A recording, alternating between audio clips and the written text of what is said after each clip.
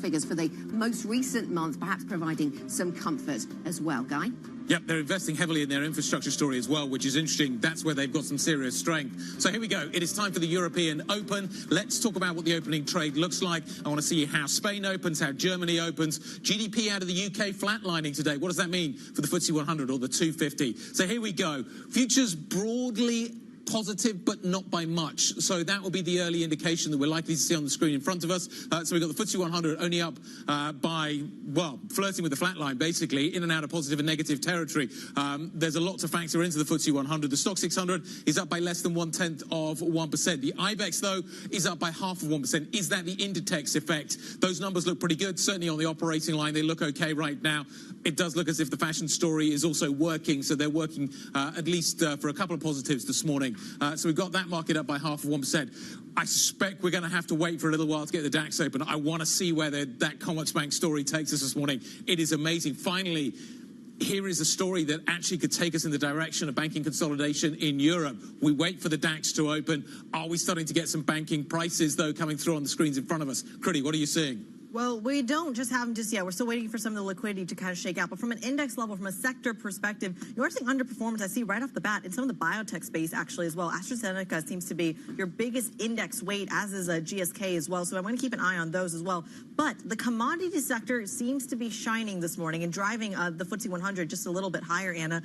It feels like perhaps off the slight boost we're seeing in the macro space, oil crossing 70, but that's the story at least for the FTSE 100. Yes, interesting. We have got some trade on UniCredit, which is, is now the second largest shareholder of Commerzbank, could be interested in owning more of this business, and it's down. It's down by 0.8%, which, when you consider what could be at stake here, maybe isn't the biggest of moves. And I wonder if that, is that some nervousness perhaps around what they're prepared to spend here, but also some excitement around cross-border M&A. We'll see. We'll get some expert analysis on the sector in just a moment.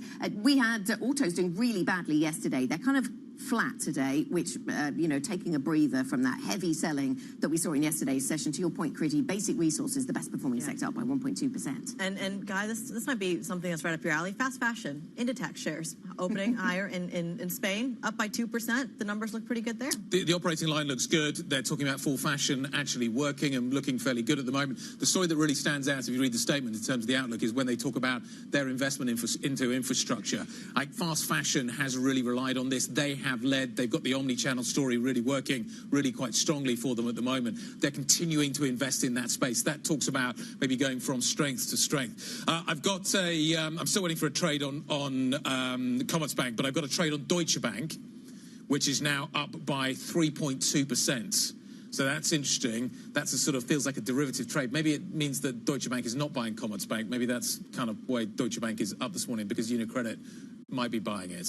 I think it's interesting to kind of see how this one is going to shake out. And there you go. Commerzbank is open. It's up by 13% this morning. There you go. Well, there we are. That's a good place to start our conversation with our next guest, I think. Let us go straight to Emmanuel Cao, European Equities, Head of European Equity Strategy at Barclays. Emmanuel, let's start our conversation on the banking sector, shall we? How excited, is that the right word, should we be about cross-border consolidation within the European banking sector? Morning. I think the market might be excited. I mean, we had a very strong performance of the sector in the last few months. I think we're getting to a point where there are growing concerns about peak margins because rates are coming down. Sector is very well on. So I think we need something new to sustain this performance, this momentum. And if the markets start to feel there is a new story in town with consolidation, that might be keeping the story alive for the sector. There is still a very cheap valuation story for the sector, so there is potential for re-rating if the market believe in this potential for cost cutting, for efficiency gains, etc. Okay, and how much should we? Let's cast our mind back and sort of replay all the reasons we know that banking consolidation has not happened up to this point. Lack of banking union, and they can't agree on deposit insurance, for example. That's been one of the big stumbling blocks. Politics sometimes gets in the way, although you think maybe this time it won't, given who's been selling the stock this time around, being the German government. What are your expectations that this really does deliver something this time around? And we should also say that UniCredit has just said they are asking about going above 9.9%. They're not saying, you know, we plan to buy this whole thing. Exactly. So I think it's going to be a very, very slow-moving process. As the thing is just a step in the direction that the market has been hoping for some time, right? So obviously we had a lot of political fragmentation in Europe. So it's going to be a long journey ahead to get more consolidation. So I think this is very much an idiosyncratic story as of now. But look, again, the market might see the broader sector impact down the road and keep an eye open on that. What if I own banks in Europe because they give me lots of money back? Yeah, I think that's been part of the story.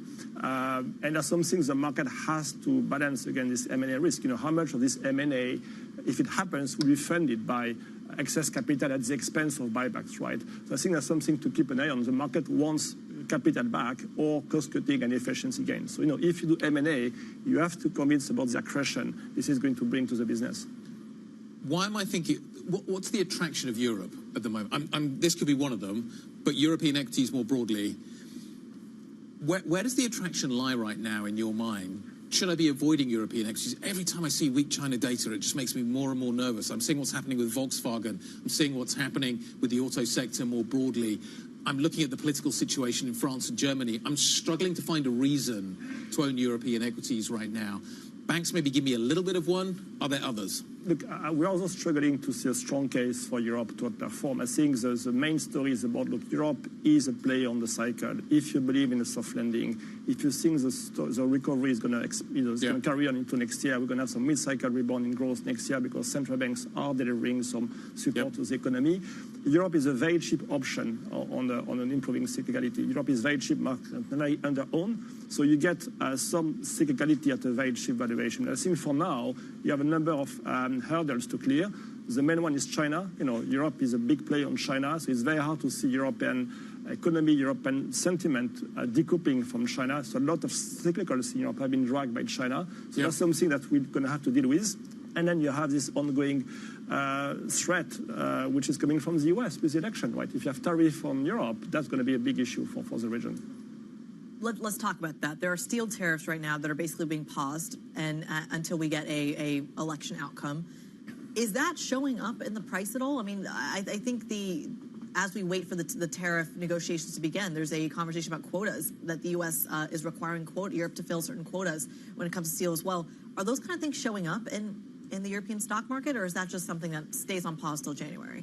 It's very stock specific, but we have a basket of stocks which are exposed or vulnerable to tariff, and this basket has done pretty poorly in the last few months, in particular in August as Trump polls or odds went back up.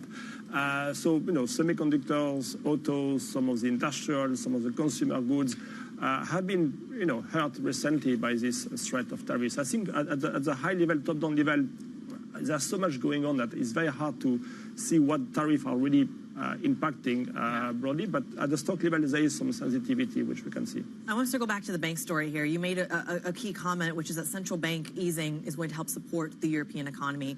Is that bit already priced in, specifically in the banking sector, where so much of that net interest margin already feels kind of maybe topped out? At least that's now seeming to be the concern over in the States, as we saw in the last 24 hours. But for Europe, is that played out? Not completely, because we have not seen the full benefit from higher rate on earnings. You know, earnings have gone up for the sector, but not as much as implied by higher rates. And the performance of the sector has lagged the rebound in rates and bond yields. So I think the market is not fully discounting the benefit from higher for longer rates, right? So if rates are coming down, that might be coming at the expense of margins. The question is whether this is going to support some recovery in lending activity and some improvement in credit quality. We think so, But look, this is something which will come later. I think for now you might see some earnings pressure from peak margins before you get the benefit from higher top line and credit recovery.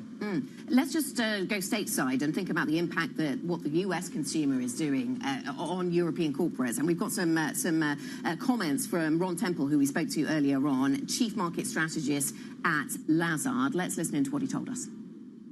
There are definitely visible cracks. I mean, if you look at credit card delinquencies, we've been seeing that for several quarters. Auto loan delinquencies. Yesterday at the Barclays conference, yes. Ally Financial talked about higher than expected delinquencies. So you're definitely getting that news flow. But in my experience, it's not sufficiently bad yet to think recession.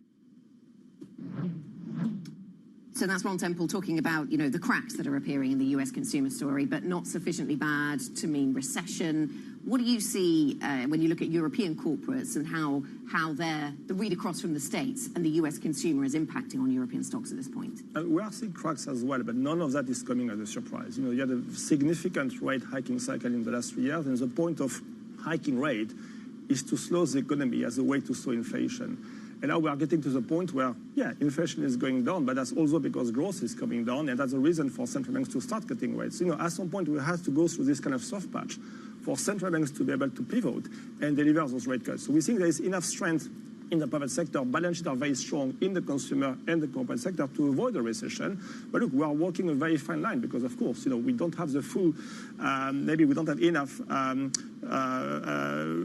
view on this broad ramification of higher for longer rates. So it might take that we get softer growth first before growth get better next year on these rate cuts. We think rate cuts will help growth to rebound next year, but for the time being, you might see weaker growth before it gets better.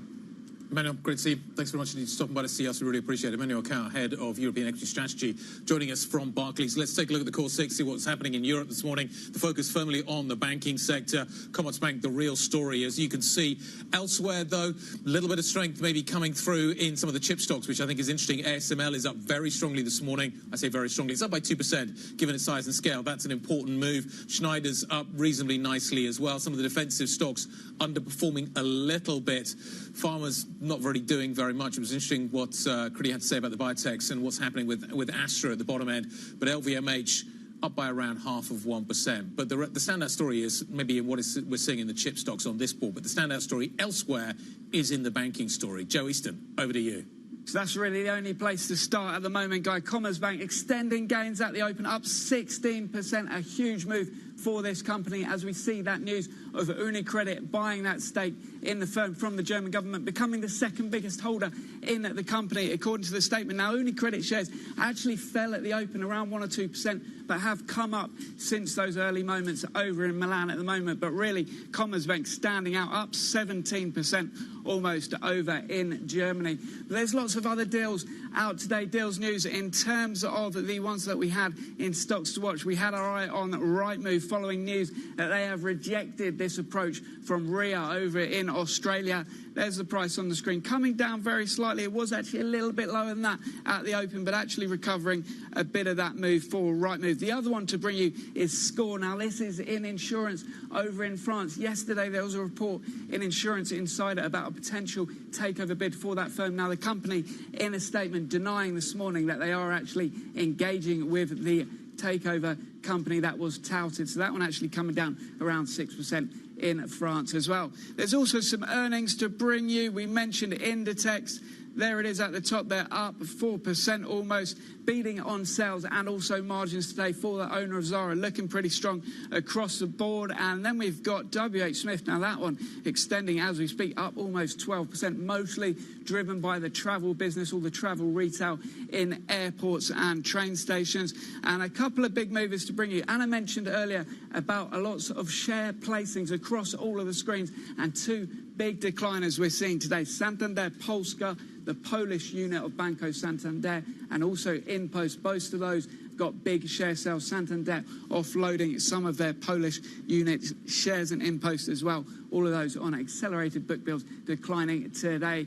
We'll take a look at one sector that was hit yesterday was banks. We had updates from Goldman Sachs and JP Morgan at a conference, both of them talking about potential declines in earnings, and that hit a number of European banks. So Barclays, Deutsche Bank, SocGen all fell yesterday, but coming back up today, given there is a bit of a respite for those firms. Then 2 morning calls to bring you, both of those in healthcare, and they're both pretty unusual. 2 downgrades for companies that we don't tend to see. Novartis, firstly, downgraded at Bank of America. They reckon that the run of earnings upgrades is going to start easing over at the Swiss firm. So that is really unexpected. That one down 2.3%. And finally, AstraZeneca, out of about 30 analysts, only 3 have sells. We got a new one today over at Nordea. That's doing the damage on that one, down 1.4% on the risk of generic drug competition. AstraZeneca declining in London. And you're seeing that kind of feed through into so many of the other pharmaceutical names as well this morning. Joe Easton from our equities team, we thank you so much for bringing us those stocks to watch. Coming up, a little bit of a pivot. Zara owner Inditex reporting rising sales despite poor weather hitting the rest of the retail sector. Those shares up almost 4% now. A closer look at those numbers next. Stick with us. This is Bloomberg.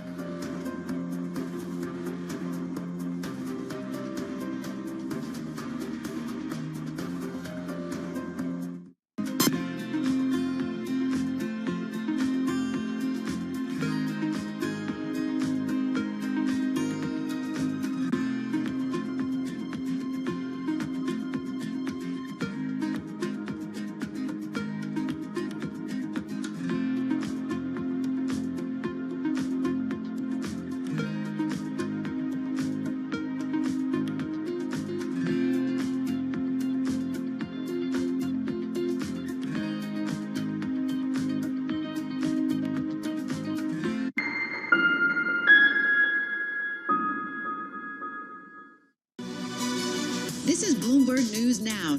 News when you want it at the touch of a button. Another volatile day on Wall Street. We're seeing big moves. All eyes on Capitol Hill as Democrats and Republicans prepare. Today's job numbers casting doubt on the Fed's next move. Inflation remains front and center. And that's news when you want it with Bloomberg News Now. Get it 24/7 on the Bloomberg Business app, Bloomberg.com, and anywhere you get your podcasts. Bloomberg News Now. Context changes everything.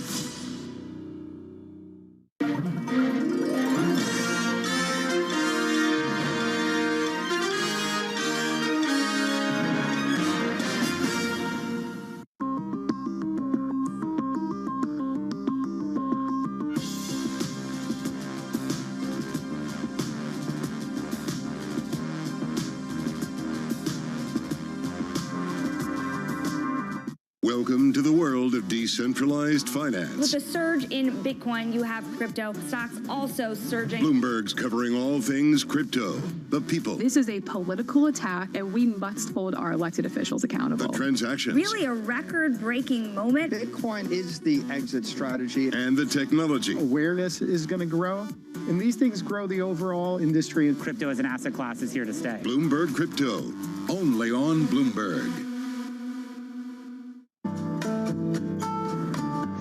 Or other authorities. Could face bigger challenges next. It was going to keep reading World Cup. This is a 3 as the economic picture. covering the intersections of Hollywood, Silicon Valley, and beyond. From our studios in New York and San Francisco, our expert hosts have the data and analysis about the companies you know and the startups to watch, plus the interviews you don't want to miss. Watch Caroline Hyde and Ed Ludlow on Bloomberg Technology, the only daily business show dedicated to tech, right in the middle of the trading action, every weekday, only on Bloomberg Television. Context changes everything. U.S. jobs numbers are released. Bloomberg has the report under surveillance with crucial data and expert analysis at terminal speed. Nobody covers jobs day like Bloomberg.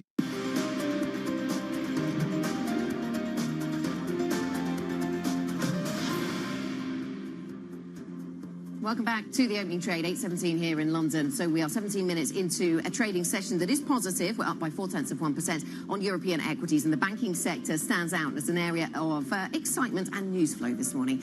Let's go to the German-Italian names. in this really interesting story. Commerzbank soaring after UniCredit bought more than 4% of the German lender from the government. The Italian lender now owns 9% in total of Commerzbank. That makes it the second largest shareholder, and it could look to add more to that shareholding. For more, we're joined by Bloomberg's EMEA Finance Managing Editor, Tom Metcalf, who's with us this morning. Tom, good morning to you. So we spoke to Emmanuel Cow at Barclays. He gave us his view.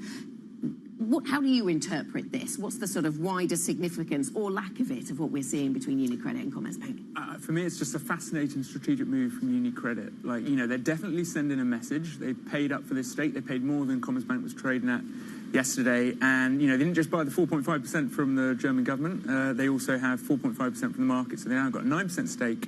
And, you know, they're messaging very careful. They're saying, hey, this is an investment. We'll, you know, take a view on this, see how things go. But obviously for me, as a journalist, I'm like, oh, does this mean there's going to be, you know, perhaps certainly chatter about a takeover, and will they actually go to that extent? Yeah, it's unclear if this is a trade or a takeover at this point. We'll wait and we'll watch. Is this cross-border activity? UniCredit's kind of got a foot in both camps in terms of the border. Hypo Vereinsbank obviously was kind of what makes it German. So how should we read the German government's sale of the stake to UniCredit? Is this tacit acceptance of the fact that a cross-border deal wouldn't be a bad thing? Yeah, it's all rather delicious, isn't it? I mean, I like that interpretation. You know, I think that's another element here. One of the big things preventing cross-border M&A in Europe is not just regulation, but the politics. So I would agree. Like, look, if the government, if you're buying from the German government, that would suggest to me, you know, they maybe see you as a good buyer. How does this hit buybacks and dividends, though? If that's the juicy bit of European banking right now, does this impact that? Well, UniCredit have come straight on their statement and said, absolutely not. And, you know, for UniCredit share price and investors, that's probably the key thing here is what they're really looking at.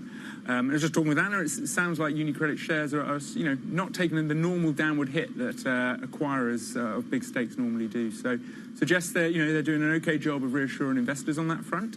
And for me, that's probably going to be the decisive factor if there is any further movement is, can they do anything further without impinging, you know, what has been a very successful strategy previously? What are the missing parts on cross-border M&A, Tom? I mean, Banking Union has talked about often. Without that, how far do these kind of stories go? Well, exactly, and that's the really interesting thing, because fundamentally, none of these big roadblocks have actually changed. What's happened is UniCredit has gone out and bought a stake, you know. So I think that's still the big challenge. That's what we hear from all the executives. It needs to change. But of course, maybe there is a change in that sort of sentiment on the, you know, European level. We saw the big call for more investment in Europe. One of the big levers you could pull in Europe is to make sure that cross-border stuff. Mario Draghi might like this kind of news. I reckon he might, you know. Yeah. Tom Metcalf's quite excited. I'm very excited. You're usually pretty measured, you know. You see a lot of news across your desk, Tom. You're usually quite, you know. Commerzbank's always fun. It sort of enters a limbo and then suddenly, boom, you're like, biggest story in banking. Fantastic. It's certainly one we're going to keep an eye on. Is this finally the moment where we see more of those cross-border deals? We've talked about the impediments to them. Are we about to see those leapt over? Let's talk a little bit about what is happening in the car sector in Germany. A slightly different angle, maybe a less positive one. Car makers across Europe sinking deeper into crisis, undermining the future of Germany and Europe, you could argue, is one of the most important industries that we have. Let's talk to Ollie Crook, who's in Berlin. Ollie, we had BMW yesterday, we've got the VW issue, and this kind of slowdown that we're seeing there, putting jobs at risk. In some ways unrelated, but in some ways so related, because they both go to this crisis that is at the heart of this industry. Yeah, Guy, let's go through the news flow that we got out of VW and BMW yesterday. So BMW, it's a sort of more classic kind of recall story. They're recalling 1.5 million cars. This is down to some faulty brakes that they found that they say were given to them by Continental. The significant point for the business here, though, Guy, is that they have cut their target margin to 6 to 7%. This used to be at 8 to 10%, right? We talk about the margins in the auto sector being extremely important. They are particularly important to the luxury players such as BMW. So cutting that is obviously significant. For VW, what they have done, this really adds to what we heard last week from the factory closures, that BMW is going to basically cancel the job guarantees that they have for for many of the workers. These are guarantees that they've had in place for 30 years. They're guarantees that would basically preserve the jobs into 2029. They're trying to get rid of those now, and that would mean that they're going to evaporate kind of mid-year next year. And this sets up this big fight that VW is now willing to wage with the unions. Half of their board seats are occupied by representatives of workers, and Saxony, Lower Saxony, owns 20% of the company where most of these factories are. So obviously it has a massive implication for them and why they've been so resistant to take them on. We can see that today, catching a bit of a bid at BMW, Continental. These stocks were both down more than about 10% yesterday. Volkswagen basically dead flat. We should just say this price here on the Volkswagen stock is close to, it's within cents of the lowest price that we got during the pandemic for Volkswagen. We should also say that Volkswagen, once the biggest car maker in the world, is now worth about 7% of Tesla's market cap. All right, Bloomberg's Oliver Crook walking us through those dynamics in the EV space. We thank you so much. So we've covered financials, we've covered the auto sector. Let's talk a little bit about fashion, my favorite. Inditex shares higher after the Zara owner reported rising sales at the start of their third quarter, bucking the trend by rivals hit by poor weather and a choppy consumer demand. Andrea Felsted from Bloomberg Opinion joins us here right now. What is Inditex doing right? It's really about fashion and it's about luxury. Inditex has always been a fast fashion player. Now it's really just a fashion player. The luxury guys have gone so upmarket. They're leaving a lot of white space for other people to come in.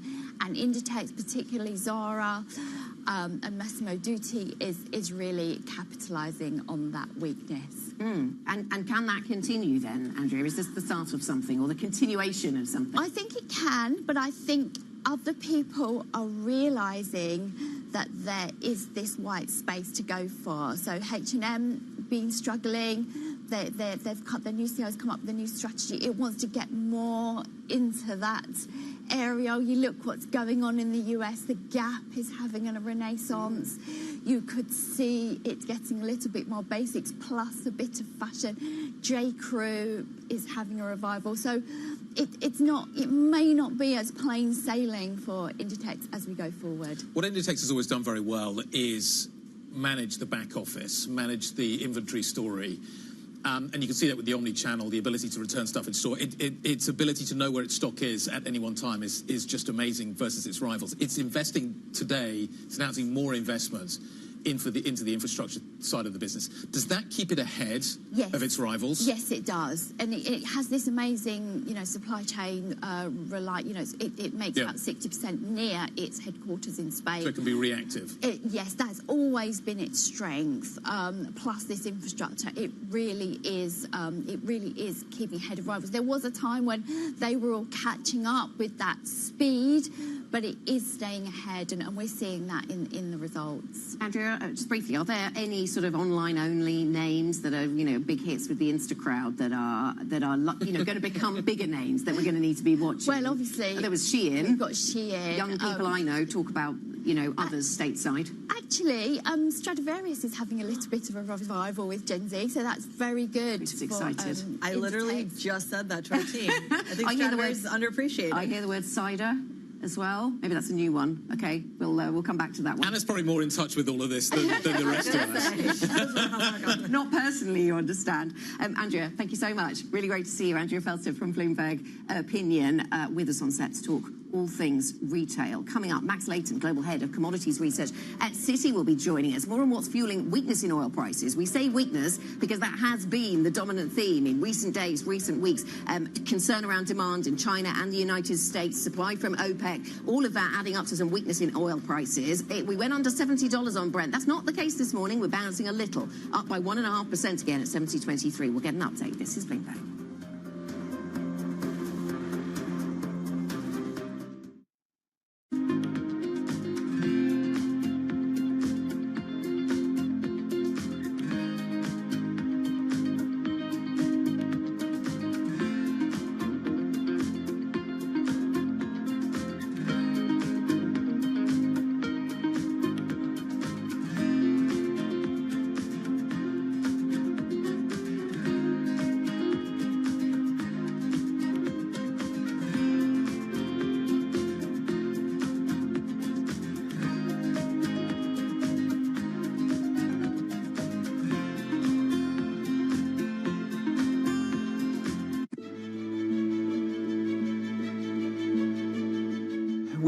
invest in, buy, and own the backbone of the global economy. When the water gets delivered to your house, the road you drive on, the pipeline that brings different things to your community, the telecom towers that transmit your phone, the data center, the real estate that you live in. It's what we own and build. So it's really what drives the economy, and you don't often see our name. Is that a good or a bad thing? You know, it's just because we're behind the scenes, but it's big with $1 trillion of assets almost. We're behind a lot of the things of the global economy. So being low-key, do you think it gives you strength? We just try to be quiet and do our thing, and sometimes it helps and sometimes it doesn't. But I'd say on balance, it's been good for us.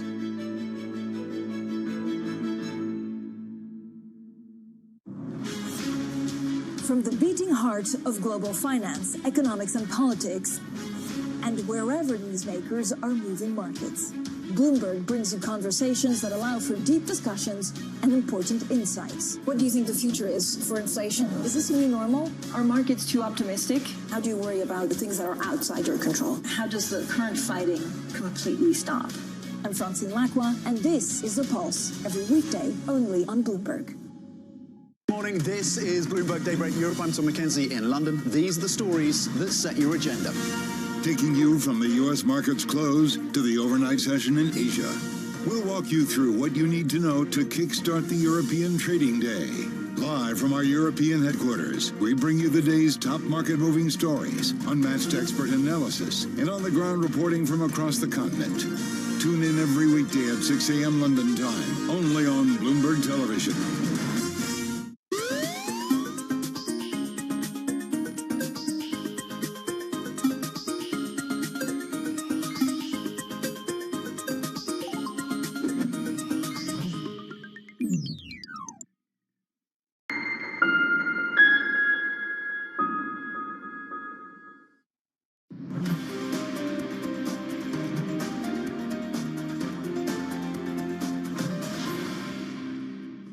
I'm not trying to say China's okay today. It's weak, but it's not impacting the oil market that significantly right now. The fundamental physical picture is still intact. Inventories are drawing. You saw it in last week's data, the satellite data. They're drawing. You're in a deficit. Forward curve is backwardated. The financial market, however, is where the bearishness is, and it's trading the forward outlook, not today.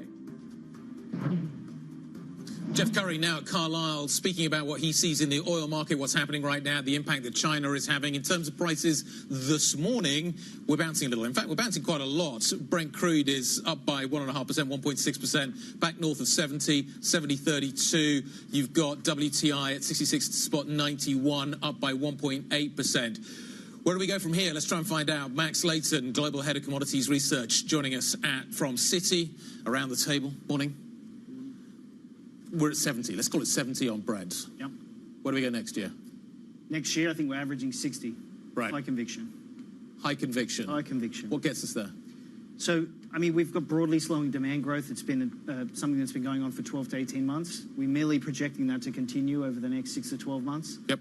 And, you know, we've got to go from 1.4 million barrels a day this year down to 0.9 million barrels a day next year.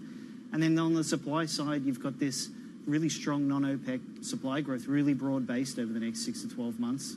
It's starting to impact the market. Look, the market's become, I would say, consensus bearish because the balances look so bad for 2025, in particular for the first half. Is it a choppy market, though? Because we're still trying to figure out what the outcome of the US election is, what the economic outlook is going to look like, how many rate cuts we're going to see. How much volatility do you see in that price? Yeah, it's certainly going to be volatile on the way down. Or at least we expect it will be. So We've had a big move lower to the kind of bottom end of the last two-year range. And market's quite short here. As I said, it's become consensus bearish. Yet the balance for this quarter is broadly balanced, a small deficit, actually. Okay. Libya could be offline for months. I mean, we just don't know at this point yet. It's too early to say. But it certainly looks like the risk is that actually this disruption goes on for longer than the market's currently pricing. And the Fed could cut 50 basis points. Our house view Fed cuts 50 basis points. So there's room for a $3 to $5 move higher over the next week or two. And of course, we'd be recommending our clients sell that rally. So, Max, we heard it from Jeff there as well, but it is broadly known that the price curve is flattening as well. You talked about it from a demand perspective, but what is it actually pricing in? Is it U.S. demand? Is it Chinese demand? Is it OPEC oversupply? Like, where's this coming from? Sure, yeah. I mean, I think the market, time has passed, and we've got closer to what looks like a high conviction surplus for next year. And, the oil market price is a couple of months forward. Yeah. On the futures contracts and on Brent, and the market's just simply got closer to D-Day, really. Yeah. To that kind of big surplus that we've been forecasting for some time. I mean, I would say the market is trying to send a strong signal to OPEC that there's no room for any more barrels, and in fact, the market would, the bulls certainly. And our balances suggest that OPEC needs to cut a whole extra 1 million barrels for the entirety of 2025 to balance this market. How far are we then from a curve in contango if we're talking about oversupply on the horizon? Look, I think averaging at 60, we're going to be in a moderate contango. The market's in a bigger contango than it looks because interest rates are quite a bit higher. So, yeah, not far, 3 to 6 months. A little closer to home, you said something that interested me. You said the house view at Citi is around the Fed that we get 50 basis points of cut. Is that all in September? Yep. In that one? So what would the response be in commodities markets? Because would that signal some level of, well, a great degree of nervousness about the state of the US economy and therefore send oil prices lower? Or what kind of response are you looking for there? Yeah, it's a tough question. I mean, markets might decide that the Fed knows more than they do, and that the bigger cut or slightly bigger cut than expected is a bearish signal. I mean, typically in historical cycles, when the Fed's cutting, at least at the start of the cutting cycle, it's bearish for risk assets. So we're leaning cautious on the base metals, for example, precisely because of this kind of fear that growth is slowing down globally, particularly led by the US. So it's probably not bullish, at least until the Fed gets ahead of the curve. And if and when the Fed gets ahead of the curve, that's going to be the signal to buy things like copper, base metals. Okay, and there's the China story, of course, in the mix there as well. But I want to talk about gold and silver because I know that's an area of enthusiasm for you. What's the time horizon around that? Is this sort of nervousness around the election, or is this more fundamental, industrial uses for certainly silver, or is this a CPI trade on gold? What's the story? Yeah, thank you. We're super bullish on gold and silver. We think, so the short oil on rallies and the buy precious metals or buy gold and silver is our top call. Has been for a few months now, but, now's the time, right? Now is really the time. We don't get super bullish or conviction bullish on things unless there is more than kind of one way it can be right. So on silver, for example, it's in a large deficit, has been a deficit for 3 years. The deficit is forcing, the only way you can clear the silver deficit is if you force investors to sell their inventory, their stock. This deficit, let's say there's about 3 billion ounces of above ground bullion silver. Deficit's about 200 to 300 million ounces. Every year, every month, you've got to force investors to sell, and they're buying at higher and higher and higher prices, the investors that are buying. So the stock is turning over in silver at higher and higher prices, and it's going to be a higher and higher bar to get more people to sell. And the reason it's deficit is because solar, EVs, it's a real China energy transition story, silver. And the kicker comes when the Fed cuts. So lower real rates, a lot of ETF demand for silver, and we think it's going to $38 over the next 6 months and $35 by year end. So 20 to 30% upside in silver. Okay. Chinese consumers have been big buyers of gold. Yeah. If China stimulates the economy, if you get a big reaction from the Chinese government and the PBOC, and you start to see that having a material impact on the economy, are those Chinese consumers sellers of gold? They're hedging the deflation. They're using it as a place to park money. What gets them to reverse that trade? And I'm wondering how much of the gold trade hinges on China. Yeah, it's certainly a great question. It comes up a lot, and I mean the answer is most likely they do stop buying. The buying on the retail side is all about property prices going down and a weak consumer sentiment and deteriorating confidence in the private sector as ability to drive growth. So if they did a big easing and you saw it lift all boats, then the gold physical retail would come off, and that's been a core driver of gold.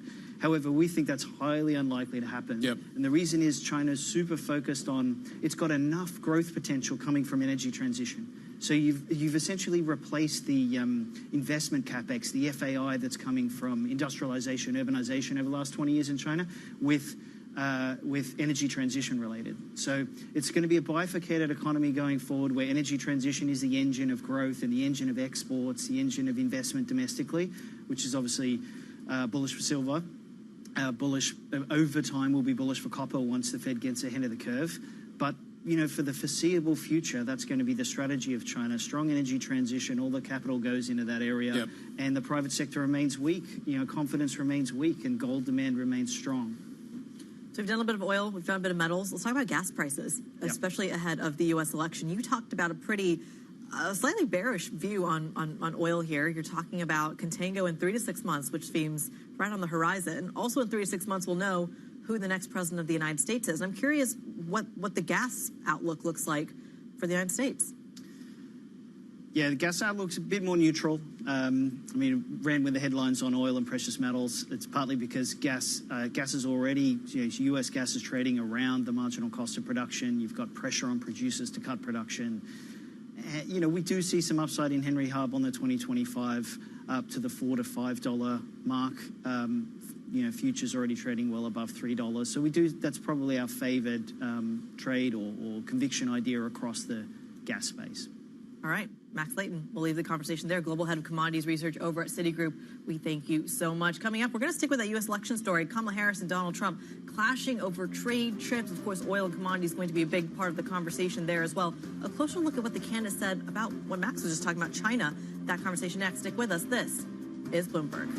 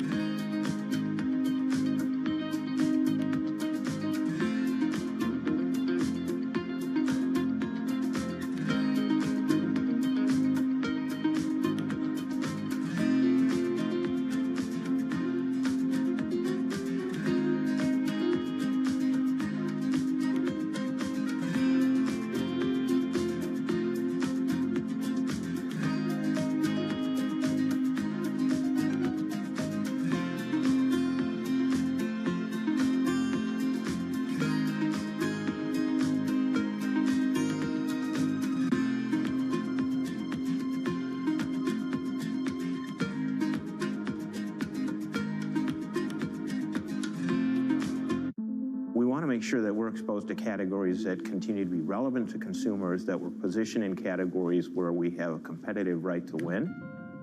By strategically adding and shedding assets, General Mills has turned over about 20% of its net sales base in the last 6 years. It's dramatically expanded its pet food platform, starting with the purchase of Blue Buffalo pet products in 2018. That expansion dovetailed with a boom in demand.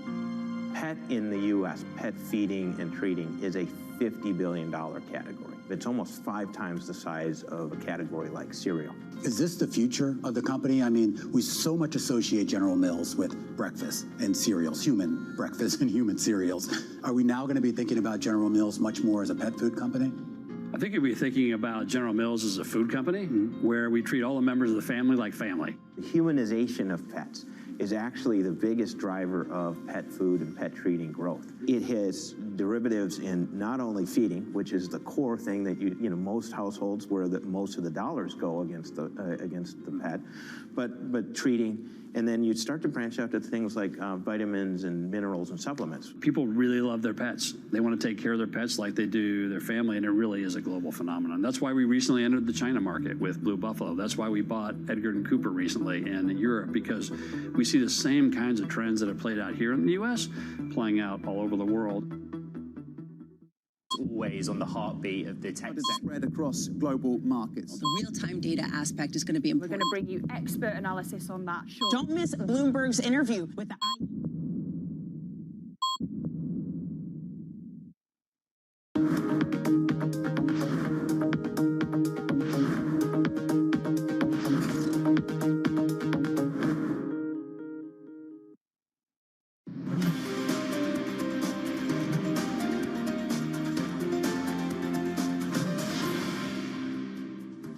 Well, let's be clear that the Trump administration resulted in a trade deficit, one of the highest we've ever seen in the history of America. He invited trade wars. You want to talk about his deal with China? What he ended up doing is, under Donald Trump's presidency, he ended up selling American chips to China. First of all, they bought their chips from Taiwan. We hardly make chips anymore because of philosophies like they have and policies like they have. I don't say her because she has no policy. Everything that she believed 3 years ago and 4 years ago is out the window. Harris-Trump, the debate, is it the only debate? We'll wait and see. Did we learn anything last night? I think that is the key question. Did it really move the dial? The indications seem to be that maybe Harris came out on top, certainly judging by the betting odds, but I think you need to take those with a pinch of salt. Let's get some analysis on what we did see last night. Vonnie Quinn joins us with the details. Vonnie, let's talk about trade. What did we learn there? We didn't learn that much more than we already knew, right? Both of these candidates want to appear tough on China, tough on anybody that would try to dominate the U.S. in terms of trade. We know that Trump has floated tariffs of as much as 60% on China goods and 100% on goods from countries that are considering not using the dollar, right? So how many of these would actually come to pass? Well, it's hard to know, but Wall Street still does have to game them out. A guest earlier on your program from UBS talking about how, you know, a 60% tariff on Chinese goods could create a 250 basis point bump lower for China GDP, and that then would have a ripple effect on economies worldwide, including the United States economy. So what's being said right now and what actually takes place, you know, they may be two different things, but it's certain that both of them want to appear equally strong on trade and on being hard on, you know, countries that are not friendly to the United States trade-wise. Yes, that's certainly an important one. The market's watching very carefully. Vonnie, what about on foreign policy? Any new news lines on that front? Well, yes, I mean, there was actually a very fiery exchange. I know that word has been used several times tonight, but when it comes to all of the wars that are taking place, for example, Kamala Harris said that Donald Trump would be perfectly happy to have Putin sitting in Kyiv right now, and that definitely didn't make Donald Trump very happy. He cut back and he said that no, that, you know, Putin would be in Russia and that he wouldn't have lost 300,000 men. But he doesn't say how that would have happened or how Donald Trump would have persuaded him, for example, to not continue with this war. When it comes to the war on Hamas, Kamala Harris said basically what she said before, that she would want a ceasefire deal immediately, want to get the hostages back and also have a two-state solution. Donald Trump, on the other hand, said that he'd fix it even before he became president were he to be elected, that he'd do it while he was president-elect. Again, he didn't give any details on how he would solve all these things. You do get the feeling that both are reaching out to demographics, perhaps that they need in order to sway this election, but in terms of actual proposals for what they would do for those demographics, well, they're a little bit thin on the ground. Well, Vonnie, it's a crucial point that you make, and I'm curious here, especially given Americans traditionally don't vote on foreign policy, if, to your point on kind of these distinct takes on the two wars in this region, if you think it's actually going to be a game changer for this election. It very well could, Critty. I mean, something is going to be a game changer, whether it's Taylor Swift's endorsement that tips over the balance in terms of the youth vote, or, you know, something to do with the Arab Muslim vote or the Israel vote. It could be, because we know that this election is going to be decided on the tens and perhaps small hundreds of thousands of votes, right? In some of the 7 key swing states, one candidate will need to win at least 3 of those Rust Belt/Sun Belt states, and we know that there are large populations that have very strong feelings about certain of these international issues. Now, for most of the American populace, it's pocketbook issues, right? It's employment, it's the state of the economy, it's hope for the future, it's those kinds of issues. But, you know, the Arab Muslim vote is a very important one. Donald Trump, for example, tonight said in front of the audience that Israel wouldn't exist in 2 years if Kamala Harris were to be president, and And he also said that large populations of Arabic nations wouldn't exist. And again, he didn't say what he meant by that, but it was very unclear. He just acted like perhaps she wasn't telling quite the truth. All right, Bloomberg's Bonnie Quinn, we thank you so much for giving us that breakdown. It's a really fascinating dynamic that she's talking about in terms of just that this is becoming a voting issue now. And she mentioned kind of the Muslim American vote as well. Dearborn, Michigan is a great example. The polling numbers dropped just through the floor when it comes to Joe Biden as well. So I thought when he was, of course, the presumptive nominee, I think this is a fascinating one where the demographic changes. Anna, you were talking about this earlier as well when it comes to her being a female and her having her take on abortion. Does it bring out the women vote as well in terms of who is actually deciding this election? Yeah, I mean, to Vonnie's point, it could come down to just to a few people, and it's all very well to watch the betting odds and to watch the overall, vote share, but it'll come down to those swing states, no doubt, and the issues that resonate within those. We talked about party donations. Nice chart on the screen. Taylor Swift. Democratic Party donations. Guy and others linking this, and other editors here linking this to the Taylor Swift effect. I'm sure that's true. They're getting it as a result of Taylor Swift endorsing Kamala Harris, that the Democrats saw a little bump up in their ability to raise funds. It's going to be interesting. This comes down to the demographic, though, doesn't it? You talked about what's happening with the female demo and the impact that could have on this election. Here is another piece in that puzzle. The fact that she has decided to endorse Harris, I think, speaks again to the narrative that maybe you are going to see this younger generation voting in that direction. It speaks to what has happened on the Supreme Court. It speaks to the wider debate. But the fact that she has come out and so obviously pushed back as well against what the Trump-Vance ticket has been, just the signalling in terms of the picture that she's taken and how she signed off on it, I think is really fascinating. Let's talk about what it means to the markets, though. You and I sat down this morning and you made the point, which I thought was really kind of relevant, which was that actually you don't want to look at the betting odds. We've all learned to be very cautious around those. But that is something that has come out of this. But the wider market story, I think, maybe backs it up. Yes, let's have a quick look at what we've got at the short end of the US bond curve. US 2-year Treasury yield falling to the lowest since September 2022. Is this in response to those betting odds? Is this in response to what we're seeing stateside in the election? Let us get the thoughts now of Christine Aquino, who joins us, managing editor of Bloomberg Markets Today. Christine, so this red headline across the terminal just this morning, the US 2-year Treasury yield falling to its lowest since 2022. Critty's been talking about bond yields with anybody who will have a conversation with her this morning on that subject. And she says she wasn't checking bond markets when she went to Paris, but Let's be real, I totally was. Sure, that's not true. So what are you putting this down to? Well, Anna, I think what we're really seeing here is kind of markets getting over with the debate last night and then moving on to really what is the biggest catalyst for today, arguably this week, right? That is the U.S. inflation number.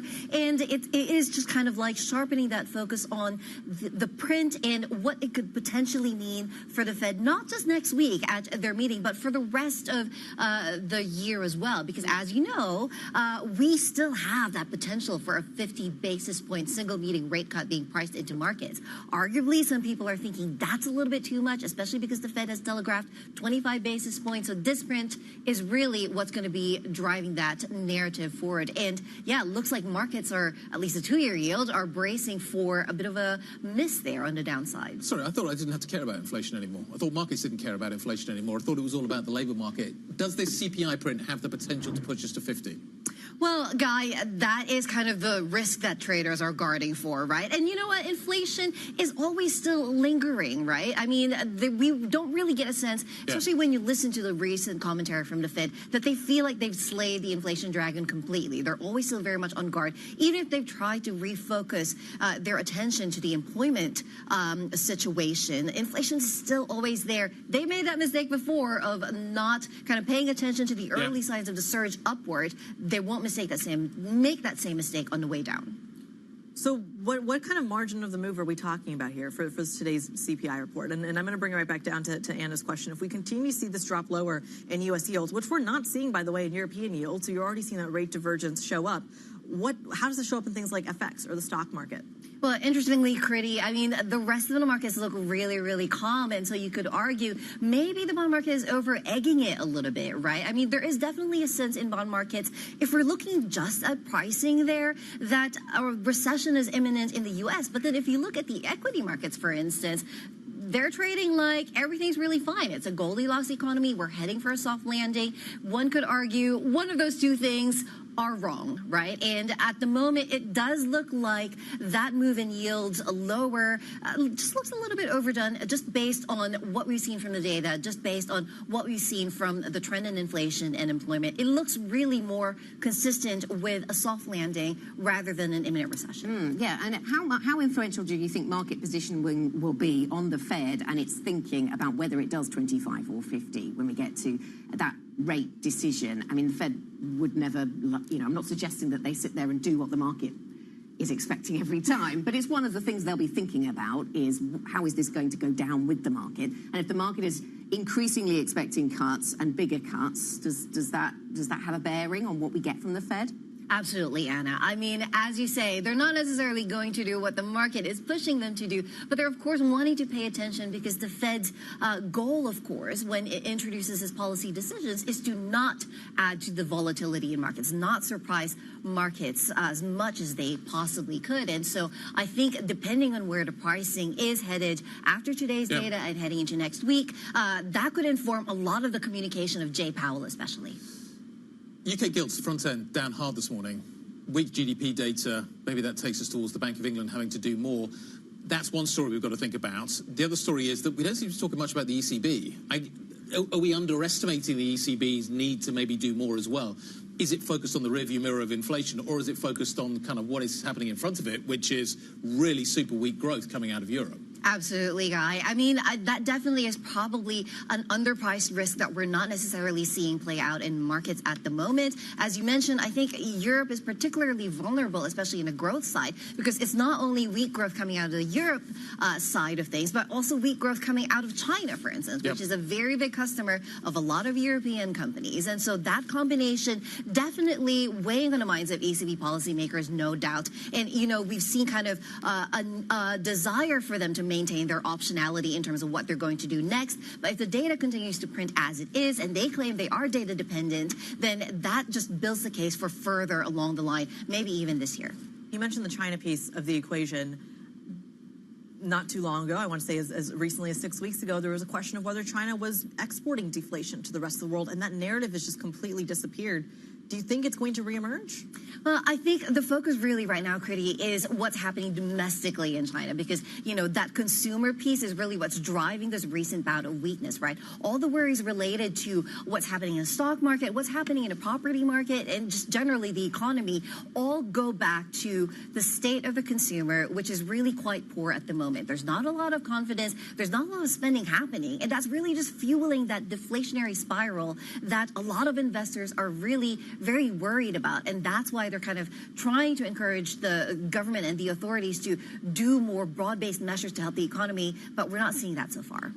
Christine, thank you very much. Christine Aquino, Managing Editor of Bloomberg Markets today. Thank you. Reminding us, of course, Guy, that we're waiting for that CPI print later on today.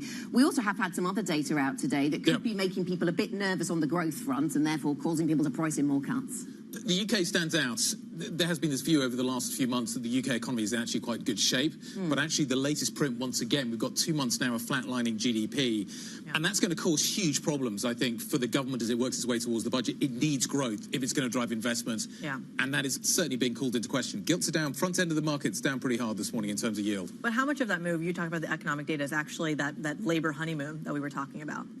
Absolutely. Right. Let's bring the programme to a close there, shall we? And we should mention, of course, that today is September the 11th, 23 years since the 9/11 terror attacks. Bloomberg's Sonali Basak will be speaking with the Cantor Fitzgerald CEO, Howard Lutnick. That conversation coming to you today. That'll be a poignant one, of course. The company lost 658 employees during those attacks. The interview later here on Bloomberg. This is Bloomberg.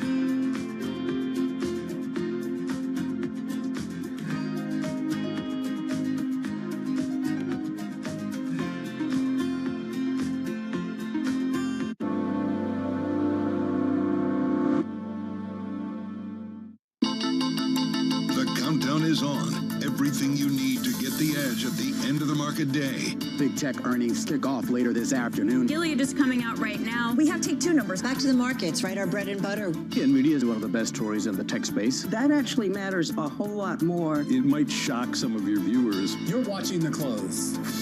Get ahead of tomorrow's trading with The Close, weekdays on Bloomberg. Context changes everything. Get your fixed income fix. Watch Bloomberg Real Yield every Friday right here on Bloomberg. Context changes everything. Bloomberg covers the world with unmatched reach and resources. From more than 120 countries, the moment news breaks, 24 hours a day. Bloomberg, context changes everything. It's the world's second largest economy with a growing influence in global affairs. But geopolitical uncertainties, deflationary pressures, and questions about foreign investment linger. Bloomberg, the China Show, brings you the unmatched expertise you need to keep track of breaking news, in-depth market analysis, and the most influential newsmakers in and around China. Bloomberg, the China Show. Weekdays around the world, right here on Bloomberg. Context changes everything. Good morning. This is Bloomberg Surveillance. Welcome back to the opening trade. This is Bloomberg Technology. This is the Asia Trade. You're watching The Close. Welcome to Balance of Power. This is Bloomberg. A lot's happening on Wall Street. I couldn't have been more wrong. It's going to stay volatile for a while longer. It's a bifurcated market. Need to catch up? This is Bloomberg Wall Street Week. I'm David Weston. We've got the information and insight. Year over year, you could start to see some cracks. It might be overhyped short term, but it's underhyped long term. From businesses most influential and instrumental. A lot of the doom and gloom has been somewhat overblown. If you're not living near the edge, you're taking up too much space. Bloomberg Wall Street Week, only on Bloomberg TV and radio. Context changes everything.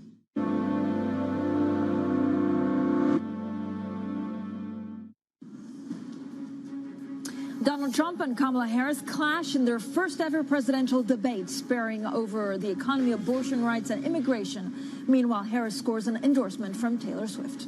Commerzbank soars as UniCredit builds a 9% stake, making it the firm's second biggest investor after buying shares from the German government. Plus, the U.S. two-year yield falls to its lowest level in 2 years as the focus turns to U.S. CPI, while the yen surges as a BOJ board member signals rate hikes are still in play. Now, also coming up, we'll discuss the outlook for the coffee market with Andrea Illy, the chairman of Illy Café. First thing is first, so let's take a look at the European markets. Mac, when you're covering markets, you probably need a good cup of joe, a good cup of coffee in the morning. We've seen quite a lot of volatility, a lot of market participants saying, look, given all of the volatility, not only surrounding the U.S. election, but exactly what we're seeing in the data prints, concerns now of inflation maybe resurging, not being priced in the markets, we could see a lot of volatility. The CAC 40 gaining some 0.3%, DAX a similar move up, but look, stocks, I guess, are trading a little bit mixed ahead of that key inflation report.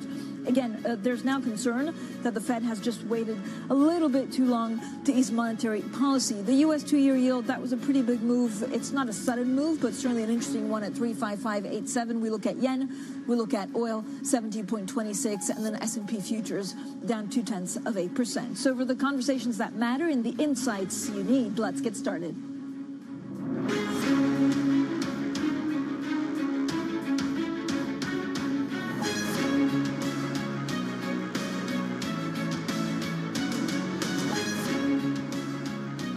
Newsmakers and market movers.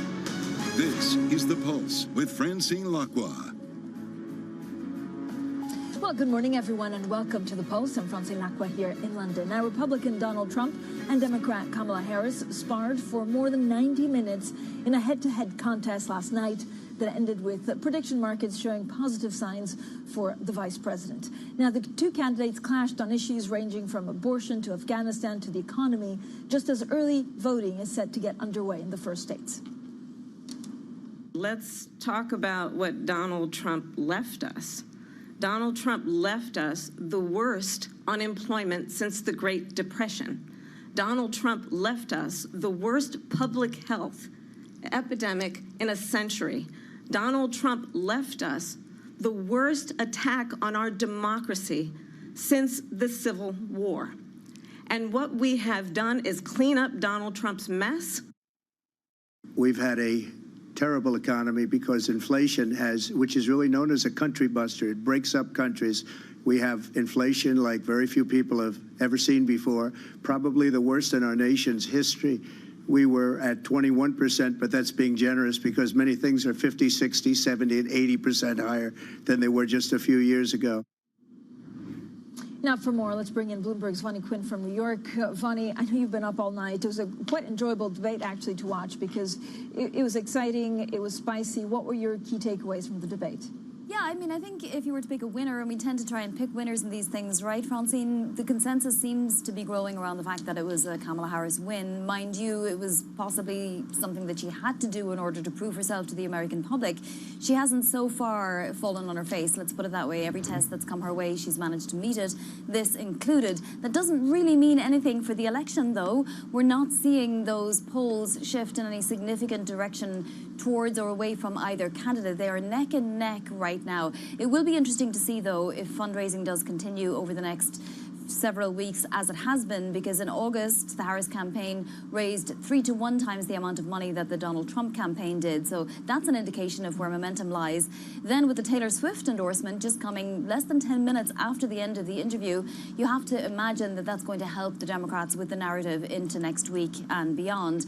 There were some very interesting moments too where Kamala Harris did manage to bait Donald Trump, and remember, he had been told by aides not to go personal, to stick to policy, but she did mention the size of the rallies, for example, and how people are leaving because they're bored, and you could tell that that got under his skin. He also went on a long diatribe about Viktor Orban in Hungary and how he thinks that China is afraid of Donald Trump, and there were some very unusual moments, but Donald Trump certainly thought he was the winner. He appeared in the spin room afterwards, which candidates typically don't do, and told everybody who was listening that he had won the debate. He's also appearing once again on Fox in about 2.5 hours' time.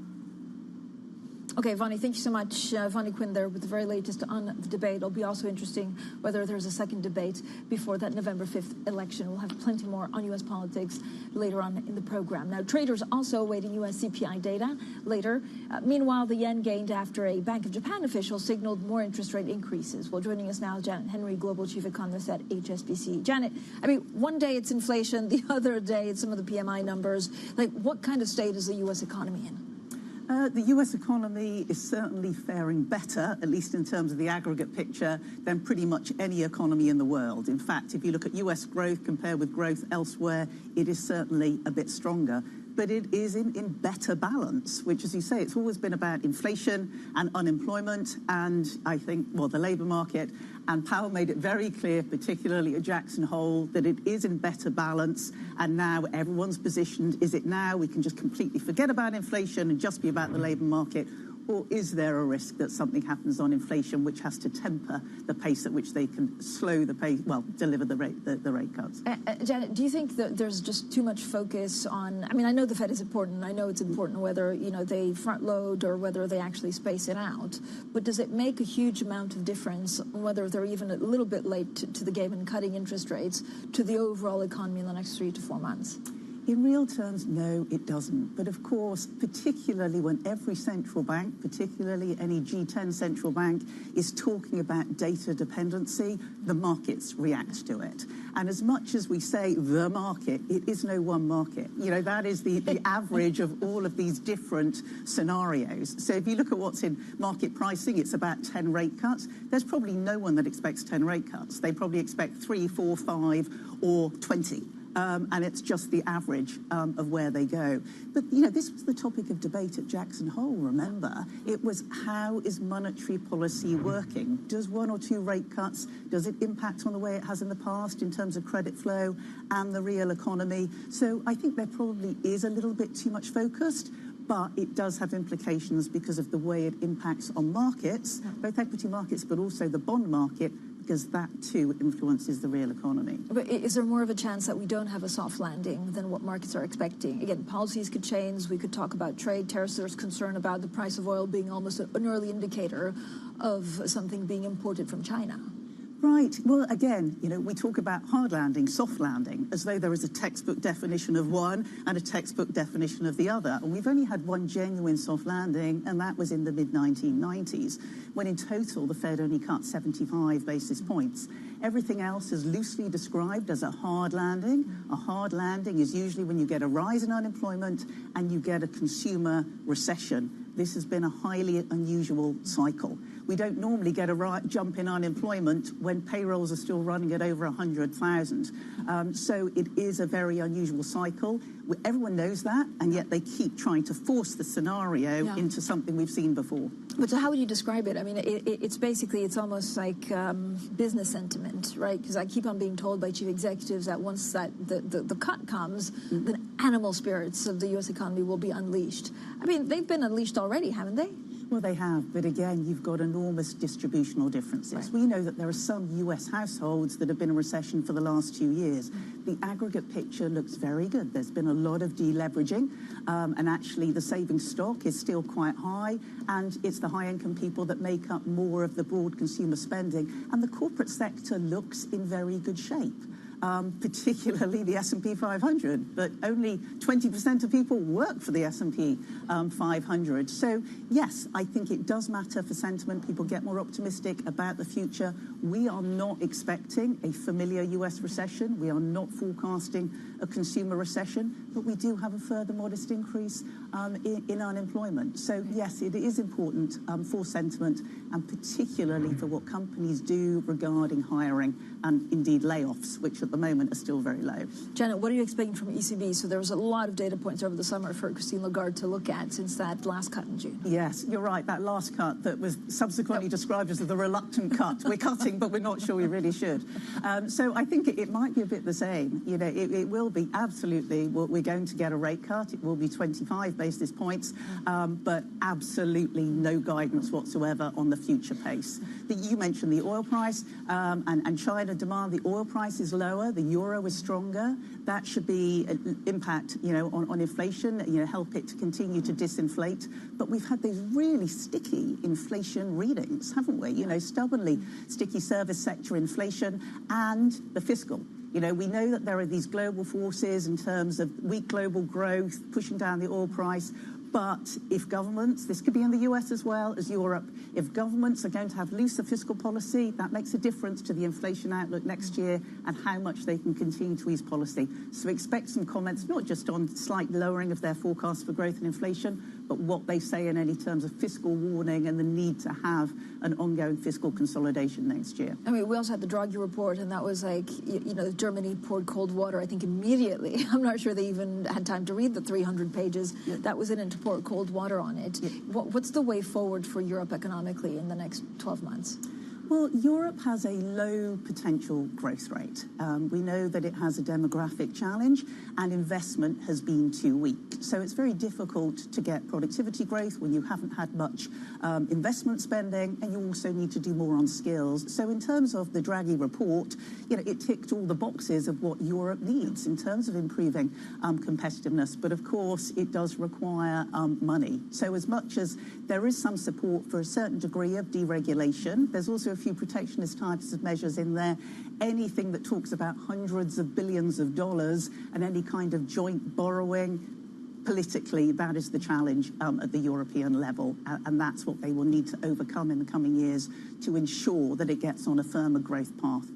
Janet, Bank of England, I mean, they're left actually with an okay economy. It's something that maybe we weren't expecting 4 or 5 months ago. Yes, it has been, I guess, something of a surprise since the start of the year. Yeah. Europe generally, including the UK, was stagnating in the second half of last year. And certainly in the first half of the year, the UK, we did get quarterly growth rates in that kind of 0.6% range, which is pretty good. The monthly data grabs the headlines, but monthly data is still quite volatile, still kind of quite experimental. But it has generally been on an improving trend. And obviously the budget's looming at the end of October, and there's a lot of headlines in there about the extent to which taxes may actually have to be raised. But the fiscal dynamic for everyone is very, very big, and they won't want to do anything that really causes the growth rate to significantly falter. And the Bank of England, Bailey was a little bit more cautious than, for instance, Powell was at Jackson Hole. We are looking for further rate cuts, but September probably will be a close call, and we do have the new member at the Bank of England, but we think it's much more likely that they wait until November, because by November they'll have had the budget and have a better idea, and indeed will have had the US election, so they can make a more informed decision, as well as look at all of this array of labour market data, which is all pointing in different directions in the UK at the moment. Janet, as always, thank you so much for joining us. That was Janet Henry, Global Chief Economist at HSBC. Now, coming up, we speak to Andrea Illy, the chairman of Illy Café, about coffee prices, what else? Coffee prices, but coffee changes, climate change, and sustainability. That's next, and this is Bloomberg.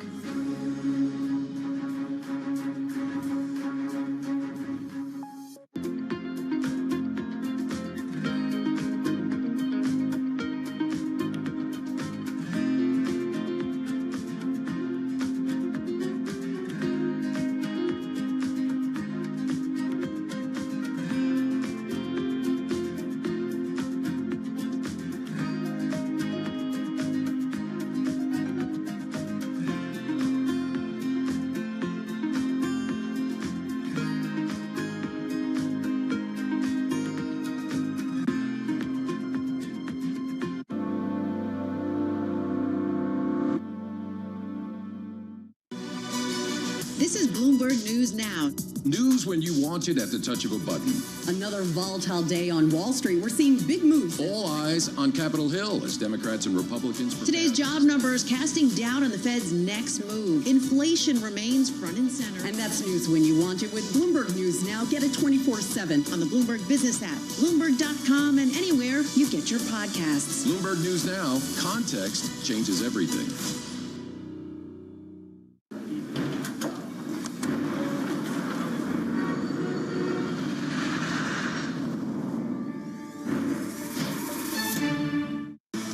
Bloomberg Surveillance covers the latest in global markets and the political events that influence your world.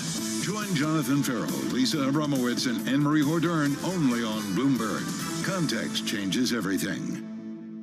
Welcome to the world of decentralized finance. With the surge in Bitcoin, you have crypto stocks also surging. Bloomberg's covering all things crypto, the people, This is a political attack, and we must hold our elected officials accountable. the transactions, Really a record-breaking moment. Bitcoin is the exit strategy. and the technology. Awareness is going to grow, and these things grow the overall industry. Crypto as an asset class is here to stay. Bloomberg Crypto, only on Bloomberg.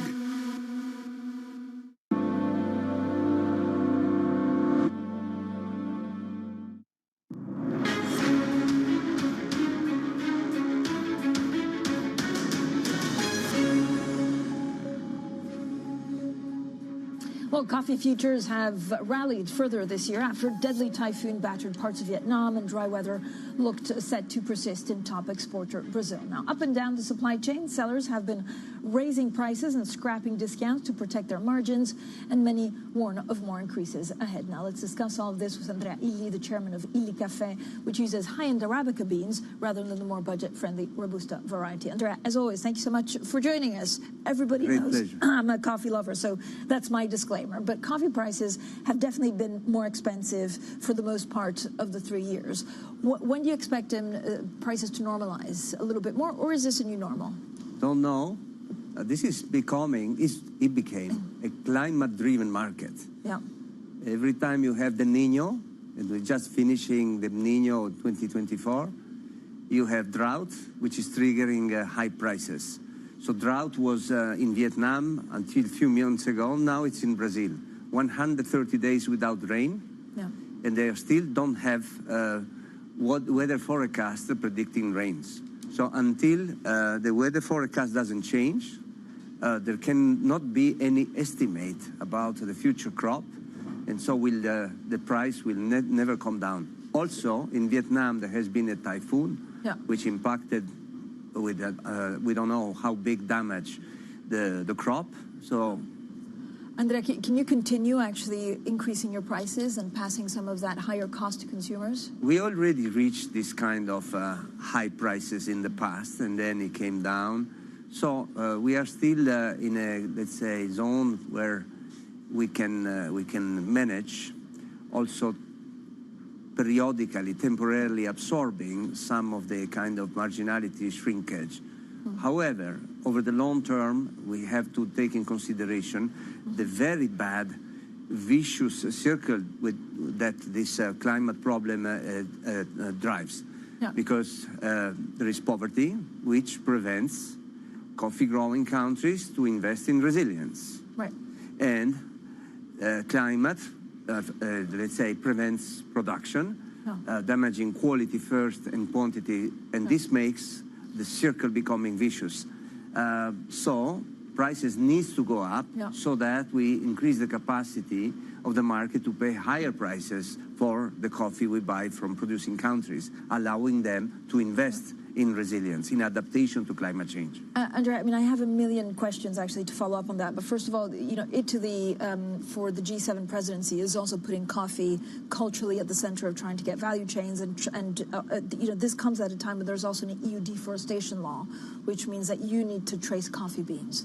So how does the operational things for value chains and coffee chains change under those initiatives? Yeah, I will start from the EUDR that you mentioned, because this is an additional element of difficulty.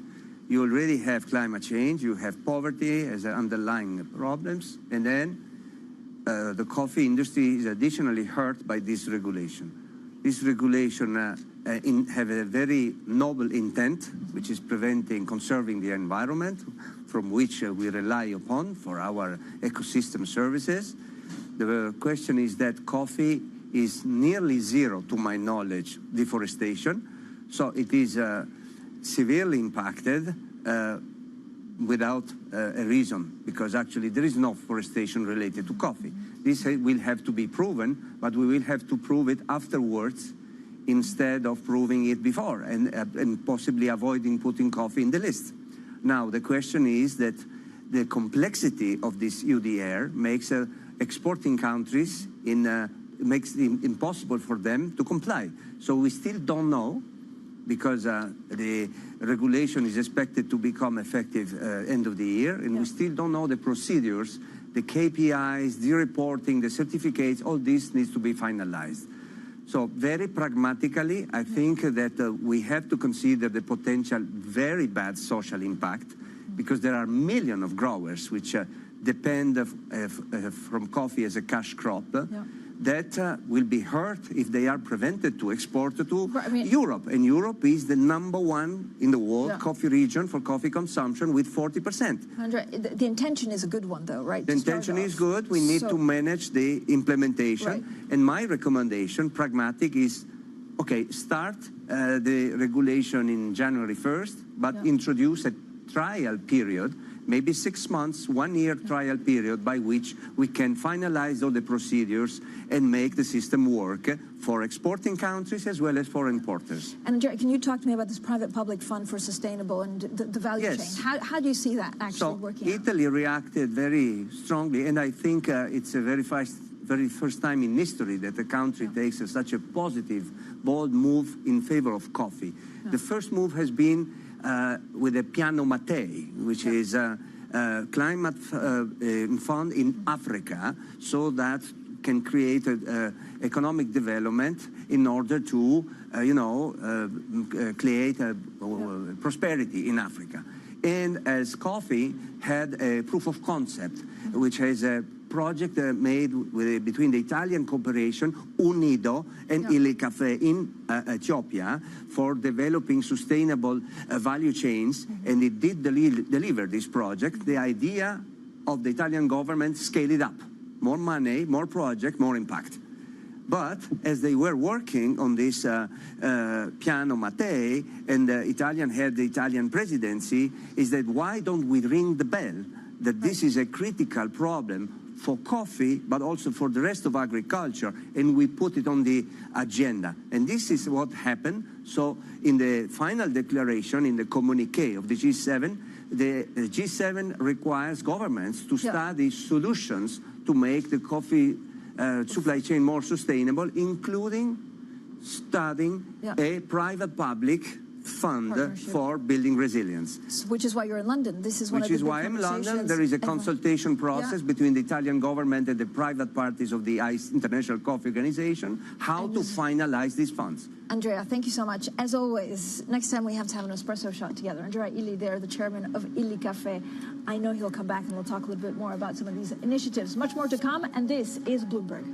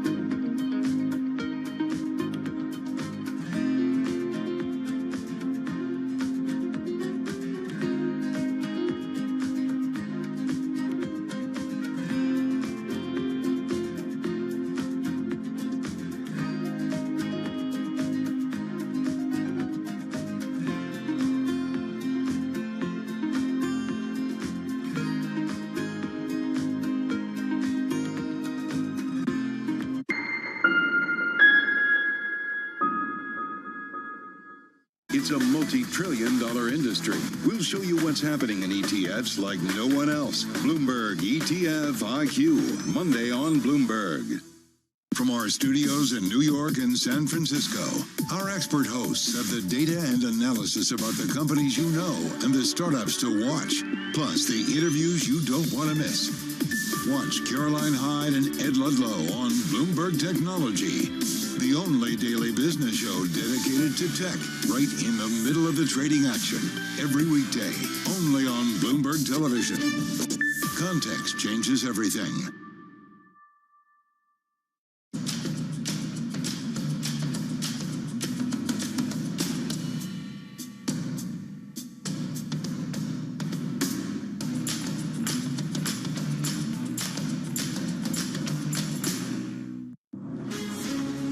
From the beating heart of global finance, economics, and politics, and wherever newsmakers are moving markets, Bloomberg brings you conversations that allow for deep discussions and important insights. What do you think the future is for inflation? Is this new normal? Are markets too optimistic? How do you worry about the things that are outside your control? How does the current fighting completely stop? I'm Francine Lacqua, and this is The Pulse, every weekday only on Bloomberg.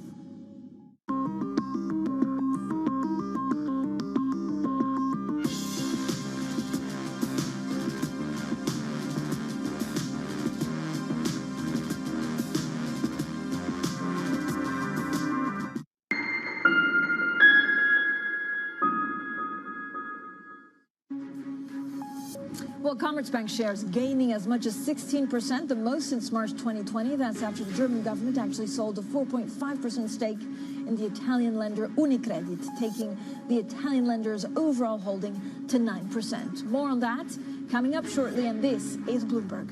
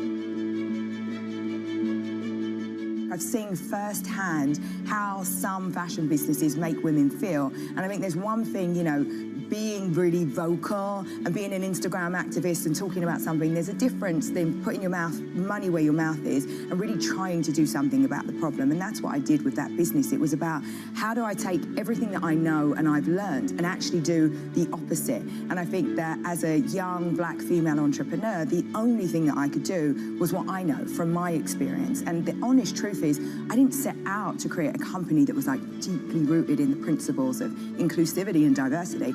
I set out to make a company that was right for me and my friends, and I knew that if I had a problem, chances are somebody else does. And I think that's where so many businesses are, you know, created, when you're solving a problem that's real for you and therefore real for the consumer.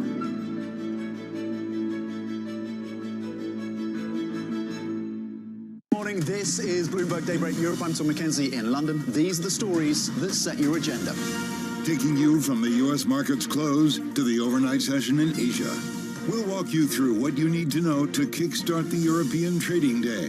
Live from our European headquarters, we bring you the day's top market-moving stories, unmatched expert analysis, and on-the-ground reporting from across the continent. Tune in every weekday at 6 a.m. London time, only on Bloomberg Television. DOJ or other authorities could face bigger challenges next. Fed was going to keep rate World Cup. This is a 3 as the economic picture covering the intersections of Hollywood, Silicon Valley, and beyond. Bloomberg loves earnings. I know it's like your Super Bowl, right? I can't wait. It's like opening presents in the morning. All right, it will be exciting. Nobody covers earnings like Bloomberg.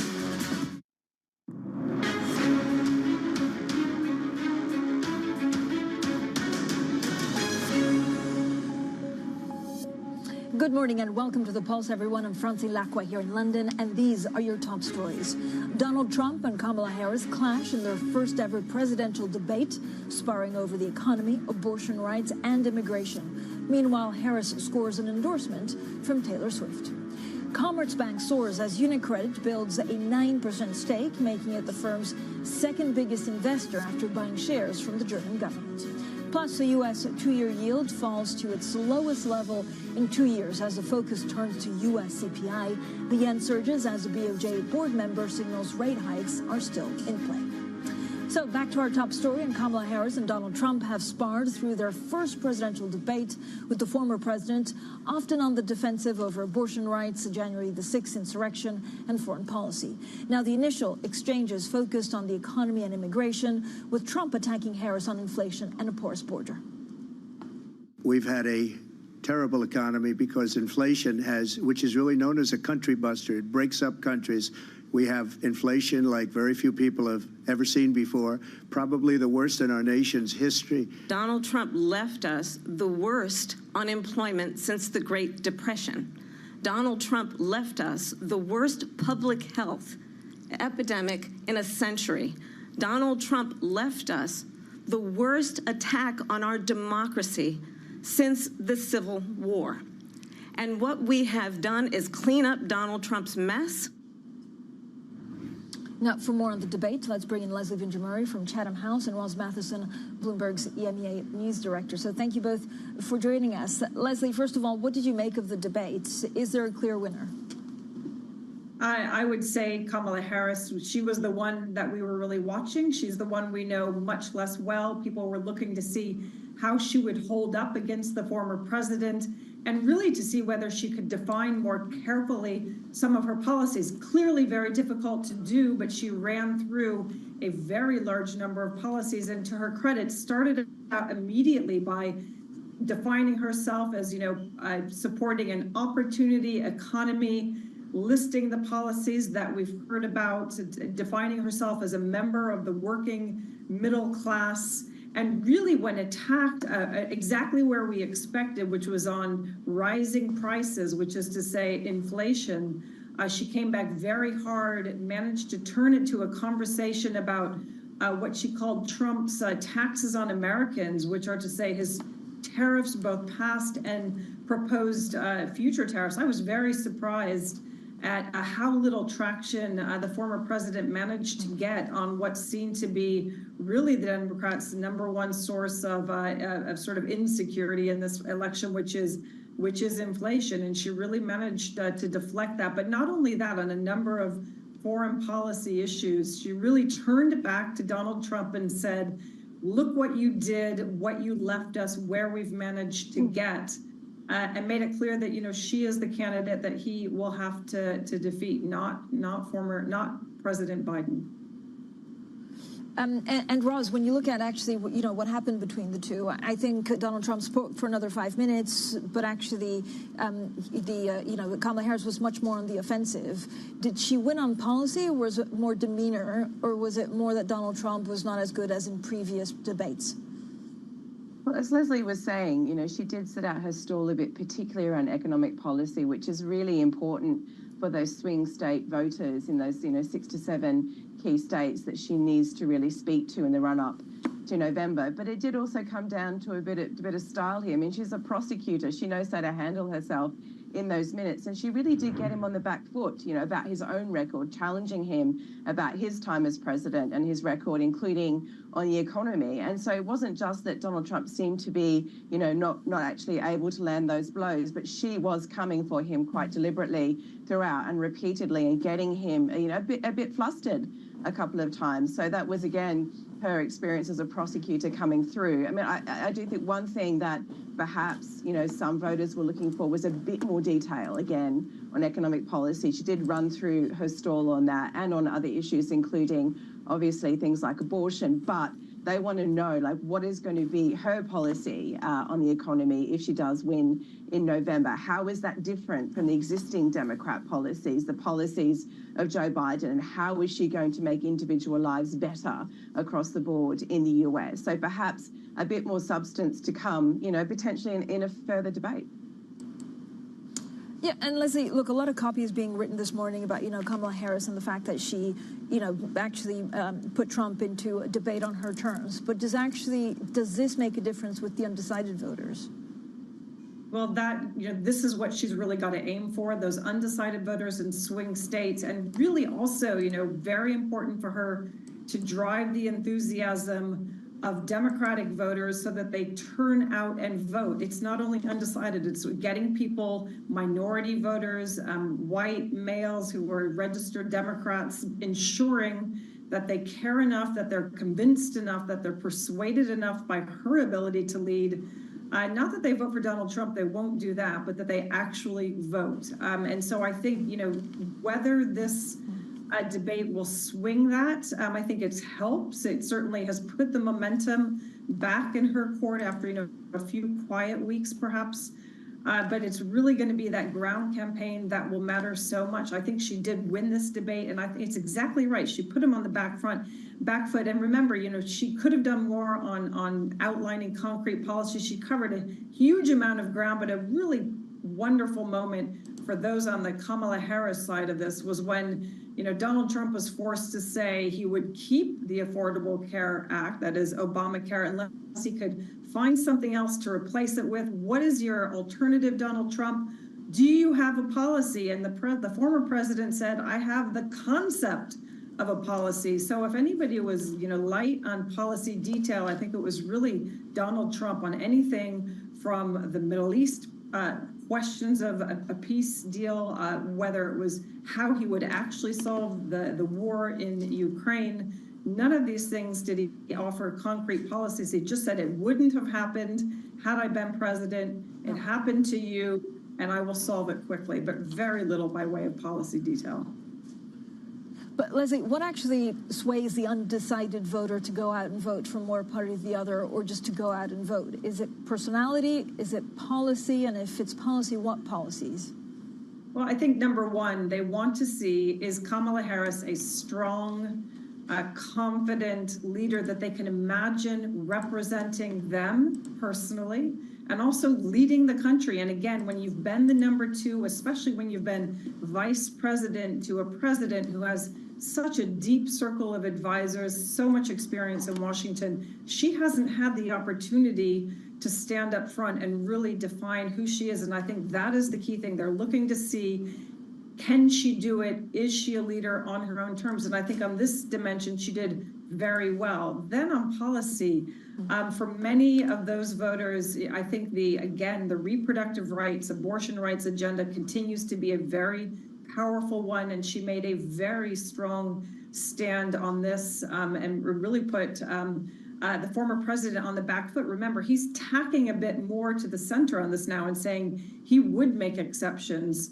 for rape and incest. Remind ourselves, this is extraordinary that we're having this conversation, but we are. So I think on gender and women, she was very solid. And she, again, on the question of prices, on inflation, she managed not so much to set out the policies that will reassure undecided voters, but to remind them that the alternative that they face could put them in a much worse place. The tariff, the tax on American people, the tariffs that Donald Trump is proposing, I think it was very powerful.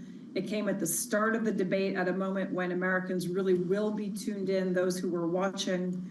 So I do think that this will help, but again, it's going to come down to what happens in the next 55 days. But this is clearly a race that she has every opportunity to win. It is going to be tight. We know that from the polls. Roz, talk to me about Taylor Swift. So she endorsed Kamala Harris with a picture of her and the cat saying, "I'm a childless cat lady." But she also, I think, said, her fans need to decide on their own. Does she sway people to vote one way or the other? Well, this is something that people have been watching very closely for, oddly enough, the Swift effect, because she has periodically waded into politics before, and she's made herself a bit of a target when she's done so, particularly on the Republican side. As she noted, she was doing this because there was a lot of disinformation about, her thoughts on the election and who she would endorse, and she felt she needed to say publicly that she was endorsing Kamala Harris and the reasons that she laid out in her statement. But she was very, very measured in what she said. She was explaining that she thought that Kamala Harris was a serious contender and why, but she would, she doesn't want to tell her fans how to vote. She was explaining why she was going to vote in a certain way, and particularly that she felt, again, to that point that Leslie was making, people need to come out and vote, and it's important to do so, even if, you think that it's a foregone conclusion. How much that impacts is a bit hard to say because, again, her fan base is obviously across the entirety of the US, but is it really going to energize again those voters in the swing states who possibly are going to have the biggest impact of all in the end, those 6 to 7 heartland states? Is it going to drive people there to come out and vote enough for her? Is it really going to energize people who are in other parts of the country? So the geographic mix of Taylor Swift fans, dare I say, across the US does matter in this case, but certainly be interesting to see how much that, again, puts that further energy into Kamala Harris's campaign after, as Leslie was saying, a few quiet weeks on her part. Wonderful. Thank you so much for a terrific briefing. Leslie Vinjamuri, Chatham House U.S. and America's Program Director, and Roz Matheson, Bloomberg EMEA News Director. Coming up, UniCredit makes a move on Commerzbank as the German government begins to exit the lender. We have the details next, and this is Bloomberg.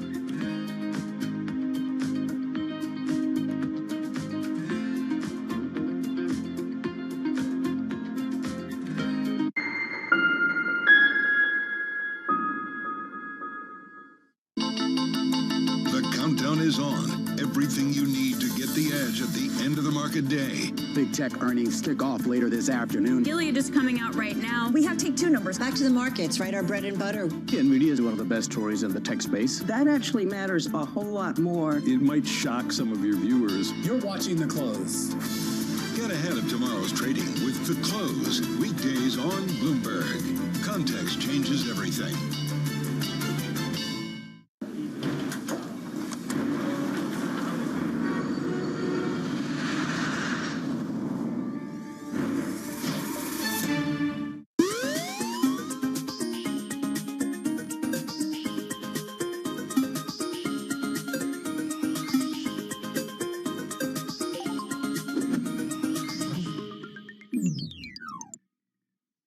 It's the world's second largest economy with a growing influence in global affairs. But geopolitical uncertainties, deflationary pressures, and questions about foreign investment linger. Bloomberg, the China Show, brings you the unmatched expertise you need to keep track of breaking news, in-depth market analysis, and the most influential newsmakers in and around China. Bloomberg, the China Show. Weekdays around the world, right here on Bloomberg. Context changes everything.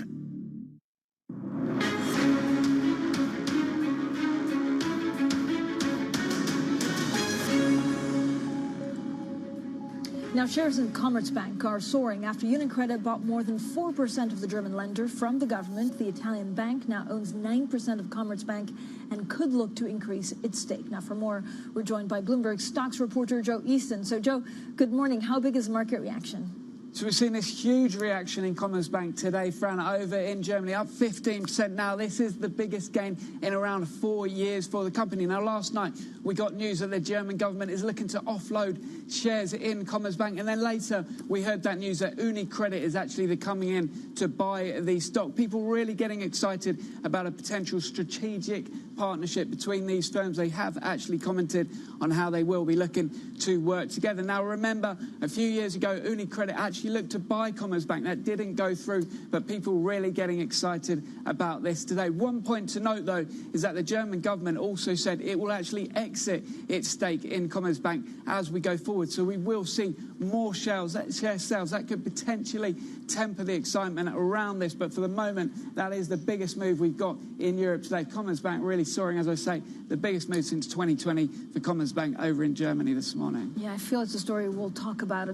Joe, thank you so much. Joe Easton there with some of the stocks, biggest stocks to watch. Now, Inditex shares actually higher this morning after the Zara owner reported rising sales at the start of the third quarter, bucking the trend of rivals hit by poor weather and choppy consumer demand. Now, let's get more from Andrea Felstedt from Bloomberg Opinion. Andrea, as always, thank you so much for joining us. So really the question is, how did Inditex manage this? It's pretty impressive. It is, and it's linked to what we've been talking about a lot about the slowdown in luxury. Now, luxury brands have really pushed up the price of their products, and that's left a lot of white space for others, and Zara is filling that. They've still got their, cheap cheek that we know them for, but they're also elevating and raising those prices on, fancier items, basically. And so you can trade down from a luxury brand and buy something in Zara. And also Massimo Dutti, which, quiet luxury. I know it's a bit out now, but it's been a quiet luxury favourite.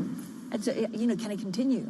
I think it can, yes. I mean, others are cottoning on now. Other people are realising that there is this market to go for. H&M want to try and, go slightly up market, get in between Shein and Zara. In the US, we've got Gap. Revamping itself, and Banana Republic. So other people are realizing that there is this market to go for. But I think Inditex, particularly with its very fast reactive supply chain, can stay ahead. Okay, thank you so much, Andrea Felstedt there from Bloomberg Opinion with the very latest, of course, on Inditex. Now, German car makers sinking deeper into a crisis, underpinning the future of the country's most important industry. Let's get straight to Oliver Kirk, who's in Berlin. Ollie, what can you tell us? Yeah, Francine, it's been a lot of news flow out of the German auto sector in the last 24 hours. We can start first with BMW, which is recalling 1.5 million cars due to sort of faulty brakes that they've got, they say, from Continental. And that has made them decide to cut their margin. They were targeting 8 to 10%. They're now going to aim for 6 to 7%, which is a material downgrade for this business, and a really crucial one, because obviously margins are very important in the auto sector, but they're even more important when it comes to luxury car makers like BMW. On the other side of the coin, we also got news out from Volkswagen yesterday, which said that basically they are going to be suspending, they're going to be cutting, they're going to be dissolving some of the worker protections that they have had on that business for many years. This is a business that for the last 30 years has had much more worker guarantees. That is going to expire at the end of this year. That means that those jobs will only be protected until mid-2025. And Francine, this sets up a huge fight with the unions, which are really very difficult for Volkswagen because half of the board seats are occupied by representatives of workers. The state of Lower Saxony also owns 20% of this business, so they don't want to see job cuts. So this is why Volkswagen has been very reticent to take this on in the past. When they talk about closing factories and cutting jobs, it is a massive step for Volkswagen. It shows you how much of a dire condition this business is in. When you look at the market reaction yesterday, we saw basically a tenth of the value of BMW and Continental wiped off of the shares yesterday. Today, we've had a little bit of a bounce back at BMW. Continental is down again. We see Volkswagen, though, down again today, Francine. We should say that we are right now for Volkswagen within cents of the share price, the lowest price we got during the pandemic. That means that Volkswagen, once the biggest car maker on the planet, now has a market cap that is about 6% of Tesla's.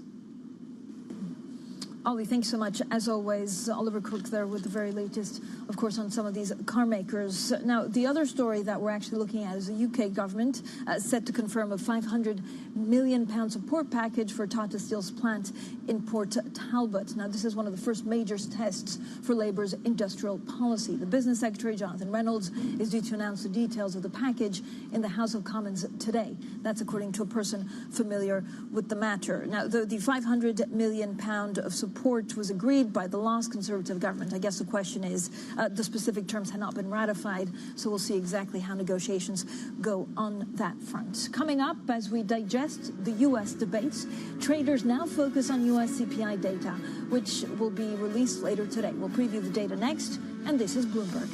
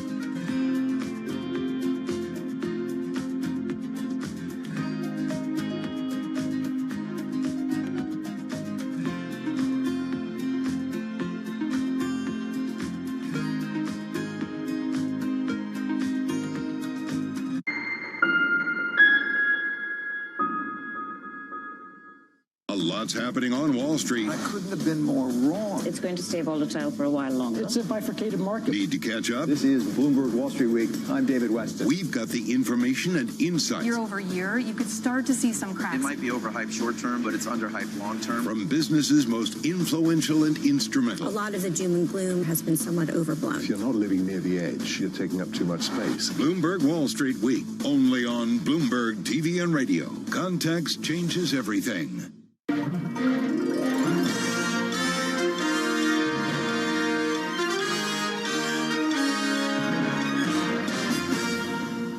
Always on the heartbeat of the tech spread across global markets. The real-time data aspect is going to be important. We're going to bring you expert analysis on that. Sure. Don't miss Bloomberg's interview with the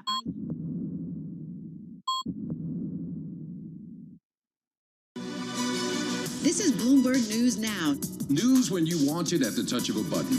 Another volatile day on Wall Street. We're seeing big moves. All eyes on Capitol Hill as Democrats and Republicans prepare. Today's job numbers casting doubt on the Fed's next move. Inflation remains front and center. And that's news when you want it with Bloomberg News Now. Get it 24/7 on the Bloomberg Business app, Bloomberg.com, and anywhere you get your podcasts. Bloomberg News Now. Context changes everything. U.S. jobs numbers are released. Bloomberg has the report under surveillance with crucial data and expert analysis at terminal speed. Nobody covers jobs day like Bloomberg.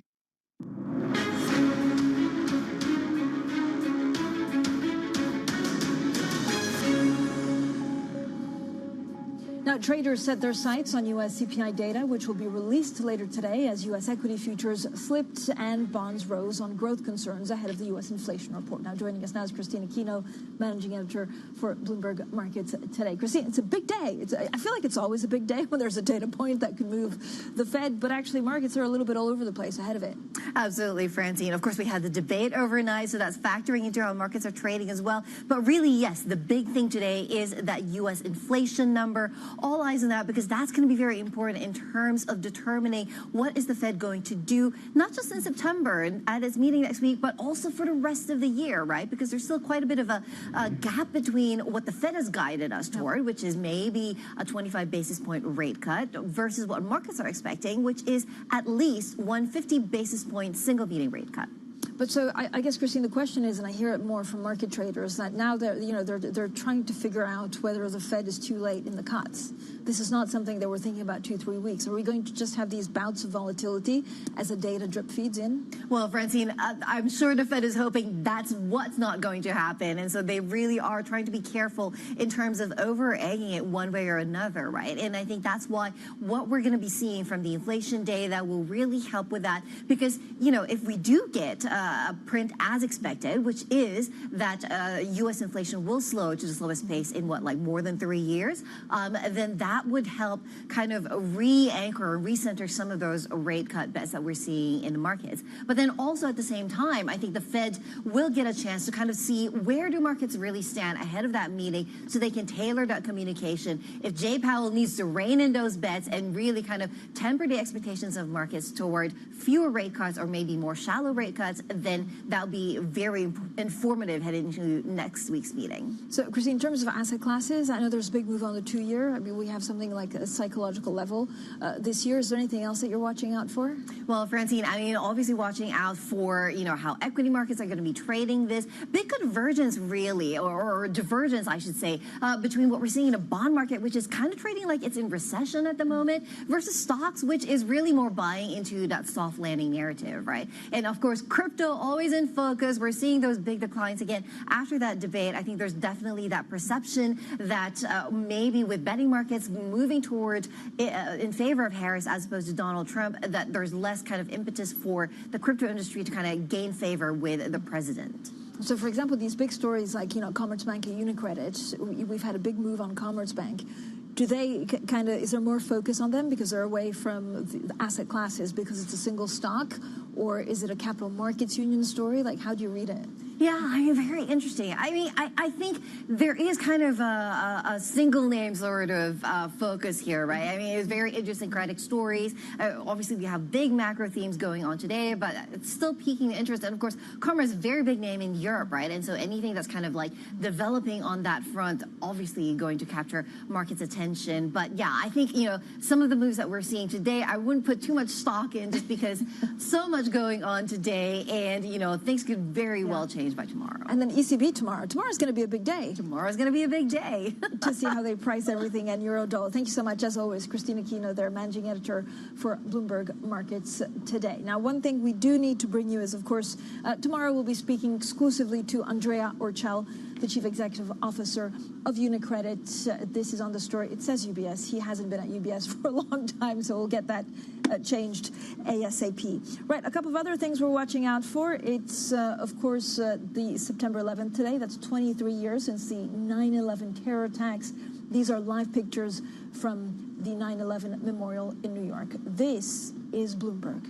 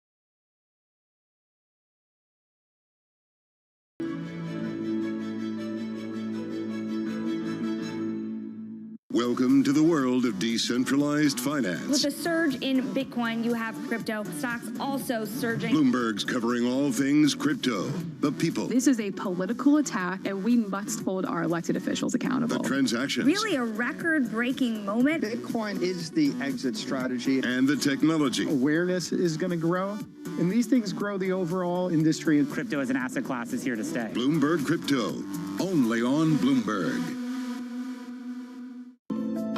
Bloomberg covers the world with unmatched reach and resources. From more than 120 countries, the moment news breaks, 24 hours a day. Bloomberg, context changes everything.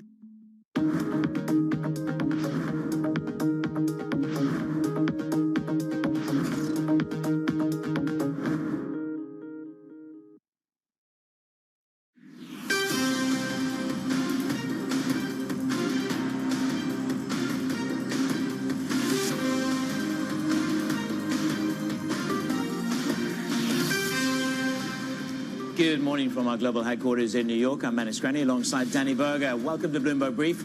Let's set your agenda. The debate concludes. Harris leaves Trump playing defense with just 55 days until the election. Inflation in focus for the Fed. Can today's CPI shift the betting for bigger rate cuts? And a new proposal from Israel, safe passage for the leader of Hamas, is being offered in order to bring the hostages home. Good morning, Manus. Danny, good morning. Looks like Wall Street wasn't convinced by the debate. They're debating the CPI today and what that might mean for rates. Yesterday was a day of torture for the banks. The KBW down by 1.8%. And tech gave us a little bit of a floor. We'll talk more about the banks in a short while. How much of a canary in the coal mine is the Ali CFO? Struggling borrowers. Goldman Sachs say the odds of an outright bear market are slim. That's down by 20%. There's the KBW on the close yesterday. Bonds, look, we've been at these 2022 lows for a couple of days. I think what's interesting in the bond market, as we prepare for $39 billion worth of 10-year paper today, is the total number of rate cuts priced in by the market moved by 8 basis points yesterday, higher to 240 basis points. Dollar is on the move this morning. This is the yen. Yen moving a little bit more aggressively. We've got Bank of Japan official Nagawa talking about real rates being extremely low. So this is the dollar down and the yen is bid. Danny? For these markets, it's still too many unanswered questions. The most recent job data did little to tell us whether the Fed would go 25 or 50. Can CPI do that? I think there's some doubt.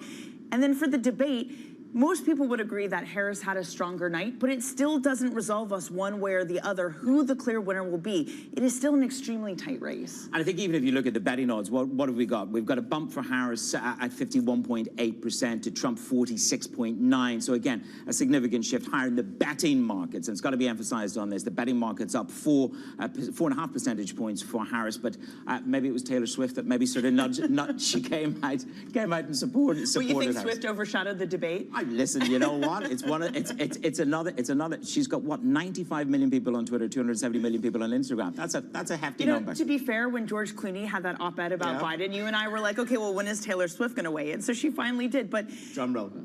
Exactly. But look, there are still a lot of undecided voters, or at least voters who want to know more about Harris. 30% in the latest polling, and in their first debate, Vice President Harris and former President Trump, they did clash over their economic plans. Here was some of the heated exchanges that they had. Wait a minute, I'm talking now, if you don't mind, please. Does that sound familiar? We have inflation like very few people have ever seen before, probably the worst in our nation's history. His plan is to do what he has done before, which is to provide a tax cut for billionaires and big corporations. People start leaving his rallies early out of exhaustion and boredom. She said people start leaving. People don't go to her rallies. There's no reason to go. I showed up for a speech. I said, I think it's going to be big. To attack our nation's capital, the freedom to make decisions about one's own body should not be made by the government. Well, there she goes again. It's a lie. I'm not signing a ban, and there's no reason to sign a ban because we've gotten what everybody wanted. Under Donald Trump's presidency, he ended up selling American chips to China to help them. We hardly make chips anymore. She hates Israel. At the same time, in her own way, she hates the Arab population. That's absolutely not true. He's trying to, again, divide and distract from the reality.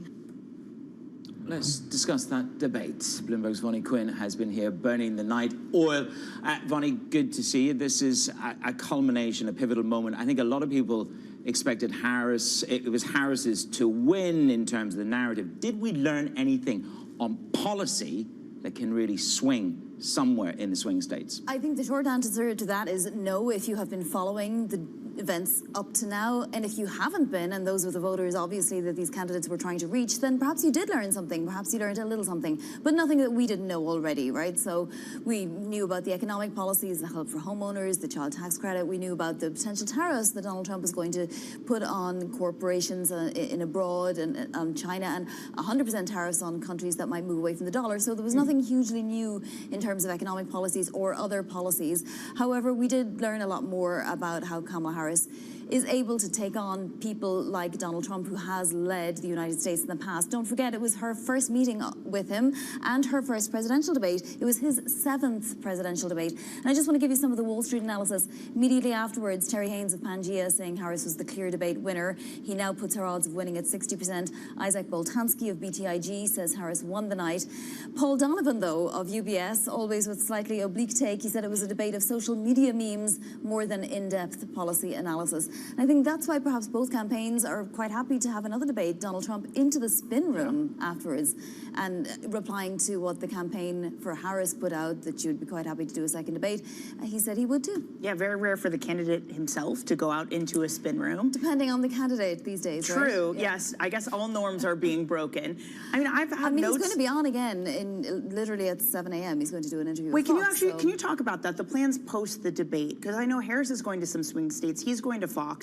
What do we make of all this? First of all, it's September 11th, so they will be making stops to do with memorializing September 11th, so that's happening. But, you know, they are fitting in a whole lot of other things as well. Not so much the vice president, because they're going back to Pennsylvania to one of the sites. They will also be going to Washington, D.C. to another of the sites at the Pentagon. The president is going to be on Lower Wall Street early in the morning after he does his interview with Fox News. That's the former President Donald Trump. But yes, he obviously likes talking, and there are 55 days left, and the more he can get out there and be in front of people. But, you know, the interesting thing, Danny Manis, is that it didn't feel like he was addressing voters that weren't already swayed to him. Now, I think, as Terry Haynes was saying, the idea is that if he can get 100% of MAGA voters out, then perhaps he can overwhelm the Harris vote, whereas she does actually need to reach some new voters as well. And this is where it comes down to in Pennsylvania, which is around Pittsburgh and around the urban areas, which is getting that vote out. That's the critical issue. New York Times said that she needled Trump, especially around the people that turn out for his events. In terms of Pennsylvania, I mean, he went straight for the cut in terms of fracking and her flip-flopping on policy, didn't he? He did. They were both actually asked to explain some of their flip-flopping ways of the past, and they both did a pretty good job of explaining, you know, how they're different candidates now and so on and so forth. But the Pennsylvania point that you make is an interesting one, because at one point they were talking about Ukraine, and Kamala Harris said that if Donald Trump had been in charge of the whole thing, that Vladimir Putin would be sitting in Kyiv, and she called out to Polish Americans in Pennsylvania, you know, there's several thousand of them that are in Pennsylvania, and said, you know, how explain that to your people. And so clearly there is an emphasis on very particular demographics in, you know, every possible swing state. Yeah, I mean, it being in Philly itself is even some Pennsylvania pandering, if you will. Yeah. Vonnie, thank you so much. Bloomberg's Vonnie Quinn there. Now, Lindsay Newman, a geopolitical risk expert and columnist for G0 Media, weighing in on the debate, writing, "We did not see the disciplined Trump of June 27th. He was reactive to Harris. Harris did not offer much deeper insights on her policy, but she was able to communicate a broader candidacy vision of turning the page and moving forward." Lindsay, I'm pleased to say, joins us now. Lindsay, in the latest New York Times Siena poll, 28% responded that they want to learn more about Harris. Did she teach them? Did she succeed in defining herself in this debate? Thanks, Danny, for having me on. Yeah, last night was she had a tough job to do. The stakes were higher for her. I think the plan for Donald Trump was simple. It was to convey that if you don't like how your pocketbook feels, if inflation rates are too high for you, if interest rates are keeping you from buying property, you're going to get more of the same under Harris than you had with Biden. I think he did not deliver that message. I think he got sidetracked, and we did not see, as I said in that quote, the disciplined Donald Trump that we saw from the 27th June. I think we saw a true social Trump. For Harris, as I said at the start, the task was tougher for her. She needed to speak to those voters and widen the Democratic umbrella beyond what Biden has thus far been able to do.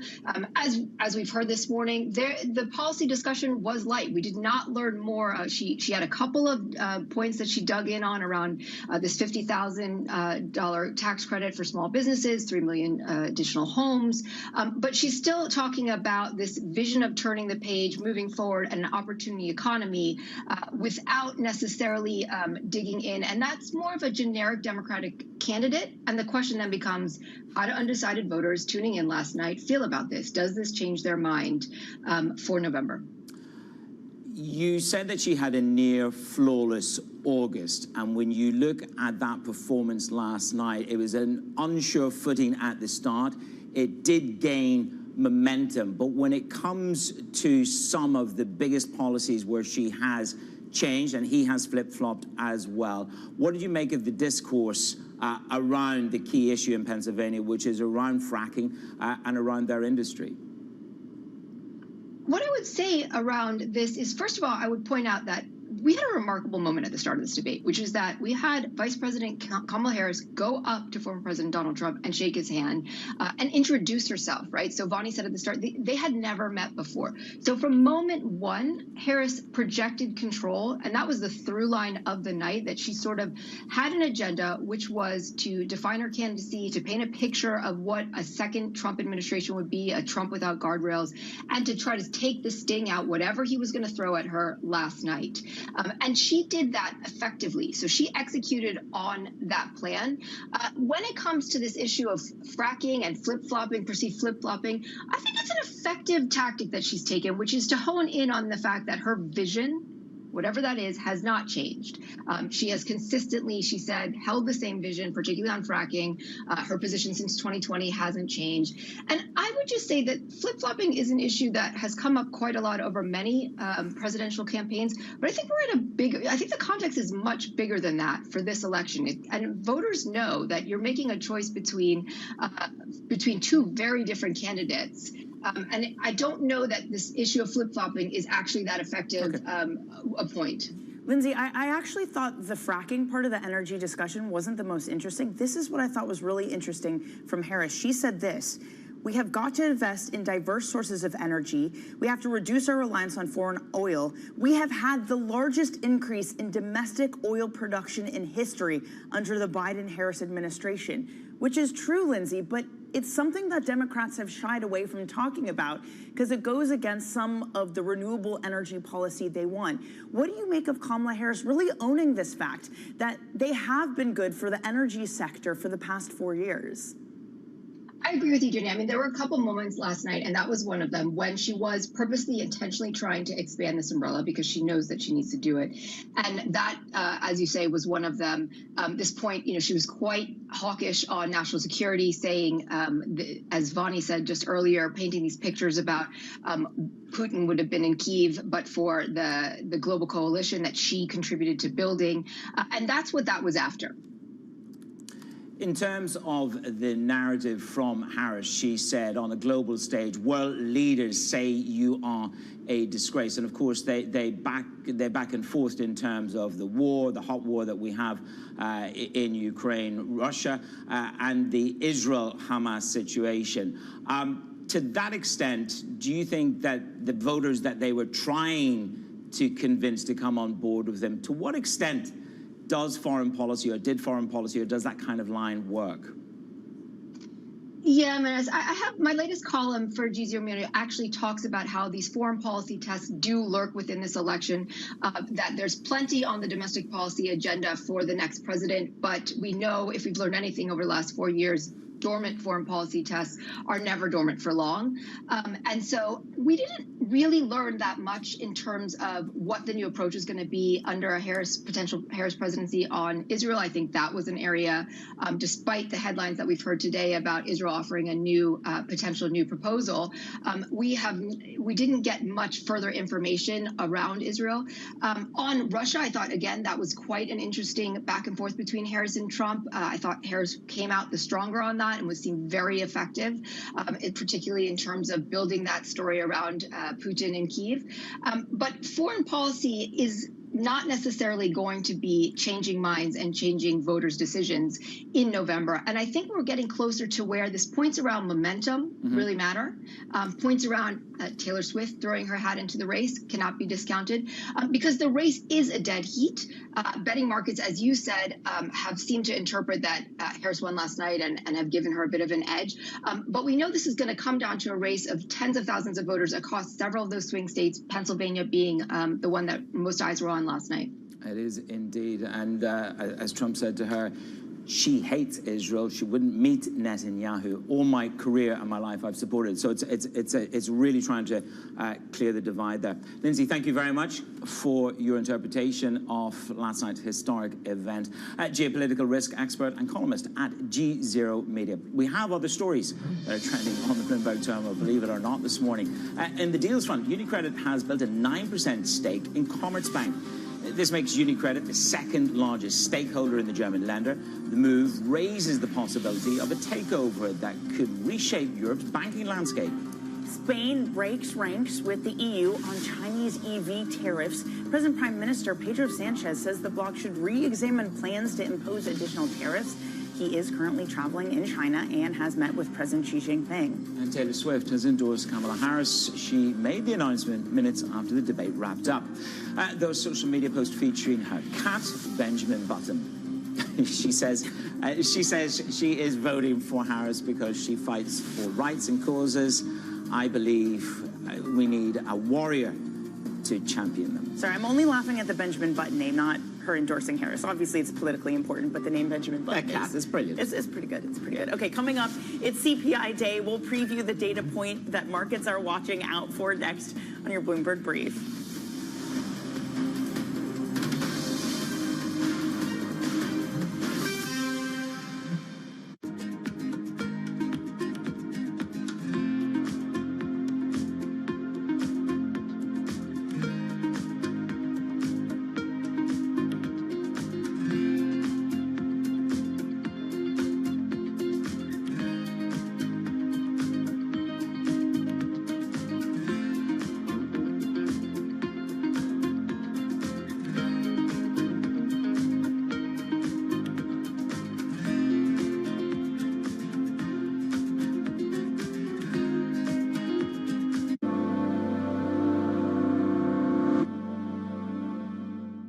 This is Bloomberg Daybreak Europe. I'm Tom McKenzie in London. These are the stories that set your agenda.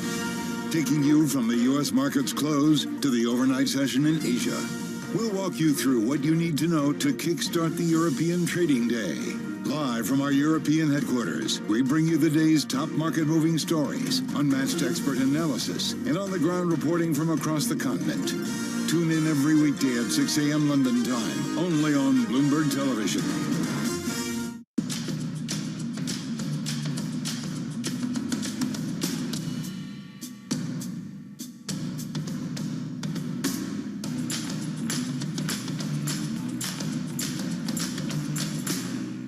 U.S. jobs numbers are released. Bloomberg has the report under surveillance with crucial data and expert analysis at terminal speed. Nobody covers Jobs Day like Bloomberg. From the beating heart of global finance, economics, and politics, and wherever newsmakers are moving markets, Bloomberg brings you conversations that allow for deep discussions and important insights. What do you think the future is for inflation? Is this a new normal? Are markets too optimistic? How do you worry about the things that are outside your control? How does the current fighting completely stop? I'm Francine Lacroix, and this is The Pulse, every weekday only on Bloomberg.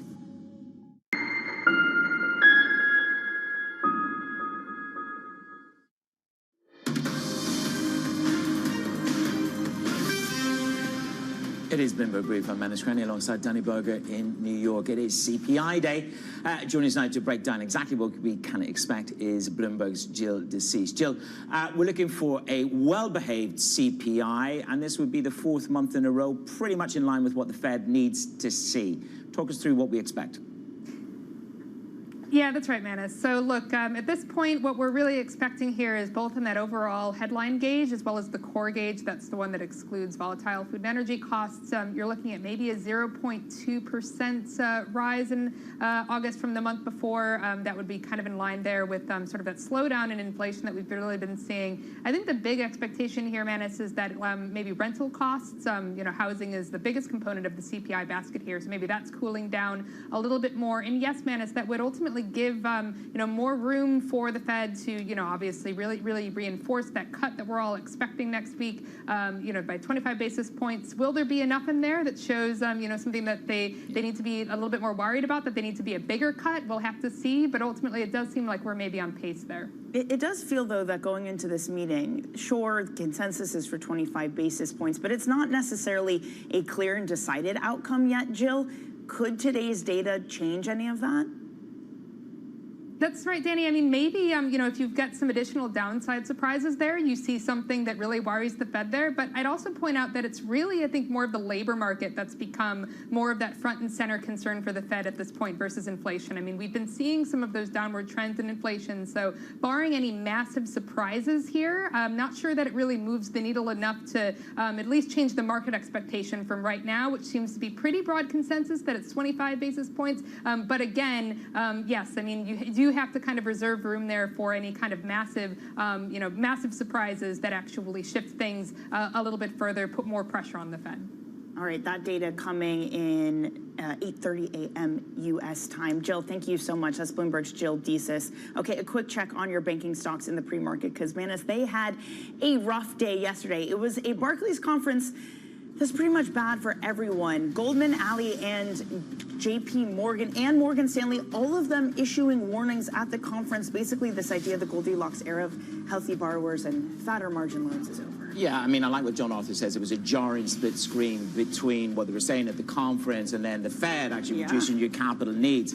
And Daniel Pinto said, look, you're way over your skis in terms of what we're going to do for net interest income. But, it's almost as if the bankers were saying one thing about interest, but Ali Financial were saying something about the consumer. We're dealing with a cohort of borrowers who are struggling with the cost of living. And that's the reality when it comes to buying a car and doing normal things. As KBW says, though, is it a canary in a coal mine, or is it just a problem that they have on their own? Okay, coming up, we're going to walk you through some of the top news of this morning on your front pages.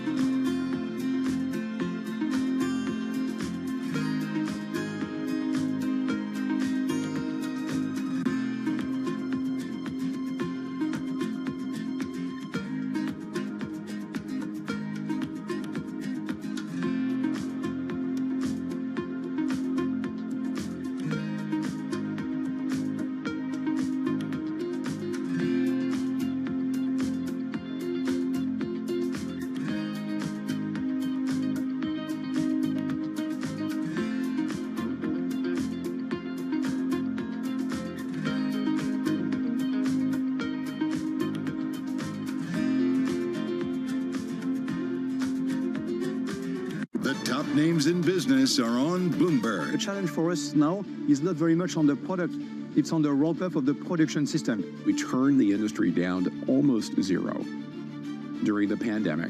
And what we're trying to do now is turn it all the way back on. And that's hard. We lost not only people during the pandemic, we lost a tremendous amount of experience. A lot of skilled people have left the industry. We have to hire new people. The supply chain has to hire new resources and train the people, educate them. And because those roles are filled now not by a 58-year-old, but perhaps by a 28-year-old, there's a lot we have to do in terms of not only adding capacity, but capability to meet the ramp that we all are embarked upon. We have thousands of suppliers, and when you have just a couple of them, few of them that are late on the ramp up, well, that's slowing down everybody, and that's what we've been facing earlier this year. Nobody covers business like Bloomberg. Context changes everything.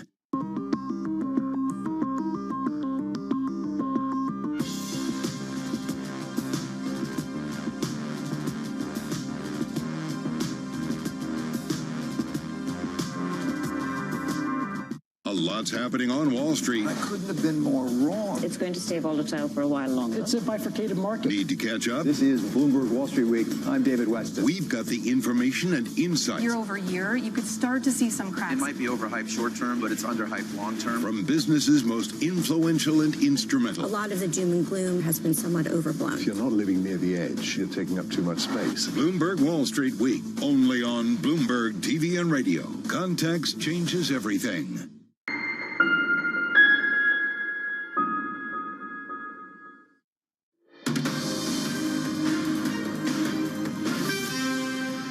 It's Bloomberg Brief. Danny Berger alongside Manus Cranny in New York. Let's look at some front pages this morning. Just to be clear, basically every single front page has the debate up center on the A, top of the fold. But elsewhere, the Washington Post also has this. They're reporting that a bridge fire in California's Angeles National Forest had taken over 34,000 acres in just a matter of hours. As of the latest update from officials, 0% of the blaze has been contained. And the journal leads with reports that U.S. household incomes rose last year for the first time since COVID-19 pandemic began. That's the latest U.S.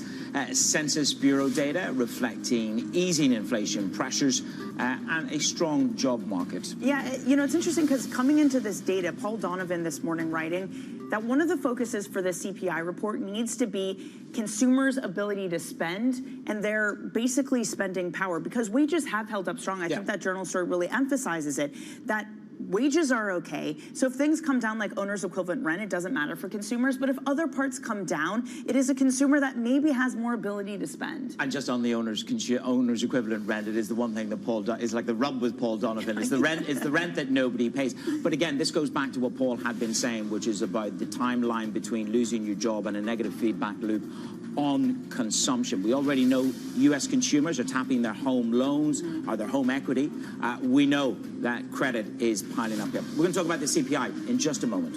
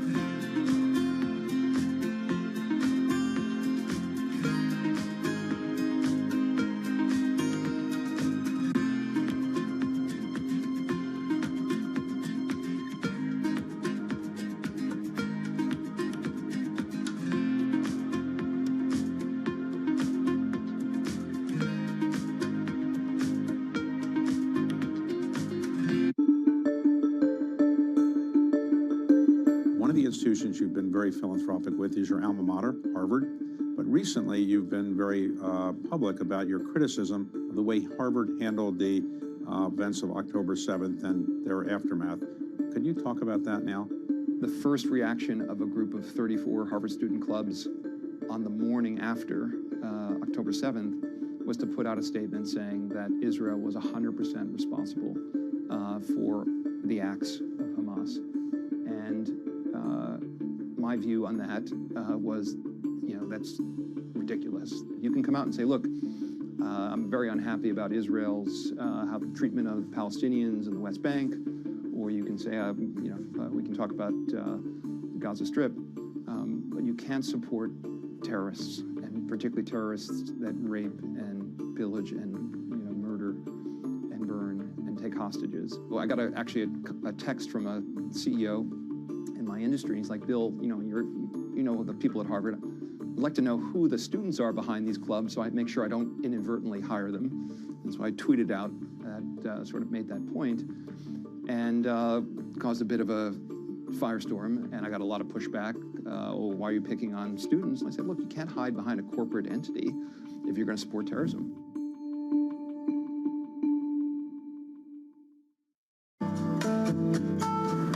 DOJ or other authorities could face bigger challenges next. It was going to keep reading World Cup. This is a three. As the economic picture. Covering the intersections of Hollywood, Silicon Valley, and beyond.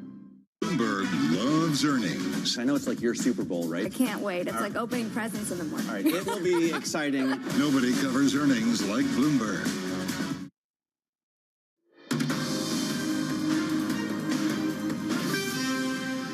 From our global headquarters in New York, welcome to Bloomberg Brief. I'm Danny Berger, alongside Manus Cranny. Let's set your agenda. The debate concludes. Harris leaves Trump playing defense with just 55 days to run to the election.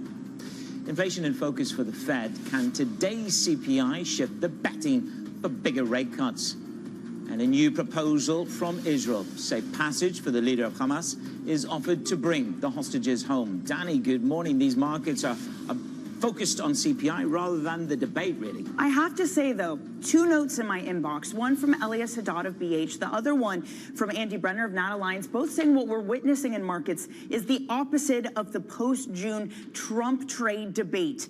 Now, we can debate about whether that's actually what's happening in markets this morning. But what is happening is we are breaking those 2 consecutive days of gains in the S&P 500. The first time we've had that in a month. We're down by about 0.4%. We do have notes coming in from UBS saying that we could see a 15% downside just from technical factors, even just a hint of weaker data. The rally continues in bonds, down by 3.5 basis points, 3.6%, trading at the lowest since June 2023. 2-year yields the lowest since 2022. Part of that was weaker oil yesterday, of Brent going to $70 a barrel. Then you have dollar versus the yen. It is weakening this morning, weaker by 0.75%. One BOJ member coming out to say that we will indeed hike should the environment be conducive to it, Manus. Yeah, well, as you say, the debate is whether the short end of the curve is really lurching lower at a 2022 low on the back of the risk that the Fed could go for a jumbo cut.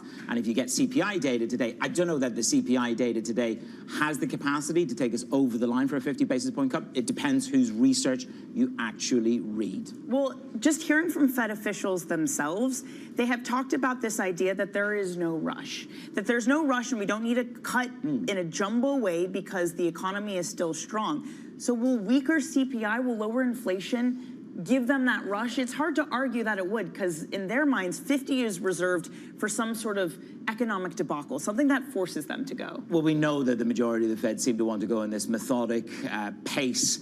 The question is whether that gap is widening with Powell. But just on the debate, on the betting markets alone, Harris got a nice bump, up 4.5%, Trump down 4%. This is a compilation of various betting markets out there. So the takeaway is that she did unnerve Trump and that she did push him slightly onto the back foot. Well, we talk so much that this debate needs to be Harris defining herself, because there are many people out there, 30% in the New York Times Siena poll, who said they want to know about her. Isaac Boltanski of BTIG saying those who were just being introduced to Harris would not struggle to envision her beside the Resolute desk, in the West Wing. So maybe it wasn't the clearest on policy, but maybe did enough to define herself. And I think UBS were here yesterday. They said normally you're talking to about 10% voters out there that haven't decided. That's come down to somewhere around 5%, a couple of 100,000 people who are going to define and decide perhaps the outcome of this election. It is the first debate, as Danny and I have been saying, between Vice President Harris and the former President Donald Trump. They clashed over economic plans, and it was pretty heated exchanges. Wait a minute. I'm talking now. If you don't mind, please. Does that sound familiar? We have inflation like very few people have ever seen before, probably the worst in our nation's history. His plan is to do what he has done before, which is to provide a tax cut for billionaires and big corporations. People start leaving his rallies early out of exhaustion and boredom. She said people start leaving. People don't go to her rallies. There's no reason to go. I showed up for a speech. I said, I think it's going to be big. To attack our nation's capital. The freedom to make decisions about one's own body should not be made by the government. Well, there she goes again. It's a lie. I'm not signing a ban, and there's no reason to sign a ban because we've gotten what everybody wanted. Under Donald Trump's presidency, he ended up selling American chips to China to help them. We hardly make chips anymore. She hates Israel. At the same time, in her own way, she hates the Arab population. That's absolutely not true. He's trying to, again, divide and distract from the reality. Joining us for more on the debate is Bloomberg's Vonnie Quinn, who's been up all night. Vonnie, you didn't only just watch the debate, but you've been also monitoring the campaign responses to the debate. What sort of things are we hearing? Well, both sides are claiming a win, obviously. I guess that's to be, expected. However, it does seem that the consensus, perhaps on Wall Street even, as you were pointing out, Danny, with some of the ways the asset classes are moving, is that Kamala Harris did win this debate. But what constitutes a win, right? It's definitely something different for Harris than it would be for Donald Trump. Donald Trump wants to motivate his MAGA base. They all want to try to reach out to undecided voters, but she, as you said, also needed to introduce herself to more people and introduce herself in a different way. This is the first time she's been on a stage like this in a presidential debate. Donald Trump has been in that situation 6 previous times. Now, she's been vice president, of course, and she's had various different events since Joe Biden took himself off the ticket, but this has been the first time she's really been able to get out there and go head-to-head with him. And I have to say, it's been impeccable timing for the Democrats because not even 10 minutes after the debate was the Taylor Swift endorsement. Yes, it came out. Danny's a fan of the name of the cat, Benjamin Button. But does it imply the cat's getting younger? I don't know. turn back time. We could all do with that. In terms of commanding performance, Lindsay Newman was with us a little bit earlier, and she said, Harris took command of this debate. She walked on the stage, she shook hands. They didn't shake hands, I think, at the end. But the hot button issues, you listened to it the whole way through. Where do you think the most contentious issue was? Was it on abortion? I think definitely one of them, yeah, for sure. Pocketbook issues, inflation, the economy, absolutely reproductive rights, and the idea that, there had to be a fact check on Donald Trump because he actually suggested that in some areas of the country, a baby could be put to death after being born, and the ABC News moderators had to say, look, it is illegal in every state to kill a born baby. So there were definitely times like that. But you mentioned her commanding performance. She also reached out to, the so-called begrudging Trump voters, didn't she? She said, look, come along, there's room for you under my tent. She mentioned to him that she had 200 former Republican and current Republicans on her side, including former Vice President Dick Cheney, for example, and former President Bush. And in terms of the next steps, we've got Trump on TV. I think you said in, what time? It's 5:30. I thought it was 6:30. in an hour and a half's time. Again, this is sort of slightly unprecedented. We talked about this, went into the spin room immediately afterwards. So what does today hold in terms of the narrative? Well, today is going to be a little bit more somber because it is September 11th. It is the anniversary of that awful day. And there will be visits to several of the sites where attacks took place.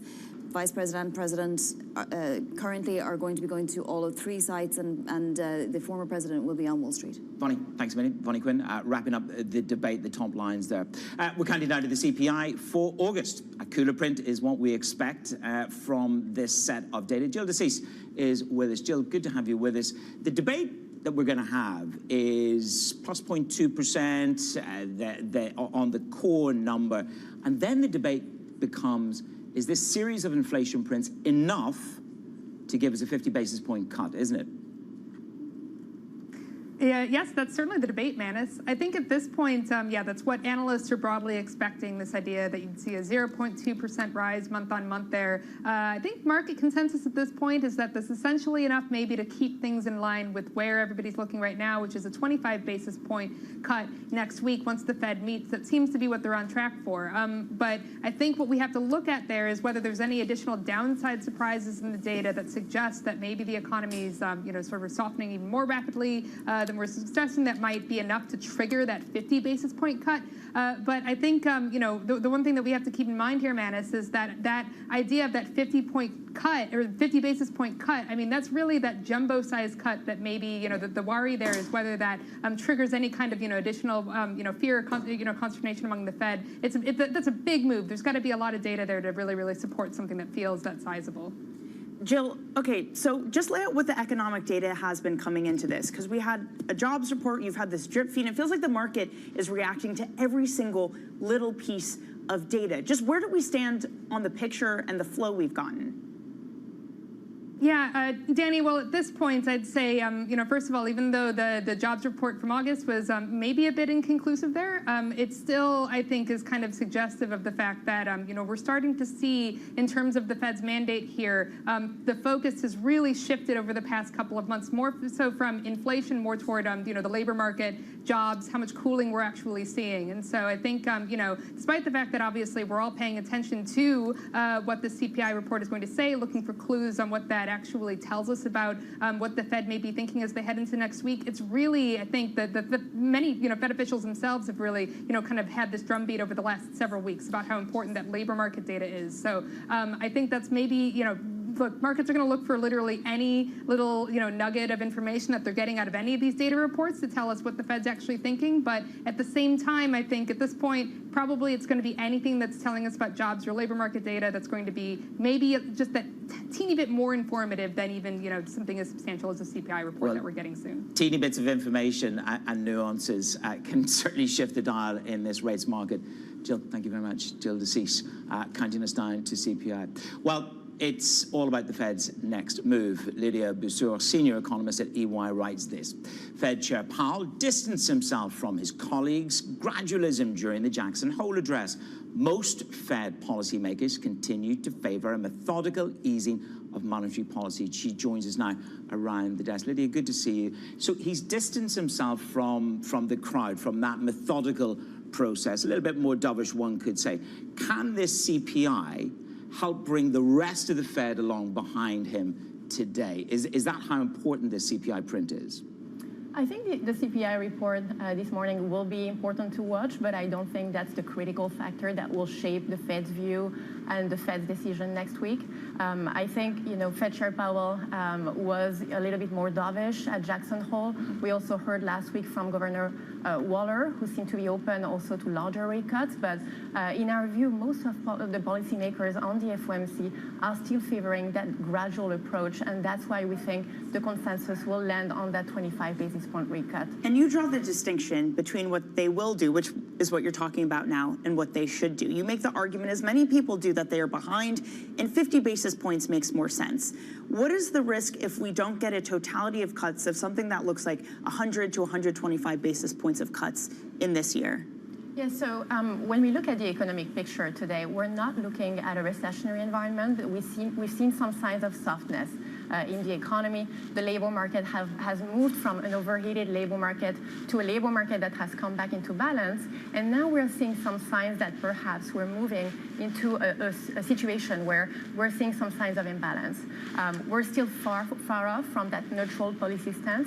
We still have, about 200 to 250 basis points of rate cuts to get there. So there is still some distance and some ways to get there. At the same time, we do look at an economy that is still carrying some momentum. We still have moderate growth in the economy. We have the GDP tracker right now at around 2% in the third quarter of the year. So we don't have a recession in our baseline, but we do expect to see below trend growth because that restrictive policy will continue to exert downward pressure on economic activity. At that Barclays conference yesterday, there was some real juice from the Ali Financial in terms of the delinquencies and the pressure that's being felt in the real consumer. But you say wages remain strong, and that's the key. Well, when we look at wage growth on the labor market today, I don't think the labor market is still putting upward pressure on wage growth. And we've seen wage growth receding quite a bit. We're looking today at a labor market that's no longer putting upward pressure on wages. And when we look at the broader consumer picture, what we're looking at is some moderation in consumer spending. But I think it's also important to stress that there is that bifurcation between consumers that are still able to spend and lower income households that are feeling the pinch from those higher interest rates and from still high inflation as well. So, this overall picture is going to lead to that moderation in consumer spending and below trend growth heading into 2025. I have to say, the market is incredibly sanguine about the ability for inflation to come back down to 2%. Break-evens are just hovering around that level. I wonder if markets have gotten too far in expectations that we do get back to 2%. There's not some sort of structural forces that keep inflation higher. When we look at the inflation picture today, we've been in the camp that there are a lot of these inflationary forces that are at play. And when we are going to get the data this morning, I think they're going to show that we continue and we remain on that disinflation track. We talked about the labor market. There's no longer that inflationary pressure in the labor market. We've seen pricing power decreasing from this very post-pandemic elevated level. We're also seeing more disinflation in the pipeline on the housing front as well. All of these factors are going to continue to bring down inflation. Before we let you go, differentiate for us between normalization and the risk of a real recession, because that is what the Fed is grappling with, isn't it? Yeah, so when you look at this easing cycle, I think it's very important to make that distinction. The Fed here is really heading towards a recalibration of monetary policy. We're not looking at recessionary conditions today in the US economy. And so the Fed is really opting for that gradual recalibration of monetary policy, but they're also willing to lean against the labor market risk. And that's very important. So if we see more weakening in the labor market, I think they'll be ready to do more if needed. So it sounds like maybe we can kind of ignore today's report, at least in terms of how the Fed reacts to it. Lydia, appreciate your time this morning. You're looking at me like, of course it's important, Danny. Lydia Bossor, EY Senior Economist. This is Bloomberg.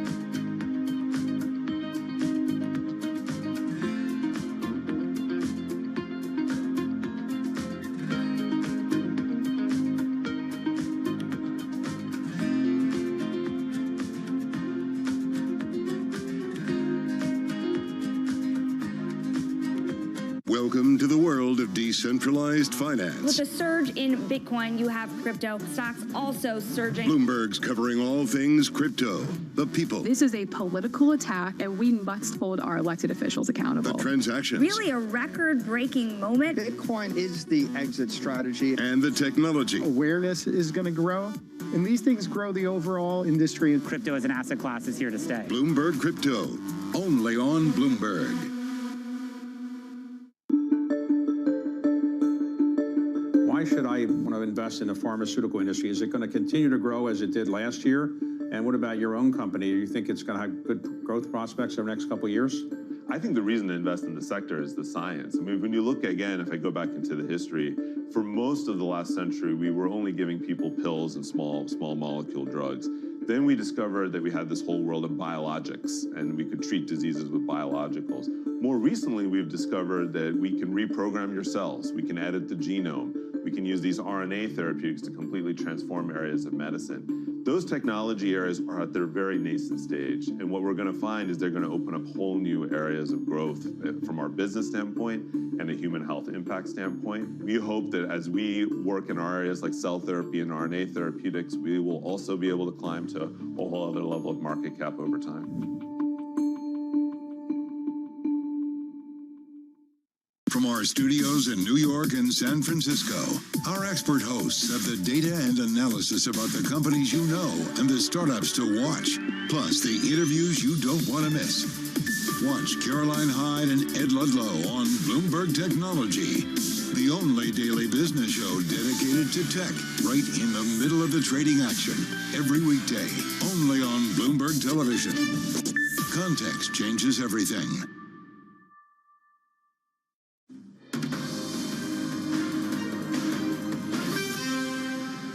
It's Bloomberg Brief. I'm Danny Berger, alongside Manus Cranny in New York. Israel is proposing giving the leader of Hamas safe passage out of Gaza in exchange for freeing its hostages and giving up control of the Strip. That, according to a senior official. Joining us now for more on the latest ceasefire efforts is Bloomberg's Bobby Ghosh. Bobby, what do you make of the proposal? Well, it's interesting that the proposal is being made and being made public. What we heard from Gal Hirsch, the chief negotiator from the Israeli side in these talks towards that are trying to get to a ceasefire, is that this proposal was made a couple of days ago, 3 days ago now. Yahya Sinwar and his family and anyone who wants to go with him can leave in exchange for the hostages. There are other caveats attached, which is that Hamas has to agree to lay down its arms and cede control of Gaza. The fact that it's being made public is very interesting. It comes at a time when the Netanyahu administration is under enormous pressure, lots of criticism, particularly from families of the hostages, saying that Prime Minister Netanyahu, is the biggest obstacle towards a ceasefire, that he's not doing enough to get their loved ones away from Hamas. So this is him saying, we've made the ultimate deal. We've said you can leave in exchange. And this is not just anybody, and this is not just the leader of Hamas. This is the man identified as the mastermind of October 7th, the terrorist attack. It would be like President Bush announcing a year after 9/11 that Bin Laden could leave his cave and go back, go home, as long as the Taliban and and Al Qaeda gave up. The announcement, the optics of it are significant, but I'm skeptical about the actual impact. Your skepticism is perhaps played out in Hirsch's next statement, which is, in parallel, I'm working on plan B, C, and D. What does that say to you about the Israelis' assumption of this offer? I think the assumption is that he won't take it. After all, remember, Yahya Sinwar is keenly aware that his immediate predecessor, who was on exile, was assassinated while on exile, and not just anywhere, in Tehran, where he had every expectation of being very, very safe. Israel has demonstrated over and over again that it is capable of reaching out around the world and taking revenge for atrocities against leaders of Hamas. And so Sinwar will be very aware of that. And he has given no indication that he wants to leave, or much less that he's willing to cede control of Gaza, or that he's willing to allow Hamas to lay down its arms. But he has to respond to the offer. Now that the offer has been made, some sort of a response is necessary. And this, of course, is happening independent of what's happening with politics in the U.S. But still, we had a debate where foreign policy was talked about. Yeah. I mean, that's maybe being generous. It was talked about, and that's like kind of it. Yeah. You know, Trump saying that Harris hates Israel. Harris largely repeating what she said in the DNC about the Israeli conflict, telling Trump that, you know, he loves strong men, that Putin would be happy, essentially, would be sitting in Kyiv if Trump were to be president, and Trump saying that Viktor Orban likes me. Did we get anything real out of foreign policy about what 2025 might look like? I didn't see anything that surprised me. It's a shibboleth of American politics that elections are not decided by foreign policy, that domestic issues matter the most. I got the sense yesterday from the few times that foreign policy came up that the candidates were simply ticking the boxes and reiterating themselves. No fresh ideas were put forth on that stage, and perhaps we really shouldn't have expected it. Well, the one-liner from Harris was, in terms of world leaders, they see you as a disgrace. And of course, his riposte was, you know, if he was there, he would have this war ended in 24 hours. Bobby, thank you very much. Bobby Ghosh on the very latest proposition from the Israeli side to Hamas. Coming up, the latest U.S. inflation read and a $39 billion bond auction for you. There's plenty ahead to trade on, right here on Bloomberg.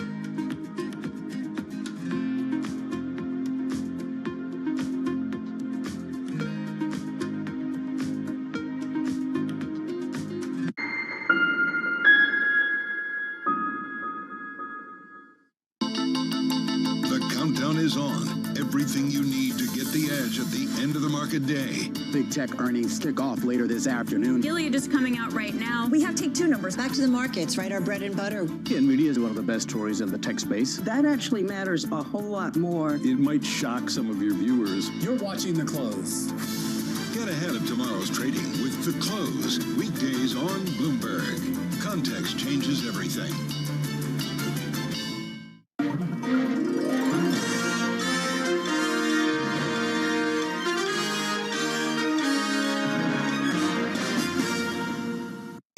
Good morning. This is Bloomberg Surveillance. Welcome back to the opening trade. This is Bloomberg Technology. This is the Asia trade. You're watching The Close.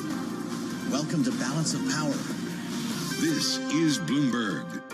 Morning, this is Bloomberg Daybreak Europe. I'm Tom McKenzie in London. These are the stories that set your agenda. Taking you from the U.S. market's close to the overnight session in Asia. We'll walk you through what you need to know to kickstart the European trading day.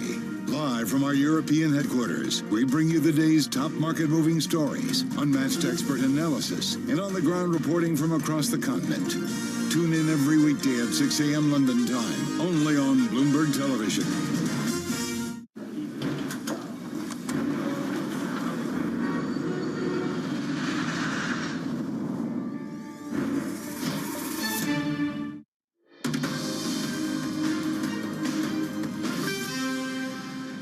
It's your brief, Danny Berger and Manish Cranny in New York. Let's take a look at what you can expect on this trading day. August CPI numbers, those come out at 8:30 a.m. That is the big piece of data. But don't forget, there's also an auction, $39 billion of 10-year notes. That will happen at 1 p.m. Eastern. Then meanwhile, in politics, President Biden, Vice President Harris at ground zero for the commemoration of the September 11th attacks. Meanwhile, Manis, it is just the hours away countdown to the CPI data. It is indeed. And the question is that enough to actually move the dial on rate cuts? If you look at the rates market yesterday, Danny, we saw the overall projection for a total number of rate cuts between now and the end of next year rise by 8 basis points to 240 basis points. I think that was much more to do with the banking conference that we had.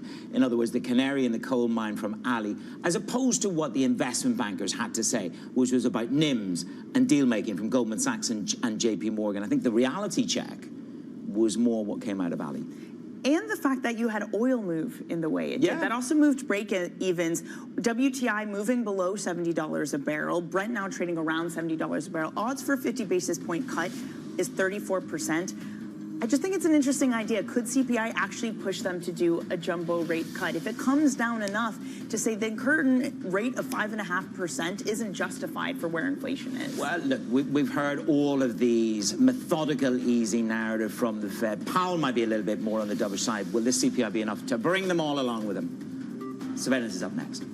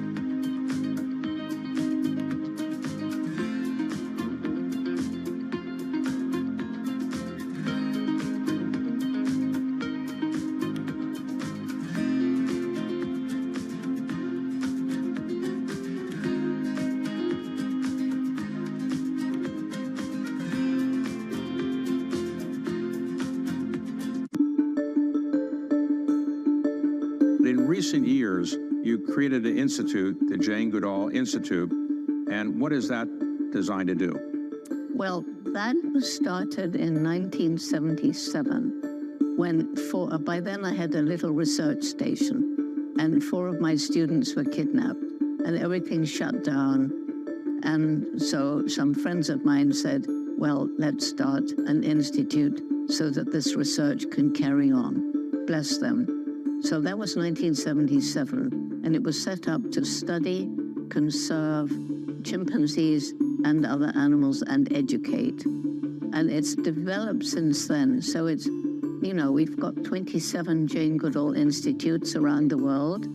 And then I realized at some point that the African people living in and around chimpanzee habitats right across Africa were struggling to survive. There was crippling poverty, lack of health and education, moving deeper into the forest, being exposed to diseases like Ebola and HIV from the chimpanzees and vice versa. It hit me.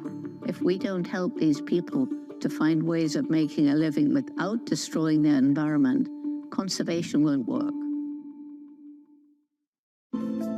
Bloomberg covers the world with unmatched reach and resources.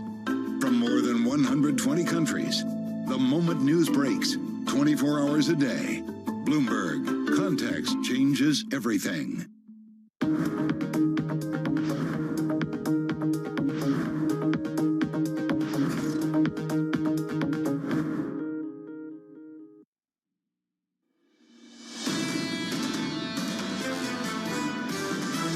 I think the U.S. election just hasn't had the sticking power because, again, there's no conviction. On the other side of the election, we're going to continue to grow. The tactic of using tariffs just creates a lot more volatility, a lot more uncertainty around growth. No matter who wins, this friction with China, this tech battle is going to continue. Whether it's a Democratic sweep or a Republican sweep, that would imply a much bigger deficit. This is Bloomberg Surveillance with Jonathan Farrell, Lisa Abramowitz, and Anne-Marie Hordern.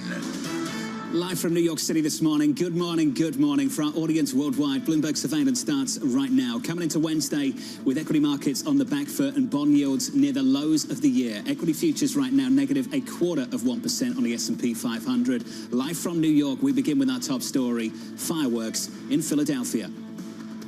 She has no policy. His plan is to do what he has done before, which is to provide a tax cut for billionaires and big corporations. What they have given to China is unbelievable. His next big court appearance is in November at his own criminal sentencing. In Springfield, they're eating the dogs, the people that came in. They're eating the cats. They're eating the pets of the people that live there. The President of the United States incited a violent mob to attack our nation's capital. I probably took a bullet to the head because of the things that they say about me. They're the threat to democracy. Donald Trump was fired by 81 million people, and clearly he is having a very difficult time processing that.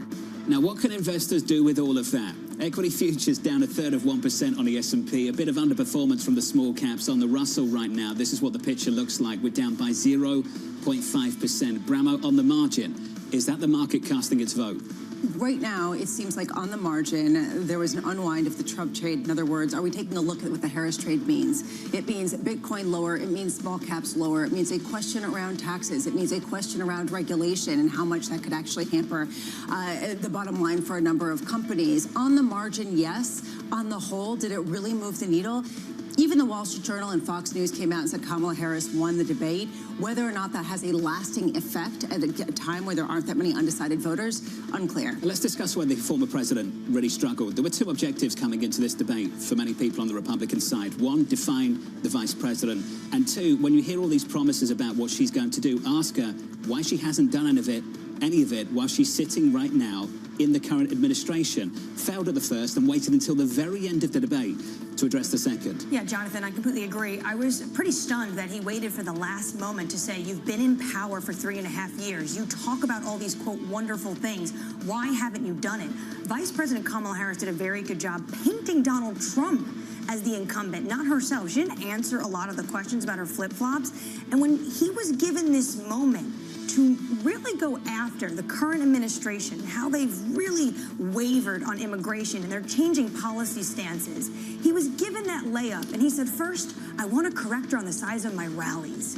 That was what was more important to him at that moment. Taking a bait, repeatedly taking a bait. The story moves on this morning. For the market, the focus is on 8:30 Eastern time, 2 hours and 30 minutes time. We focus on CPI, the last big data point going into the Federal Reserve meeting on September 18th. And for some people, I stress for for some. Perhaps the difference between going 25 or 50 next week. I think we should stay on the some people. I was trying to get super excited about CPI and say, look, this is going to be the game changer before next week on Wednesday when the Federal Reserve decides between 25 and 50 basis points of a rate cut. 22V research came out and showed that roughly 48% of investors surveyed expect this to be a negligible or mixed report. 32% said risk on and only 20% risk off. Nonetheless, the bias of risks here is that this will allow the Fed to basically write off inflation as one of the parts of their dual mandate and focus squarely on the employment picture. Let's talk about what's been developing in the bond market. We've got a 2-year yield this morning at the lows of the year. The 10-year yield is down every single day in September. 7 consecutive trading days. We haven't had a single session in this month so far where the 10-year yield has traded higher. The demand for sovereign debt on both sides of the Atlantic has been absolutely massive. There was actually an auction yesterday of 3-year treasuries, and it was incredibly bid up. You saw it trade through the initial selling price in terms of yields where they were lower. What we can see right now is people are looking at inflation and saying, we expect it over the next 10 years to be the lowest since the beginning of 2021. That's what you're seeing from the 10-year break-even rates.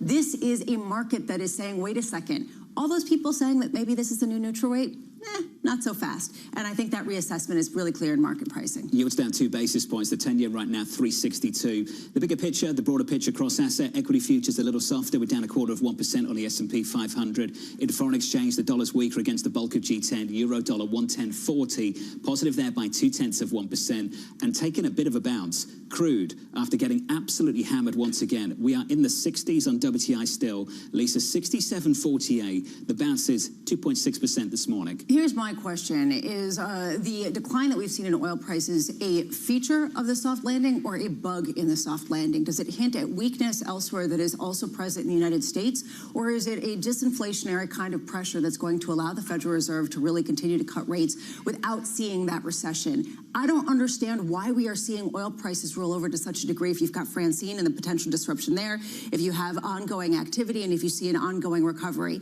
Something doesn't work in this particular equation. It's been a big 24 hours in this market. Here's your lineup this hour. Cameron Dawson of New Edge Wealth seeing more downside risk to growth. Heidi Kribo-Rediker of International Capital Strategies following last night's debate. And Michael Dada of Roth ahead of the latest inflation data dropping at 8:30 Eastern Time. Let's begin the morning in Philadelphia, Pennsylvania, where Bloomberg's David Gura is standing by. David Gura, quite a night. Good morning, sir.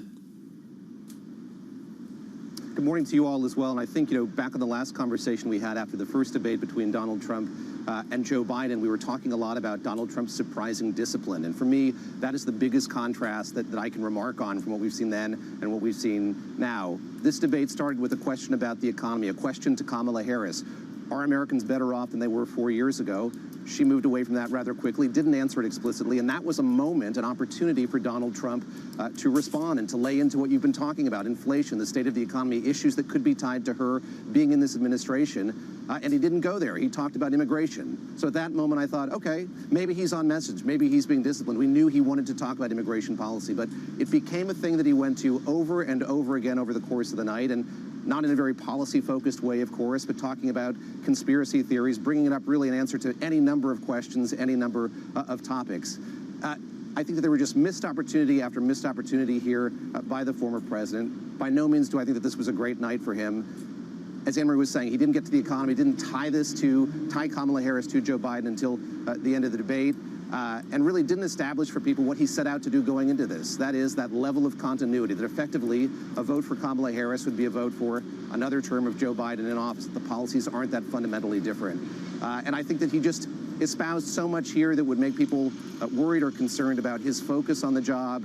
It's going to be something he's going to have a hard time kind of repairing in the coming days. Now, look at where these candidates are going to go. They're going to try to carry this momentum going forward. Kamala Harris going to North Carolina, such a crucial swing state later this week, coming back to Pennsylvania on the heels of that. Donald Trump going to Arizona, then to Los Angeles. He's going to have a press conference out in California, something he's hit the vice president on over and over again, is she's not taking questions from the press. She's not sitting down for interviews. She's not doing these press conferences. But I struggle to think that that's going to be something that's going to be salient or resonate with voters going forward here after the performance last night.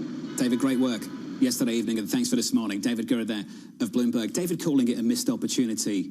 Big question about whether he'll get another opportunity to have a second debate. Equity futures right now a bit softer. We're down 0.25% on the S&P 500. Cameron Dawson of New Edge Wealth with this to say: we expect volatility to continue through October as the normal seasonal headwinds in an election year are amplified by how stretched positioning, valuation and sentiment were going into this tougher seasonal stretch. Cameron's with us around the table. Cameron, good morning. Good morning.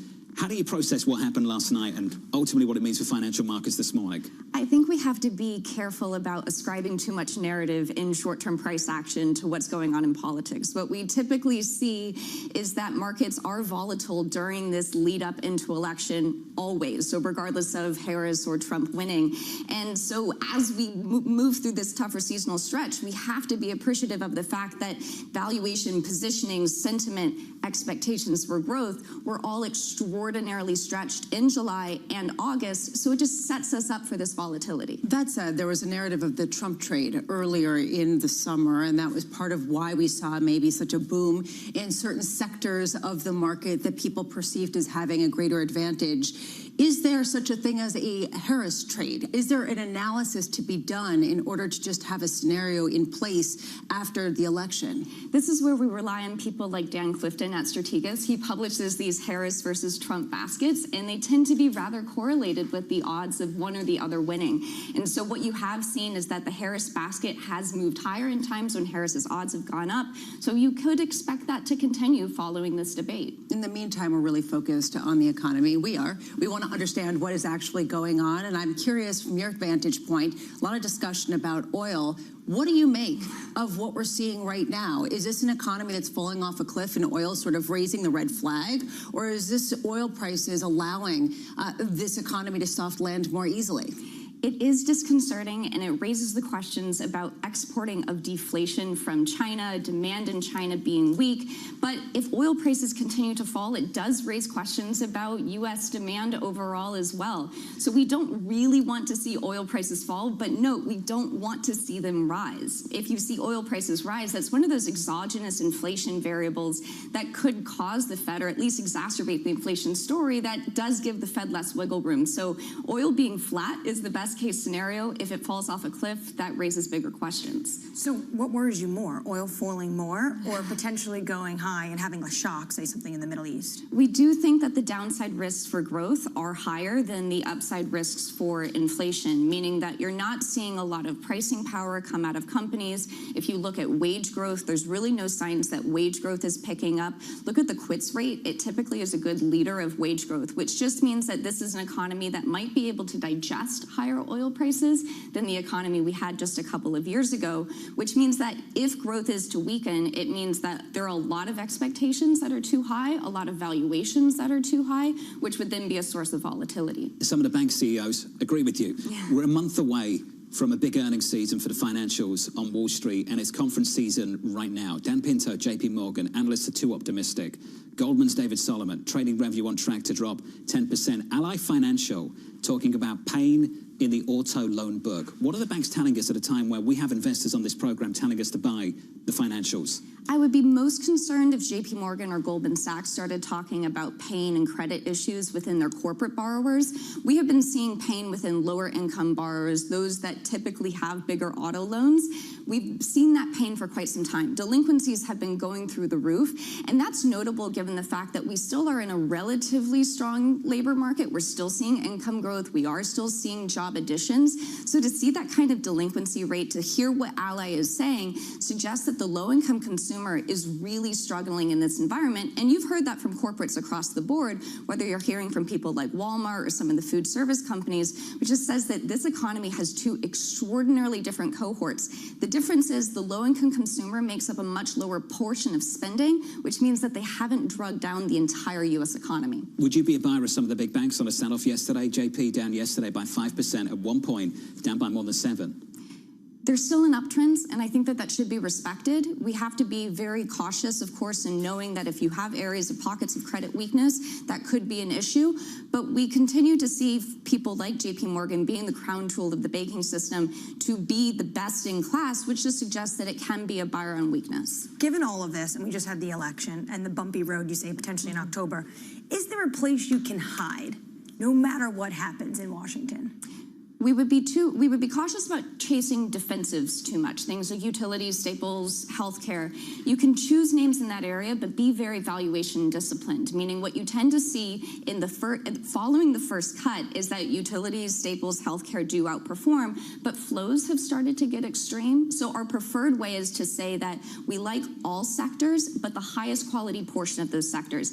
Dividend-paying names with great dividend coverage, strong free cash flow generation, good balance sheets that can weather the storm regardless of what happens in Washington, and in some ways agnostic to what happens within the economy.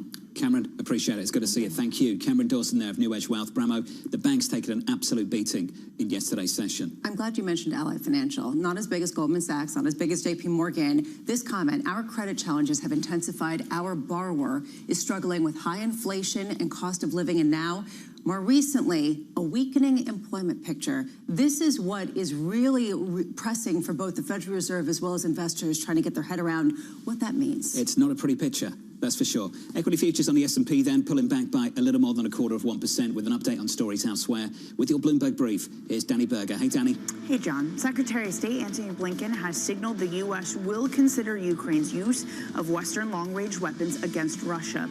He also confirmed Moscow has received shipments of ballistic missiles from Iran, a deepening involvement by Tehran in the war. The U.S. currently opposes Ukraine using long-range weapons. Officials had cited concerns about escalation. Warren Buffett continues to sell shares of Bank of America. A regulatory filing shows Buffett's Berkshire Hathaway reaped $229 million over 3 days through yesterday. The average price fetched on Tuesday, $39.30 a share, was among the lowest reported since he began shrinking the stake. Berkshire still holds just over 11% of total shares. Taylor Swift has thrown her support behind Kamala Harris. The superstar announced her endorsement last night on Instagram, just minutes after the debate wrapped up. In the post, Swift called Harris a steady-handed, gifted leader and said she believes the country can accomplish more if led by calm and not chaos. She signed the endorsement, Taylor Swift, childless cat lady. And that's your brief, John. Danny, thank you. More from Danny in about 30 minutes' time. Equity futures pulling back just a touch by 1/3%. Up next on the program, competing visions for the U.S. economy. Everybody knows what I'm going to do. Cut taxes very substantially and create a great economy like I did before. Donald Trump's plan would make the economy worse. Mine would strengthen the economy. We'll have that debate next on the program. Live from New York City this morning. Good morning.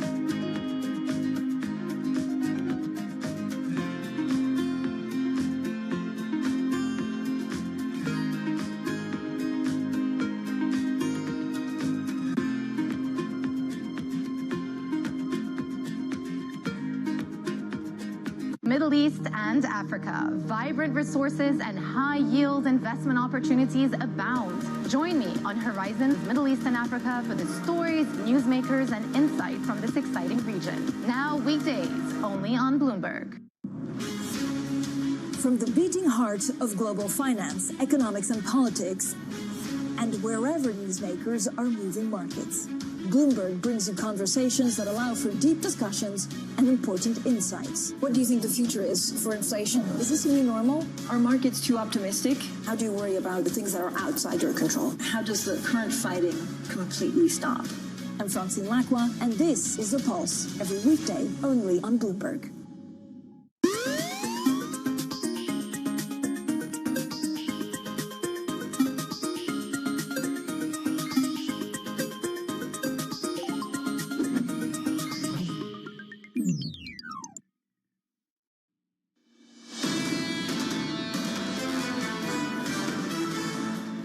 equities this morning a little softer. Good morning to you. We're down 0.25%, a bit of underperformance on a small caps and a bond market.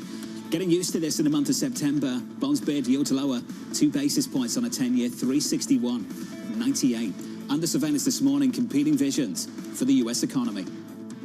Everybody knows what I'm going to do. Cut taxes very substantially and create a great economy like I did before. Who's going to have higher prices is China and all of the countries that have been ripping us off for years. The best economists in our country, if not the world, have reviewed our relative plans for the future of America. What Goldman Sachs has said is that Donald Trump's plan would make the economy worse. Mine would strengthen the economy. Here's the latest this morning. Trump vowing to slash corporate taxes and impose a 60% tariff on China. Harris outlining what she calls an opportunity economy, boosting government spending and pledging to raise the corporate tax rate to 28%. Joining us now to discuss is a former U.S. State Department chief economist, Heidi Kribo-Redeker, currently at International Capital Strategies. Heidi, welcome back to the program. Going into this debate, you mentioned that this could be a major point of the campaign. Can you walk us through how major this might turn out to be? So I think, without overstating it, that this debate was probably the most important moment of this campaign so far. And I mean, just before I came on, you cited the Taylor Swift endorsement, which I have to say I thought was fantastic and could move the margins on people actually showing up to vote. But Kamala Harris had some real downside coming into this debate, and I think that she nailed it.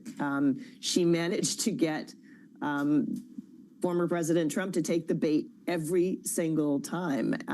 He was fired by 81 million people. The world leaders are laughing at him, talking about how U.S. military called him a disgrace. And so I'm happy to get into some of the issues about the economy, but I think a lot of this was about the presentation and the theatrics and how people sort of got the feel of a Kamala Harris versus a former President Trump. Heidi, quickly on the politics, though, if you think she did so well, why is the campaign saying they should have a second debate? So I'm not sure. I would say leave it where it is right now. I think maybe they wanted to make sure that she showed that she has game and she's ready to go at it again. But I think there's a potential for overconfidence here. This was a real win for her. She had him talking about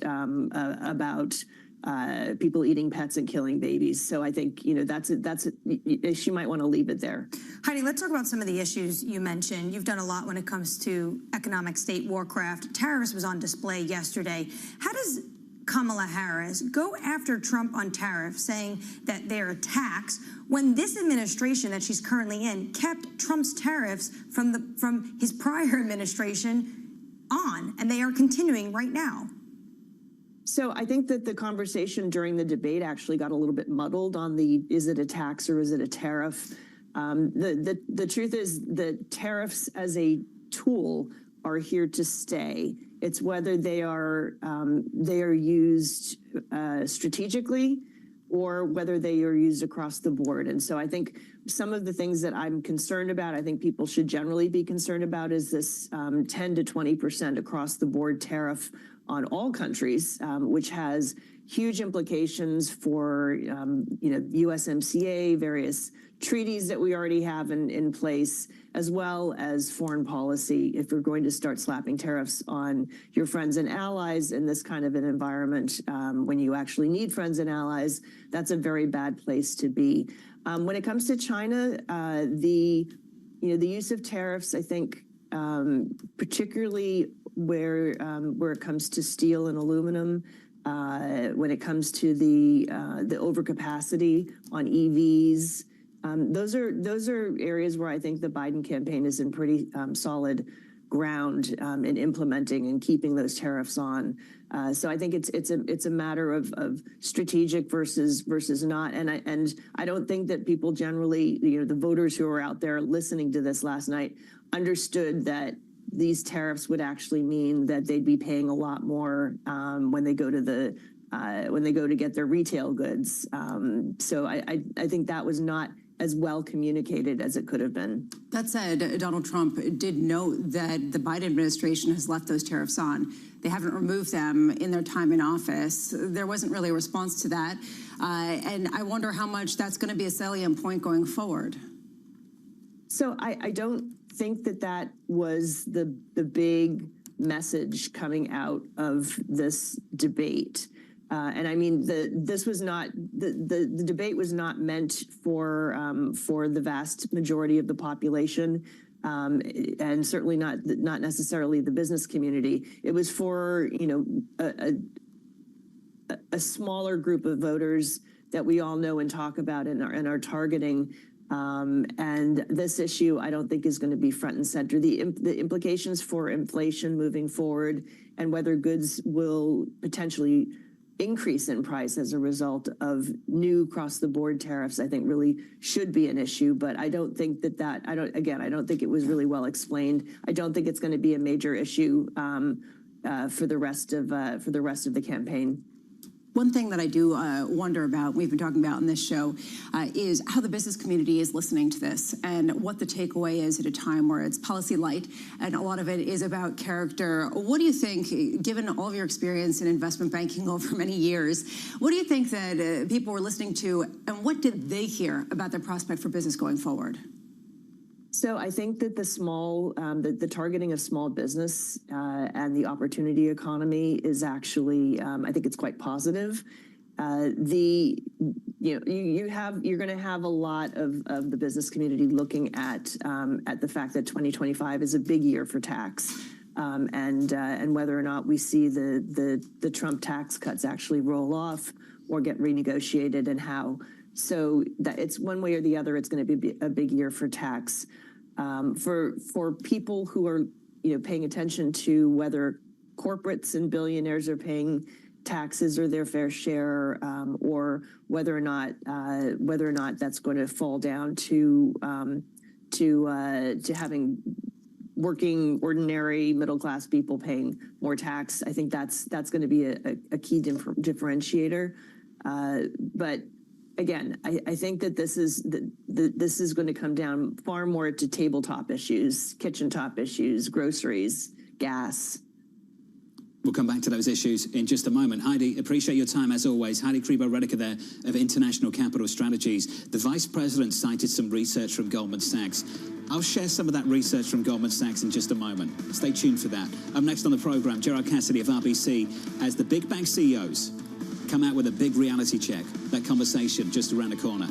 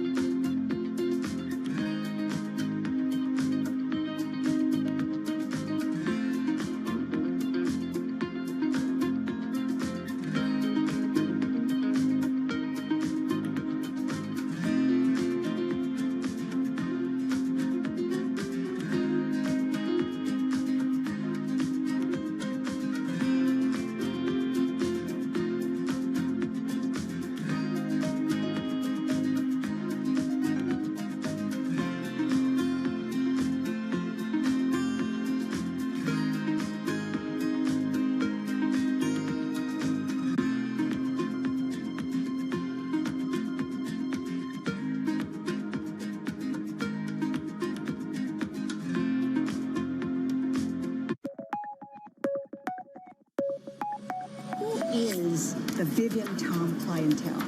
Yeah, power women, like the dragon women. They're lawyers, they're CEOs, they're all important decision makers, women in the world. Why do you position your products for this group of women? When I started, designing, I always want to do something that is empower women. When you take a look at your store, there is something for everyone. Take a look at the T-shirt, for example. My customer growing, like 30 years already, so they become more powerful. I also want to grow my Gen Z audience too, They are like in the 20s, so it's a more affordable price for them. And then, my powerful women's daughter wearing their mom's dresses, they feel that the power, the energy. So now they come back to the store and they buy more.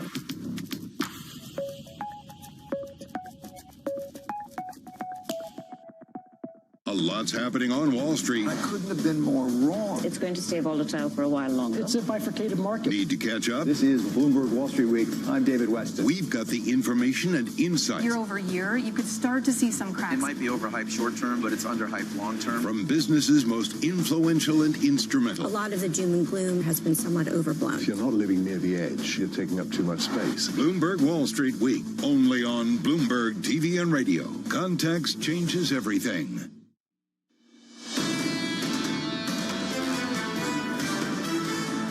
Stock market a little softer. We're down 0.33% on the S&P 500. Some underperformance on the Russell. The small caps down by 0.55. I promised you an update from Goldman. So this is what the vice president said. Goldman Sachs has said that Donald Trump's plan would make the economy worse. Mine would strengthen the economy. Here are the two quotes from Goldman Sachs about a week ago. Goldman on Trump. We estimate that if Trump wins in a sweep or with divided government, the hit to growth from tariffs and tighter immigration policy would outweigh the positive fiscal impulse. On Harris, new spending and expanded middle-income tax credits would slightly more than offset lower investment due to higher corporate tax rates. That's the outlook for the economy. The outlook for earnings, Goldman, RBC, almost across the board.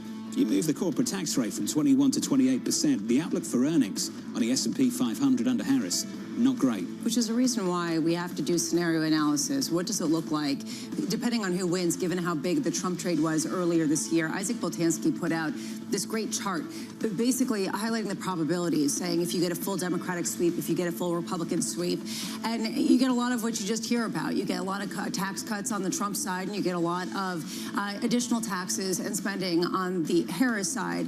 And then you look at the likelihood, which is basically the same across the board because it's going to be split. And that, I think, is what a lot of people are banking on. It's very, very difficult to process, but it sort of plays into the idea that maybe you get a bit of risk aversion going into the event itself. And that's what we've got on the screen at the moment. Let's turn to the bond market. 2-year, 10-year, 30-year. 2-year yields, lower the year. 2-year right now is down a basis point, 358. The 10-year at 362. 7 consecutive days of yields falling on a 10-year. On the 2-year, yesterday, yields dropping for a 5th day out of the last 6. You can make that 6 out of 7. The trend is absolutely clear. And I would go as far as saying this isn't just isolated to the United States. We have seen some big bids come in for a lot of supply on both sides of the Atlantic. We had an issue out of Italy in the last 24 hours with a record order book. Just last week, an issue out of the UK. More supply, gilt supply, record order book. We saw last week here in the United States, corporate debt in America, 2 very busy days, 2 of the busiest days we've ever seen in the corporate debt market, and we saw a lot of demand for that too. What is going on in fixed income? People are basically giving up the idea that the new neutral rate is a lot higher. People are looking to rates being a lot lower. People are looking to the ECB, likely to even cut as much, if not more, than the Federal Reserve. And people are looking at the likelihood that there isn't a great alternative at a time where you do have this risk aversion to stocks. I will just say, though, today gets interesting because we get $39 billion of 10-year notes being auctioned at 1 p.m. and tomorrow we've got 30-year notes. It gets interesting the longer duration because we start to really challenge the idea of when the deficit matters and some of these other kind of fiscal aspects. Things are getting interesting in the commodity market as well. Let's get you some scores. Brent and WTI. Brent falling into the 60s yesterday for the first time since 2021. Brent crude back in the 70s at 70.89. WTI 67.54. Things have become bearish really quickly. We've had price target cuts from Morgan Stanley and Goldman in the last week. Citi came out and said prices could average 60 in 2025, saying the market looks oversupplied unless OPEC Plus pulls back in a deeper fashion. $70 is the estimated long-run Shell break-even price. That's what the long-run break-even price is, and that's what people thought the floor might be for this sell-off in crude. We've gone above, or rather below, and beyond that situation. So I keep going back to this question, and I think it's something that we have to keep asking. Are these declines in oil prices a feature or a bug of the soft landing? Because is this going to allow prices to continue to disinflate in a way that is very Fed-friendly, or does this indicate there is true weakness, that what we're seeing right now in terms of a weakening is something just that's a blip in this longer trajectory? And I do think that's really one of the anxieties that's underpinning this move, that's also going along with iron ore, that's also going along with other commodities like copper, and really does stem, yes, from China, but it has infected other areas as well. I've noted a lot of analysts as well in the last couple of days just pointing out the difference between what's happening in the physical market and what's happening in the paper market, and we'll explore that theme a little bit later on this morning. Under surveillance this morning, a Bank of Japan board member signaling a rate hike is still in play, sending the yen to its highest level this year. The comments coming ahead of next week's BOJ meeting, where the central bank is widely expected to hold rates steady,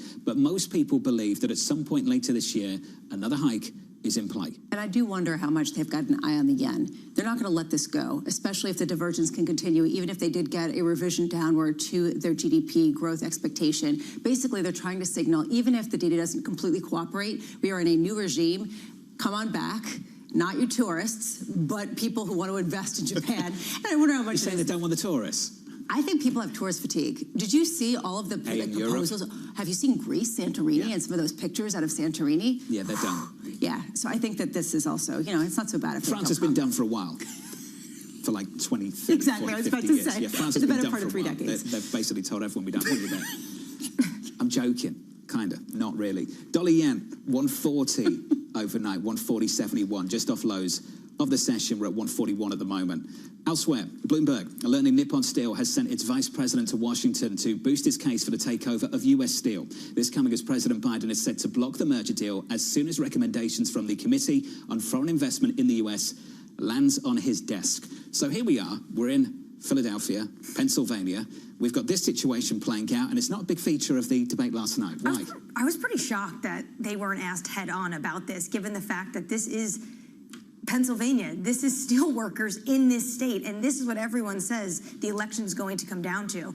But reading the tea leaves, you can see what Nippon Steel is trying to do is they are trying to shore this up.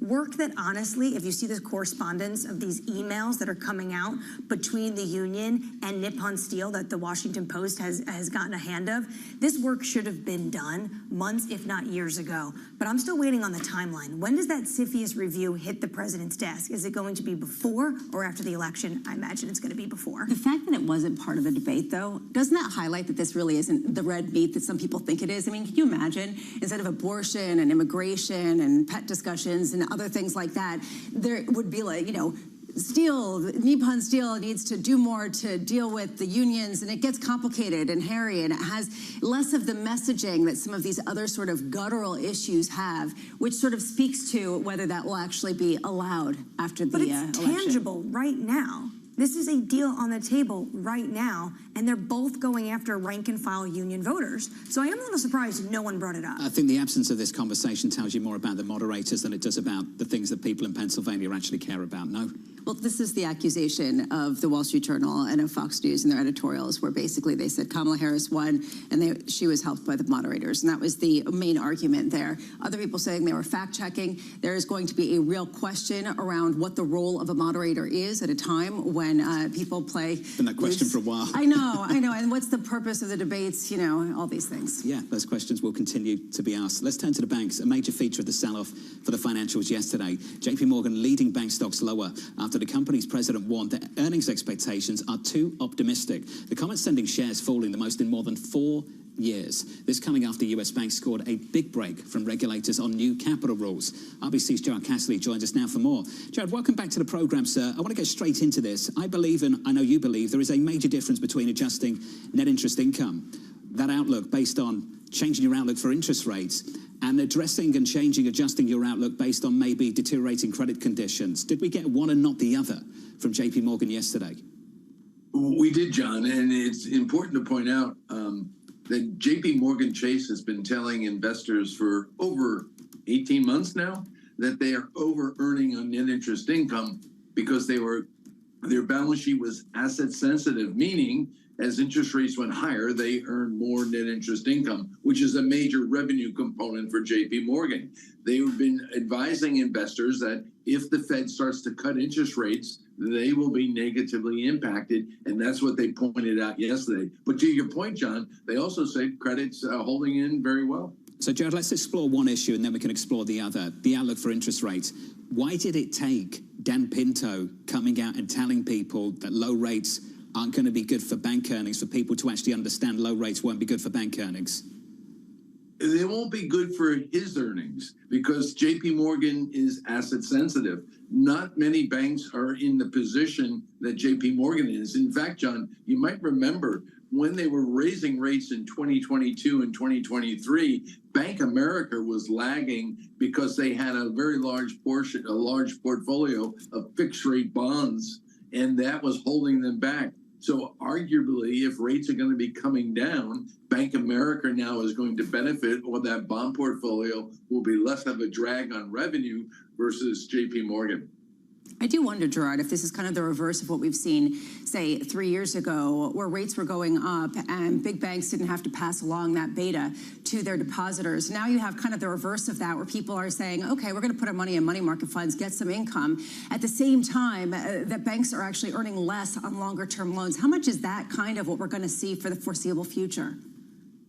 It's going to be interesting, Lisa, because initially what we're likely to see is when the Fed starts cutting rates, any loan or asset tied to SOFR, the Fed funds rate essentially, that would come down in yield, of course. And deposit costs lag a bit, but deposit costs will be coming down if the Fed is going to be cutting rates, let's call it 100 to 150 basis points by the end of 2025. And what's happening and what should happen is that the asset yields, the cash flows coming from the bonds that were put on the books in 2020 and 2021 and fixed rate loans, they will roll over into higher yielding assets because you recall where rates were back then. So you're actually going to see the margins improve for almost all the banks next year due to this dynamic of lower funding costs, and that will and the asset yields will benefit from rates, the cash coming off of the lower yielding earning assets. I would argue that Dan Pinto of JP Morgan wasn't the main show yesterday. I would argue that it wasn't even Goldman Sachs and what they had to say. It was Ally Financial, which is much smaller, but came out with a real kind of worrisome prognostication about the consumer and how much they were falling in terms of their ability to repay loans. How much is that something that is Ally specific? And how much is that something that you're starting to hear around the margins at other large lending institutions?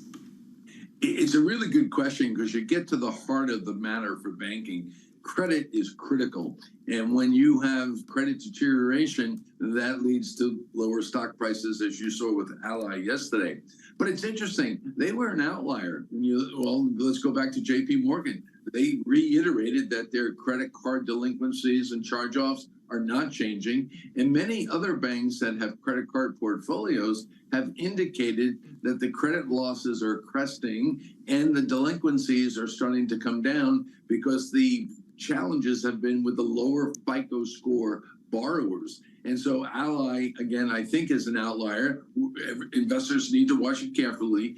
But so far, other banks have not given us any indication that the consumer is really going to be weaker. And yesterday's news, unfortunately, for Ally was a negative surprise. Absolutely. Gerard, you gave us some clues about where maybe you think the road is going, what the future looks like. I want to talk about where we have been over the last 12 months. Some outperformance from JP Morgan, but only slight outperformance. The stock price up by something like 40%. Bank of America still higher by the high 38%, something like that over the last 12 months. Jared, are you suggesting that over the next 12 months we could see some real outperformance from banks like Bank of America versus, say, a JP Morgan?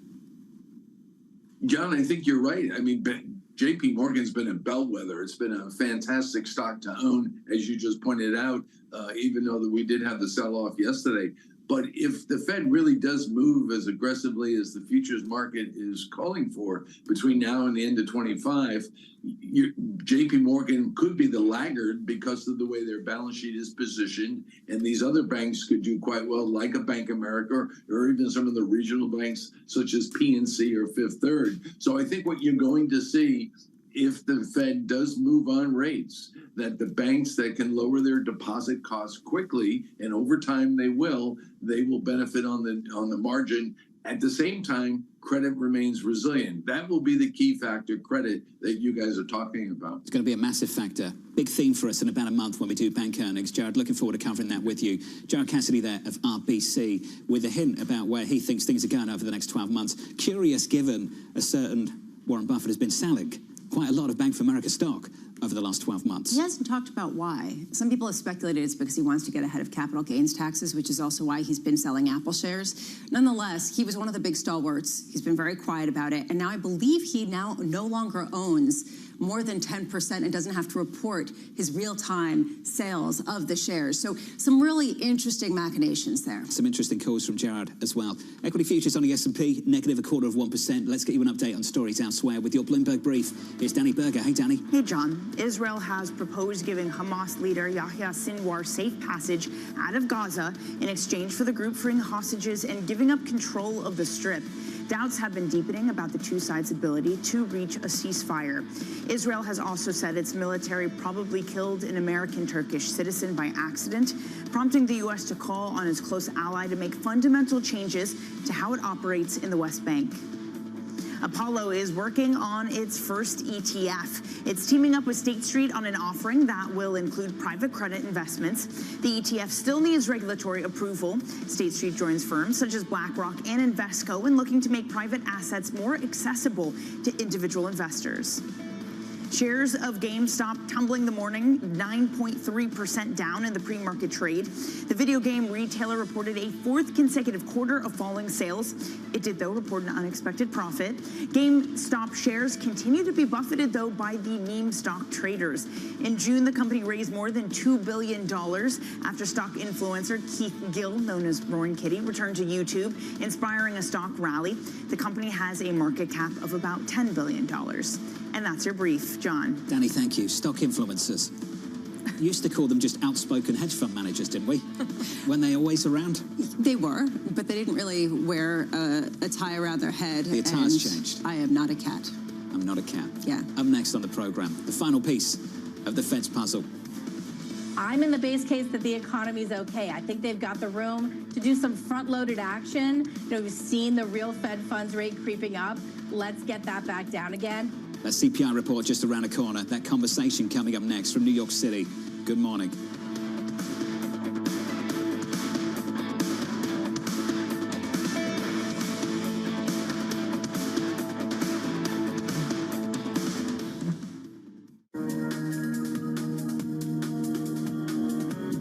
There are many global investors that aren't interested in China anymore, but there's a lot that are.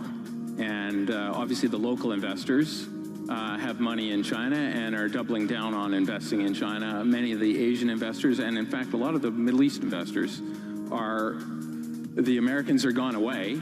Therefore, there's an amazing opportunity to put capital to work and get returns which are excess what you would get in other places. Where there is lack of money, there is usually opportunity. So we continue to build out our business in China. It's just where the money's coming from is different. And so we're raising local money in China for investing and bringing those that choose to be there to invest in China. So it's just a different, where the money's coming from is just different.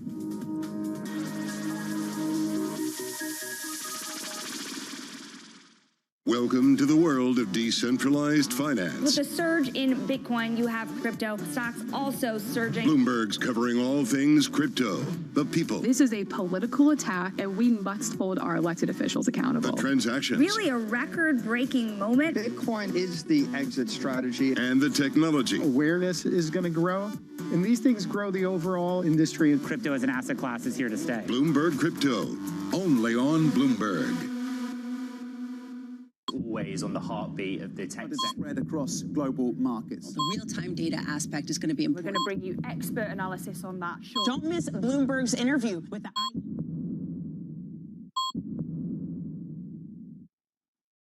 Get your fixed income fix. Watch Bloomberg Real Yield every Friday right here on Bloomberg. Context changes everything.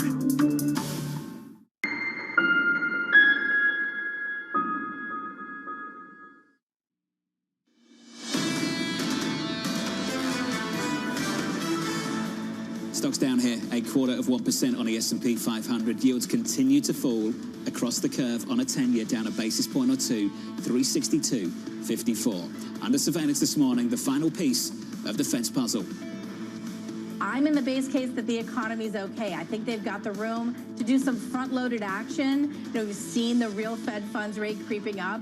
Let's get that back down again. But then they will have time to sort of recalibrate in the new year, especially with new policy coming on board given the presidential election. So here's the latest this morning. US Treasuries rallying ahead of the August CPI report dropping in less than 2 hours' time. It's the final big data point ahead of the Fed's next big decision. Michael Dada with Roth saying this: the labor market is losing momentum, but the layoffs low and payroll growth still positive. There is likely no sense of urgency on the FOMC to front-load rate cuts on September 18th. Michael joins us now for more. Michael, I was reading your research, and welcome back, buddy.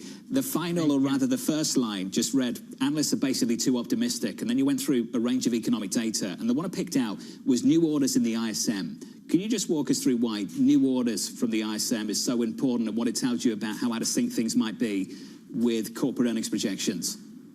Absolutely. So, the new orders index for the coming out of the ISM has actually been a pretty phenomenal leading indicator for everything from forward earnings estimates for the S&P 500 to capital spending trends. It's just a cyclical proxy for demand.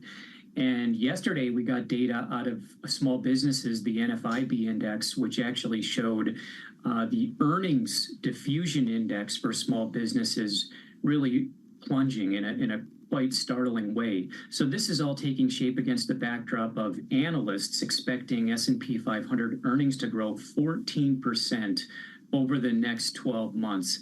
I mean, that just seems awfully high. In a scenario where there is an unexpected recession, analyst estimates tend to be about 30% too high, and that just happens to be your average bear market. But even in a scenario where there's no downturn out there, the economy is decelerating. There is a real risk the Fed is falling behind the curve here. And look, we've got an inflation report coming up today. If inflation's moderating, where is the pricing power to deliver these high earnings expectations? Where is the top line growth coming from? I guess the response is it's simply fantasy land of sustained high productivity growth. And that's the bull case. And we'll see whether it comes to fruition. Let's explore fancy land just a little bit more, Michael. There's a phrase that we've heard a million times on this program. It's different this time. The yield curve, the bull steepener, typically associated with an economic downturn. It's different this time. The move we've seen off the low on unemployment over the last 12 months, people are saying it's different this time. They're taking comfort from the supply side story. How misplaced do you think some of those conversations are, given what you've already told us this morning?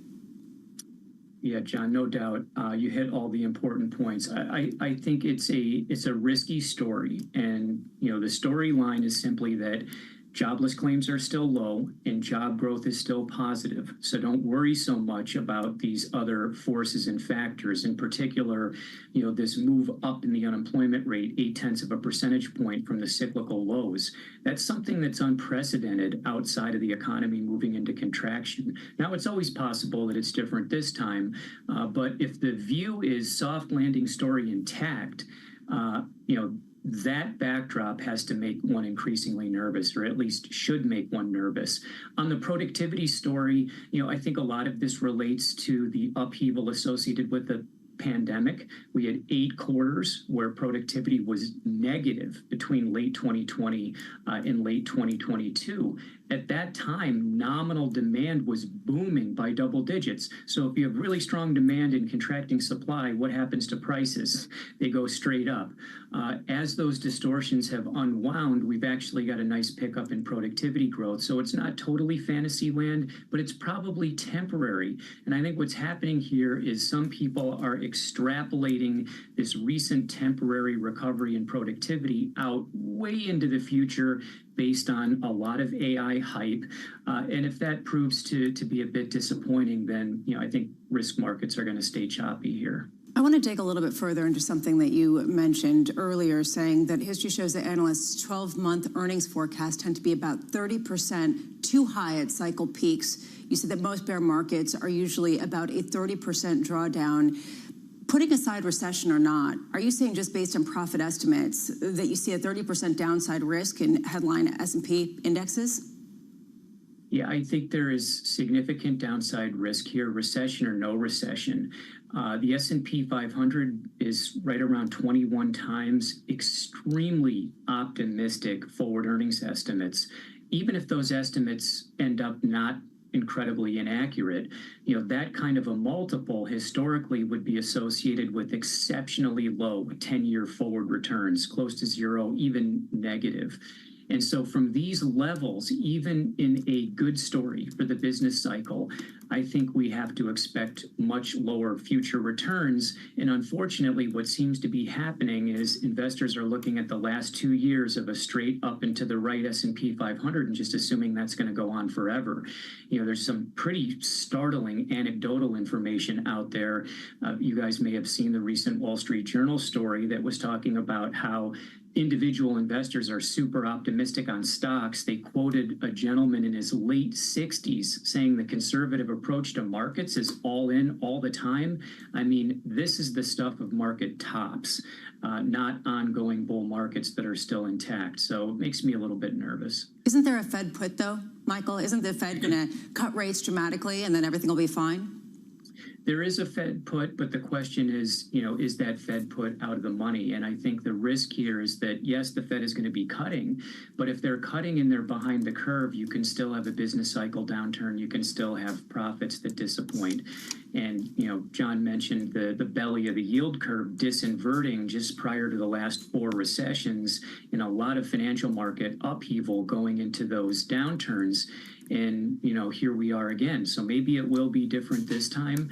But the risk is the Fed cuts rates, but they're behind the curve. So they end up having to do more than is anticipated. The consensus view is we already have priced in a lot, but a lot would be a word you would use if you think the business cycle stays pretty steady here. In an actual downturn, then the Fed will be behind the curve and will have to cut more. One quick statistic, bond market inflation expectations have collapsed by 70 basis points since the spring. Yeah. That means real policy rate, that would be like the Fed doing almost 3 25 basis point rate hikes at a time when the unemployment rate is moving up, payroll growth is slowing, economy is softening. So even a 50 basis point cut on 9/18, which is very uncertain, I actually don't think they're going to go for it. I think they're going to start with 25, would only partially reverse that passive tightening of monetary conditions. And that's the real risk set up here, I think. Mike Dowder of Roth. Mike, appreciate it, sir. Thank you. In the next hour of Bloomberg Surveillance, we'll catch up with Mike Wilson of Morgan Stanley, Rob Casey of Signal Global Advisors, Tom Michaud of KBW, and Stephen Schork of the Schork Group. From New York City this morning, good morning. Stocks pulling back just a touch. You're watching Bloomberg TV.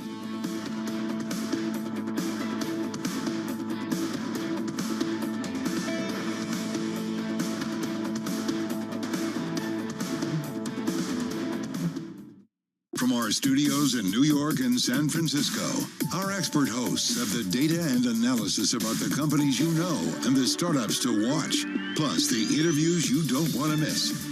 Watch Caroline Hyde and Ed Ludlow on Bloomberg Technology, the only daily business show dedicated to tech, right in the middle of the trading action, every weekday, only on Bloomberg Television. Context changes everything.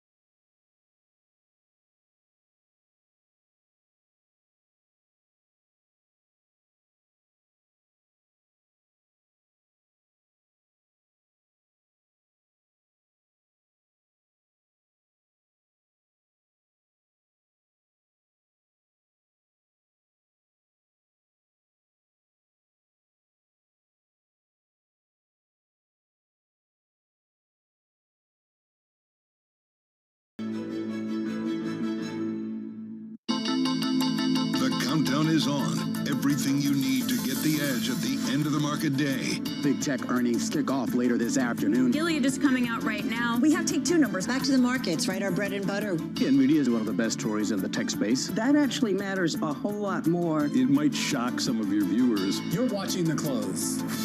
Get ahead of tomorrow's trading with The Close. Weekdays on Bloomberg. Context changes everything.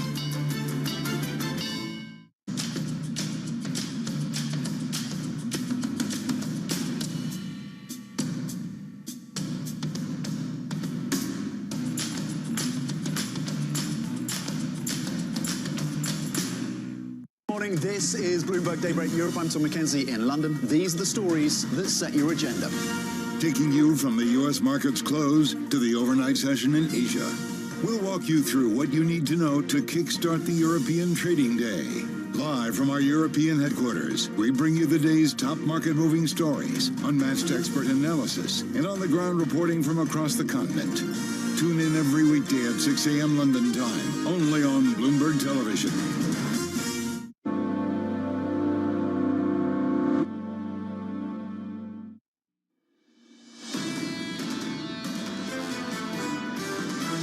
We're seeing an elevated wage growth, but not wage growth that's going to trigger another bout of inflation. There's a lot of reasons to think that inflation could be stickier, and the Fed is really focused on that. The next few months, inflation, the pace and path of inflation is going to get a little more difficult. It's underappreciating the level to which we're all going to have to live with structurally higher inflation. I don't think the inflation boogeyman's totally gone. I think it's just under the bed for a little while. This is Bloomberg Surveillance with Jonathan Ferro, Lisa Abramowitz, and Anne-Marie Hordern. If inflation's the boogeyman, no one's talking about it this morning. The print drops in 90 minutes' time. CPI is just around a corner. Equity futures this morning, and good morning to you, pulling back by 0.25% on the S&P 500. Just a little bit of underperformance on the small caps. The Russell is down by 1/3%, but recovering slowly. If we take a look at the bond market, I think that's where the headlines have been. We continue to fall. Yields lower by a basis point on a 2-year. Lisa down a basis point as well on 10s over the previous 7 sessions. 7 consecutive sessions now. Yields are falling on a 10-year maturity. And this is partly due to certainly what the Fed is going to do, but also due to the fact that no one is talking about that boogeyman that was a boogeyman, say, 9 months ago, which was inflation. And now you're seeing inflation expectations over the next 5 and 10 years really fall off a cliff. Key question, Edgar Dunny hinted at this. If we get confirmation of this at 8:30 a.m. in 90 minutes time, is there a sense that there is a weakness that is driving this, that it's not immaculate in the same kind of way that it used to be?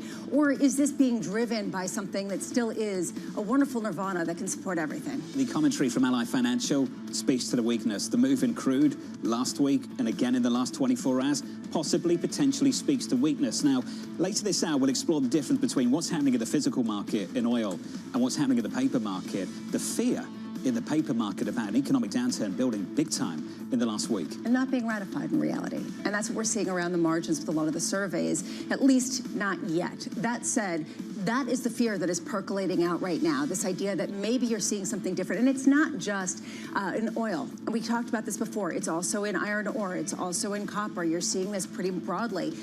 To me, there is a bigger fear, especially when Ally Financial calls out an increasingly tenuous labor market picture to really highlight why they're seeing consumers not paying their bills on time as much. We are coming into Wednesday, coming off the back of a big debate in Philadelphia, Pennsylvania between Harris and Trump. A lot of people describing it as a missed opportunity for the former president, and an outstanding question still.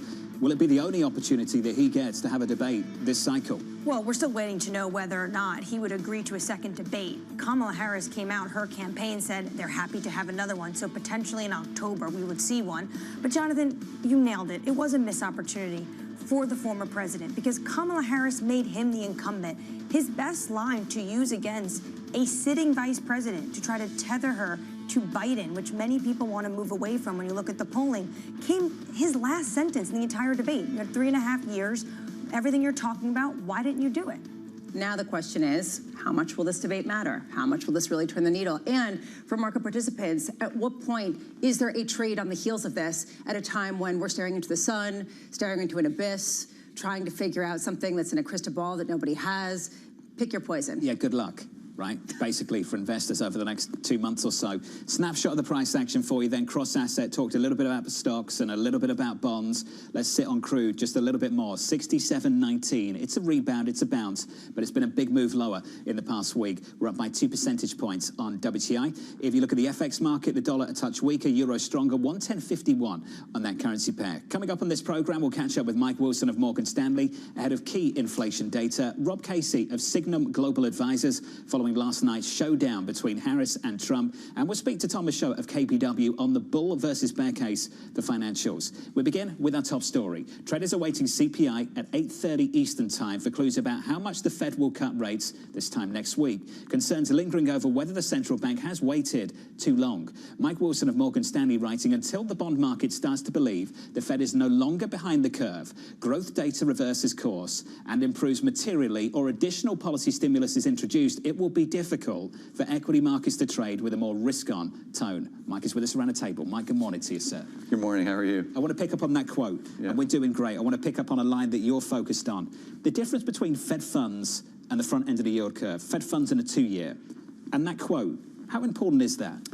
Well, that's a signal that we're getting from the bond market. The bond market has historically been a pretty good indicator of where the Fed is relative to kind of what they need to be doing. And we saw this, by the way, on the upside, too, right? In the 2021 timeframe, the 2-year got ahead on the upside. So it's the same picture, just on the other side. And you know, people complain, oh, they don't complain. They say, well, look, the stock market is behaving fine. But that's not true. Internally, once again, you know, defensive stocks are really doing extremely well. So I think the stock market is taking its cues from what the bond market is saying. It's not saying hard landing yet. What it's saying is that growth has continued to disappoint. So since April, and we've been on this program many times since then, I would say that the data has been distinguishably negative in terms of growth data. Also, the labor data has been much worse. So how has the equity market dealt with that? Well, it's pivoted from what I call quality growth to quality defensives. And we made that pivot in May. And that's classic late cycle behavior. So I think everything kind of sinks. It's just we're waiting for the, you know, like, can somebody give us the keys to the test? You know, the cliff notes, whatever it is. Like, how's this going to end? And we don't know. But the market's, don't you? I'm going to ask you. Basically, you've said we need one of two things. Either the Fed cuts aggressively, or the labor market starts to improve and improve quickly. That's right. For equity markets to perform well. So have you got a base case? Is it one or the other? Do we get one or the other? Well, what I would say is that the Fed could get ahead of the curve if they decide, but the problem, they're constrained. Okay, they're constrained by two things. Not inflation, by the way. Inflation's over, as far as I'm concerned. Inflation, they beat that. What the issue is now is the currency market. If they come in and start cutting aggressively, the yen-dollar relationship is going to create some stress. So they got to be careful with that. The other thing I would throw out there is that we've looked at this. When the Fed starts a cutting cycle with 50 basis points as opposed to 25, the chance of a soft landing goes down materially. And they know this. They know this data. They don't want to signal that. So they're in a tough spot. The Fed's in a difficult spot. They've done a good job of trying to navigate this challenging, different environment that we've been in for the last several years. But now the markets are pressing them. And so next week, I don't really care what they do next week. What I care about is how the markets react.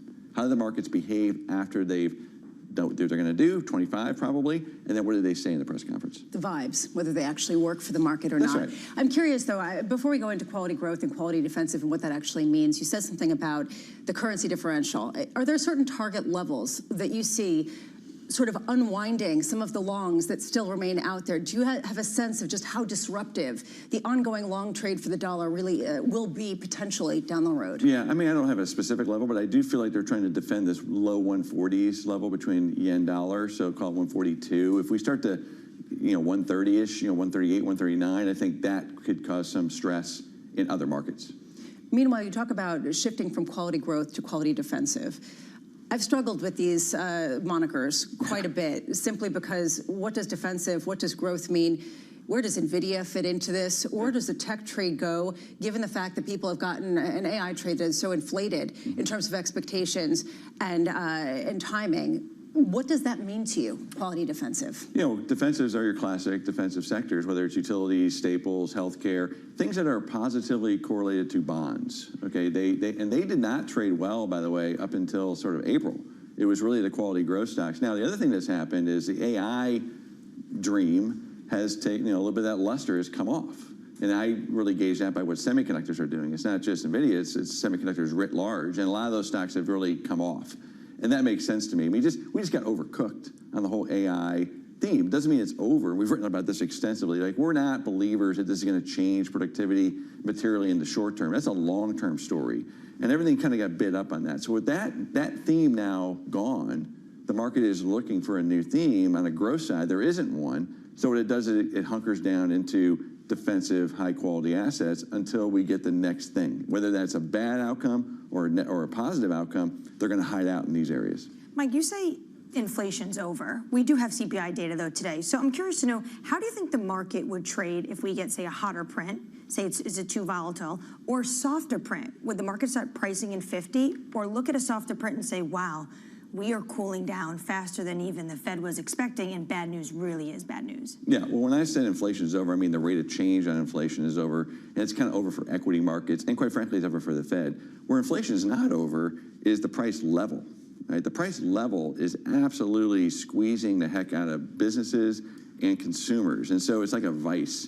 And so I don't think inflation is over in that regard. But what I would say is that, you know, a hot number, I think, is probably pretty bad for the stock market today. I'm not expecting that, but if we got a hot number today, then all of a sudden the Fed is going to stay behind the curve. They're kind of stuck. If we get a really soft number, then we go back to our old thesis, which is pricing power is gone. Okay, so we kind of need to thread the needle here a little bit too. I mean, break evens are at 2% now. Break even. So what are we talking about? We're already at 2%, and it's not like these things stop on a dime. They have there's a risk that we undershoot on the downside. That's good for bonds and is bad for stocks typically. And by the way, that's how the stock market, that's how the markets are trading. So I think the markets already understand all of this. Once again, they're going to do something next week to try and manage the situation. 25 is what we think, and they'll signal for more 25s, not 50s. And then what do they do with the balance sheet? I think that's probably the bigger wild card. Do they talk more aggressively about ending QT more quickly? Do they find other provisions to provide liquidity? That's the bull case, in my view. That's where we could be surprised on the upside. Is there more liquidity coming into the system from other sources? And after next week, then everyone's going to really be focused on the U.S. election. Goldman Sachs, RBC, they talk about how earnings will be much higher potentially under Trump administration if he gets his tax cut plan, rather than Harris, who's calling for 28%. How do you view next year earnings growth based on these two proposals? Assuming that the economy is in a soft landing, okay, that the Fed hasn't overstayed its welcome, and by the way, I think that risk is still on the table. We're in the soft landing camp, but that to me is way more important than the outcome of this election in the next 6 to 12 months. So let's assume we're in a soft landing. Our view is the same. We think that basically Trump is kind of pro-growth, kind of bad for bonds, good for stocks, okay? And that's how we would look at it. And by the way, last night when the debate was going on, the betting markets kind of went in favor of Harris, and the stock market futures kind of traded a little bit, okay? But I do think the stock market is more pro-Trump. I mean, the stock market has traded better when his odds go up and vice versa. So bonds are good under Harris and stocks are bad under Harris? In theory. I mean, at the margin, I would say that's the setup. And the reason being is really taxes. Taxes is the one thing, and that requires some congressional support too. But to me, that's the big issue, not tariffs so much. Both administrations have tariffed. And then immigration, I think both parties are going to have to deal with that in some way. So taxes is the issue. Obviously, Trump is talking about cutting. Harris is talking about raising them. That's bad for stocks, good for bonds. Wanted to ask you this question. I want to squeeze it in at the very end. Lisa was knocking on the door. Are utilities actually defensive? They're up like 20% this year, and it feels like everyone's getting whatever they want from utilities. It's defensive. It's attached to AI. What are utilities? So this is a very interesting question. So, we agree. I mean, we don't think we were one of the first ones to talk about utilities as an AI beneficiary back in February, March. I think that's probably gotten a little overdone, to be honest. But now utilities are definitely trading with the bond market. So the defensive properties of utilities are, I think, dominating their performance in the near term. Here's the interesting thing about utilities. Their balance sheets are typically not great, okay? So you got to be really careful with utilities. If it's going to be a hard landing, these things are going to start trading really poorly. So I would caution listeners, if utilities start trading really poorly and the stock market's not ripping, that's a bad sign. That would be a sign that, oh, we are actually getting closer to potentially hard landing risks. That hasn't happened yet. But if you look at things like low volatility parts of the stock market or defensive, they've gone almost parabolic. And if they start to sell off hard without a stock market rally, then I get concerned about hard landing risk. That's not the case today. Interesting. Mike, this was great. Clinic, as always. Thank you, sir. Mike Wilson there of Morgan Stanley. Equities recovered just a touch. We're down 1/4% on the S&P with an update on stories elsewhere. Here's your Bloomberg Brief with Danny Berger. Hey, Danny. Hey, John. People familiar say Nippon Steel sent a senior executive to Washington to boost its case for the $14 billion takeover of U.S. Steel. President Joe Biden is set to block the merger. Kamala Harris and Donald Trump have also criticized the deal. Hurricane Francine gained strength and caused some offshore oil platforms in the Gulf of Mexico to be shuttered. It was expected to make landfall in Louisiana today, but it will likely miss the major nat gas export plants. The U.S. Weather Prediction Center said storm surges in some coastal areas could reach 10 feet. After making landfall, the system is forecast to move across Mississippi on Thursday. And LVMH is in late-stage talks to become a major Formula One sponsor. People familiar said brands like Tag Heuer and possibly Moet Champagne and its hotel chains may see their logos and products prominently displayed to race viewers. The potential agreement could be worth a reported $150 million annually. It is a blow to Rolex, which has been the official timekeeper of F1 since 2013. And that's your brief, John. Danny, thank you. I spent the last year on this program trying to sell AC Milan to the Arnault family. Yeah. Not sure if anyone's listening. Now they're getting into Really? Formula One. You want them to either sponsor it or do you want them to own it? No, I want them to own it. Yeah. I'm not sure what AC Milan think about that. Speaking for myself here, but I'd love them to own it. They'd have beautiful uniforms. Deep pockets, beautiful uniforms. Yeah. Everyone wins. Everyone wins. Keep going. Up next on this program, trading blows on the debate stage. The American people want a president who understands the importance of bringing us together. She's going to do this, she's going to do that, she's going to do all these wonderful things. Why hasn't she done it? And why did he wait so long to say it? That conversation up next from New York City. Good morning.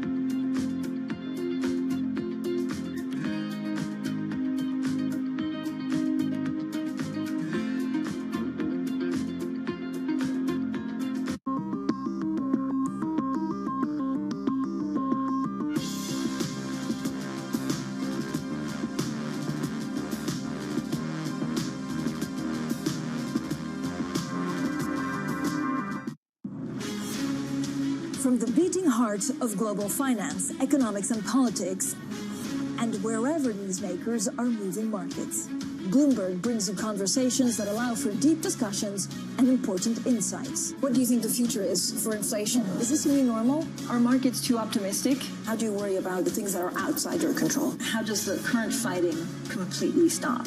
I'm Francine Lacqua, and this is The Pulse, every weekday only on Bloomberg.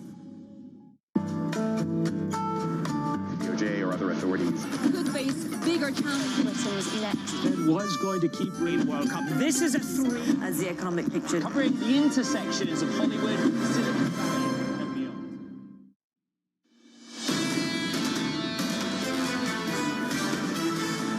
One thing that is not getting much coverage at all this morning, a CPI report that drops in 1 hour and about 12 minutes' time. If you go back 6 months, maybe even 4 months, it would be the only thing we're talking about this morning, and it's not.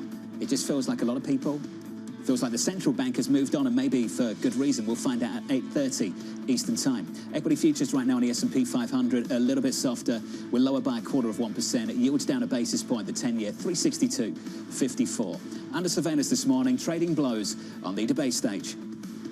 The American people want a president who understands the importance of bringing us together. She's a Marxist. Everybody knows she's a Marxist. Donald Trump certainly should not be telling a woman what to do with her body. I'm not in favor of abortion ban, but it doesn't matter because this issue has now been taken over by the states. People start leaving his rallies early out of exhaustion and boredom. She's going to do this, she's going to do that, she's going to do all these wonderful things. Why hasn't she done it?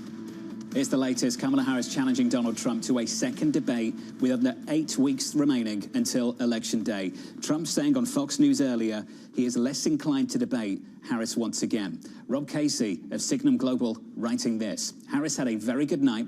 She did not land any knockout punches. This is going to be a close race tomorrow as it is today. But Harris carried herself with great composure and successfully defined a stark comparison between her policies and those of Trump. Rob's with us around a table. Rob, good morning to you, sir. Morning. You said she had the edge going into this. Your base case is that Harris wins this election. Did anything change overnight? You know, I don't think a lot changed. I think Harris had a good night, but how voters feel about Kamala Harris and how voters feel about Donald Trump, I think yesterday into today, not a whole lot different. You know, Harris did introduce herself to more voters, voters who maybe didn't know much about her as she was a senator and VP, maybe didn't turn into the Democratic National Convention. So I think in that sense, you know, Harris proved once again she can be on that stage. She deserves to be on that stage, even though she didn't win any primary votes. But that being said, this was not a debate to change people's minds. There's a phrase that you've used, you and the team in your research, asymmetric incumbency. You get to fly on Air Force Two, but without the baggage. Now, the former president seems to be doing a pretty poor job of prosecuting the case and getting people to realize that there is some baggage here. Where is he falling short on that front? I think it's a much easier argument to make against Joe Biden than it is against Kamala Harris. You know, I think most of us in the country understand that the vice president doesn't have a whole lot of power. Was she tasked with the border? To a certain extent, yes. Do I think that that's a very successful attack line against Kamala Harris? Yes, and it's one that Trump made last night. But that being said, you know, she's essentially an undefined quantity. She's done a better job of defining herself than Trump has of defining her. Some individuals are going to start voting next week, especially in a swing state like Pennsylvania. Trump's saying he's less inclined to debate Harris again this morning on Fox. Kamala Harris's team came out right away and said, we want a second debate. What benefits her of having a second debate if you and many others would say, and the predict market has her up now saying she won this one? You know, I think that was a stellar decision by the Harris campaign to come out and say immediately after that she's ready to go again, right? She won. She wants to do it again. She doesn't think it was a fluke. She's happy to step on any stage, anytime. That being said, you know, I don't think Trump is eager to get back on a stage. And there's a lot of back and forth about the rules and anchors and moderators, and last night maybe fairly so. So I think it'll be hard for the two campaigns to come to an agreement about a second debate. That being said, I think brilliant move by the Harris campaign to say that she's ready to go again. I know this wasn't actually in the debate, but Taylor Swift did come out after and endorse Kamala Harris. And the reason why I'm interested about this is because Evan Roth-Smith yesterday said they're going after last night 500,000 people. Does Taylor Swift actually move the margins into Harris camp? You know, I think she moves the margins marginally. I mean, I don't think it's a huge change to the race. I think it's the single most important celebrity endorsement in this campaign, certainly, maybe in U.S. presidential history. And that's because, you know, the Taylor Swift base, if you want to call it, is largely white, suburban women, often young women. These are the voters who could decide the election. They're certainly voters motivated by abortion, among other issues. And so for Taylor Swift to come out very explicitly last night following the debate in support of Vice President Harris, I think it can only help her, although maybe not that much. Just to build on something that both Emery and John were talking about, how much at this point can the only thing that really changes the tune of this election come to turnout? Essentially, this is just a turnout game more than anything else. Yeah, it really is. And between now and November, and we talked about this last week, you know, there aren't a whole lot of things that are likely to change the election a whole lot, right? We talk about October surprises all the time. The data doesn't really show that October surprises change voters' minds a whole lot. So between now and November, I think the question is, can Kamala Harris sustain her momentum? Out of the convention, she didn't get the bump that I think she and Democrats would have liked. In the past week, she's seen some polls that are not quite as positive as in the past month. But coming out of the debate and sort of this is really the sprint to the finish, the question is, can she sustain the momentum necessary to turn out Democrats across the country? Of course, she's helped by issues like abortion, among others, that are explicitly on the ballot.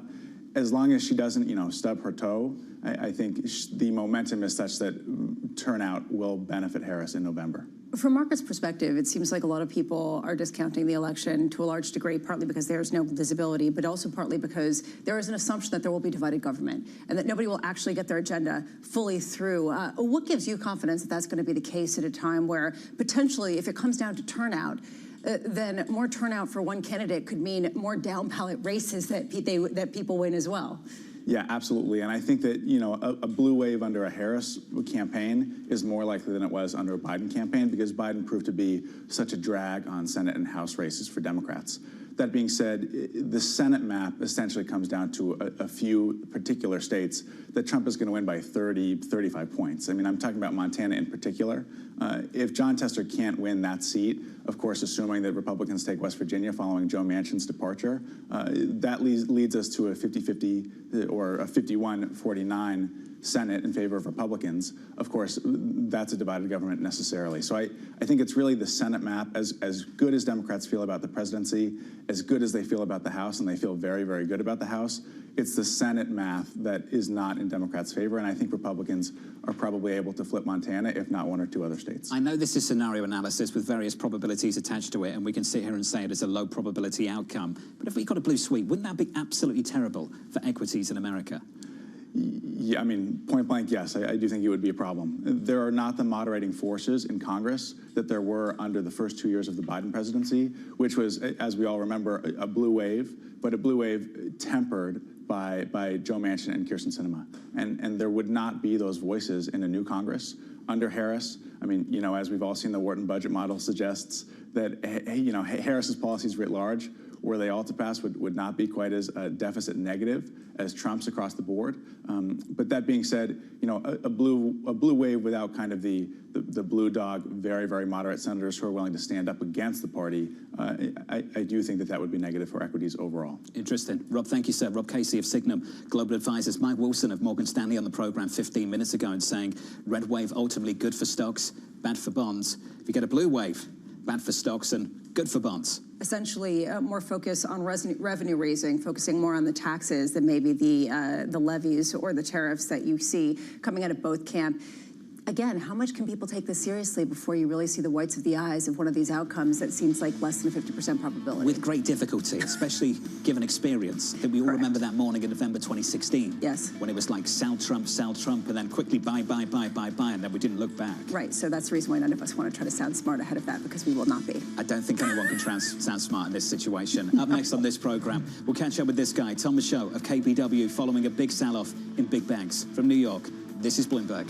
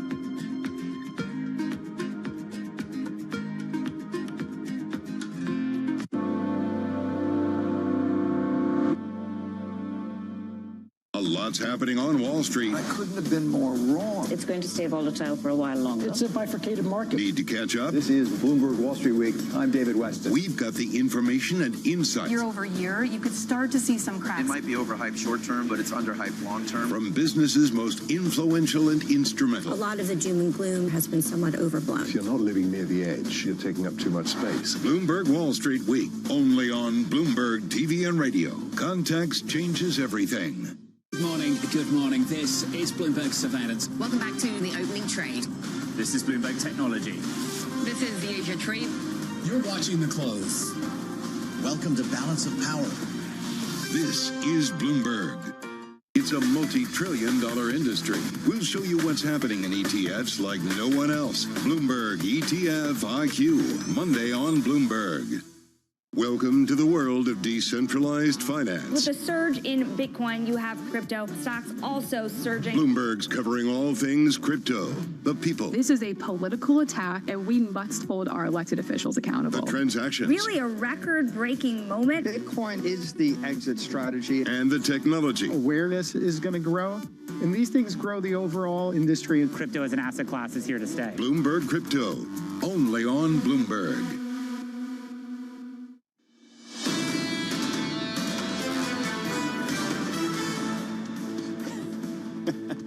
Equity futures right now in the S&P 500, just a little bit softer. We're down 0.25%. On the Nasdaq at the moment, down 0.33%. On a Russell, down 0.25%. Yesterday on the S&P 500, actually posted a two-day winning streak on the S&P for the first time since August 19th. Beneath the surface, though, and this is what Mike Wilson of Morgan Stanley was talking about. Look at energy, look at financials. They got absolutely hammered. So let's start with the financials. Switch up the board and get to the bond market. The 2-year, 10-year, and 30-year. The 2-year yield is down again by a basis point. The 10-year yield is down for a 7th consecutive session. There has not been a single day this month where the 10-year yield has actually finished the day higher. We're down to 362.17. JP Morgan came out yesterday and basically said the problem was interest rates. Ally Financial came out and said the problem was credit. Which one it is going to be really important to how this equity market trades over the next 12 months. If it's interest rates, oh, poor JP Morgan, if they earn $85 billion rather than $90 billion, everyone's going to cry. No one's really going to think that's a bigger story. If it is a credit quality story akin to what Ally was talking about, that speaks to the soft landing versus hard landing and has a very different and more pernicious implication for the rest of the market. That's the bond market. We'll come back to the financials in just a moment. I mentioned energy trading really poorly yesterday off the back of the commodity itself and a big downdraft over the last week or so. Crude is bouncing this morning, up 2% on both Brent and WTI. Brent trading in the 60s for the first time since 2021. In yesterday's session, we traded 70.68 this morning on WTI 67.33. AMH, you were going through some of the commentary from some of the trading houses, the big oil players. Gunvor in the last week, the chairman just yesterday, I think. Today we're producing much more oil than we're consuming, and that balance is seen to worsen over the next few years. And I think that speaks to the divide emerging between how poorly the paper market is trading versus what's happening in the physical market right now. Yeah, and I think we need to remember where we are in the calendar. We're in September, going into the fall, going into the winter. We are past peak driving season. At the same time, you have traders really concerned about China. We've seen this before with China, and you've mentioned a lot, Lisa, today, across the commodity space. This would percolate when bad data would come out of China. But now the concern is the landing in the United States and some of the dour economic data we are seeing stateside. On the oil markets, Stephen Schork of the Schork Report joining us in 20 minutes' time. Look out for that conversation. Under surveillance this morning, traders awaiting US CPI due out in less than 1 hour's time. A Bloomberg survey calling for another month of muted increases, with core CPI rising 0.2% in August, following similar advances in July. And dare I say, no one's talking about it for good reason, because it's been so subdued compared to where we were in the last few months. Mike Wilson said it's over, basically, not in terms of where prices are, but in terms of the rate of change. And certainly the Fed seems to think that. And certainly when you look at Fed funds futures, as well as break-even rates, you're seeing that also fall at some of the lowest levels going back to 2021.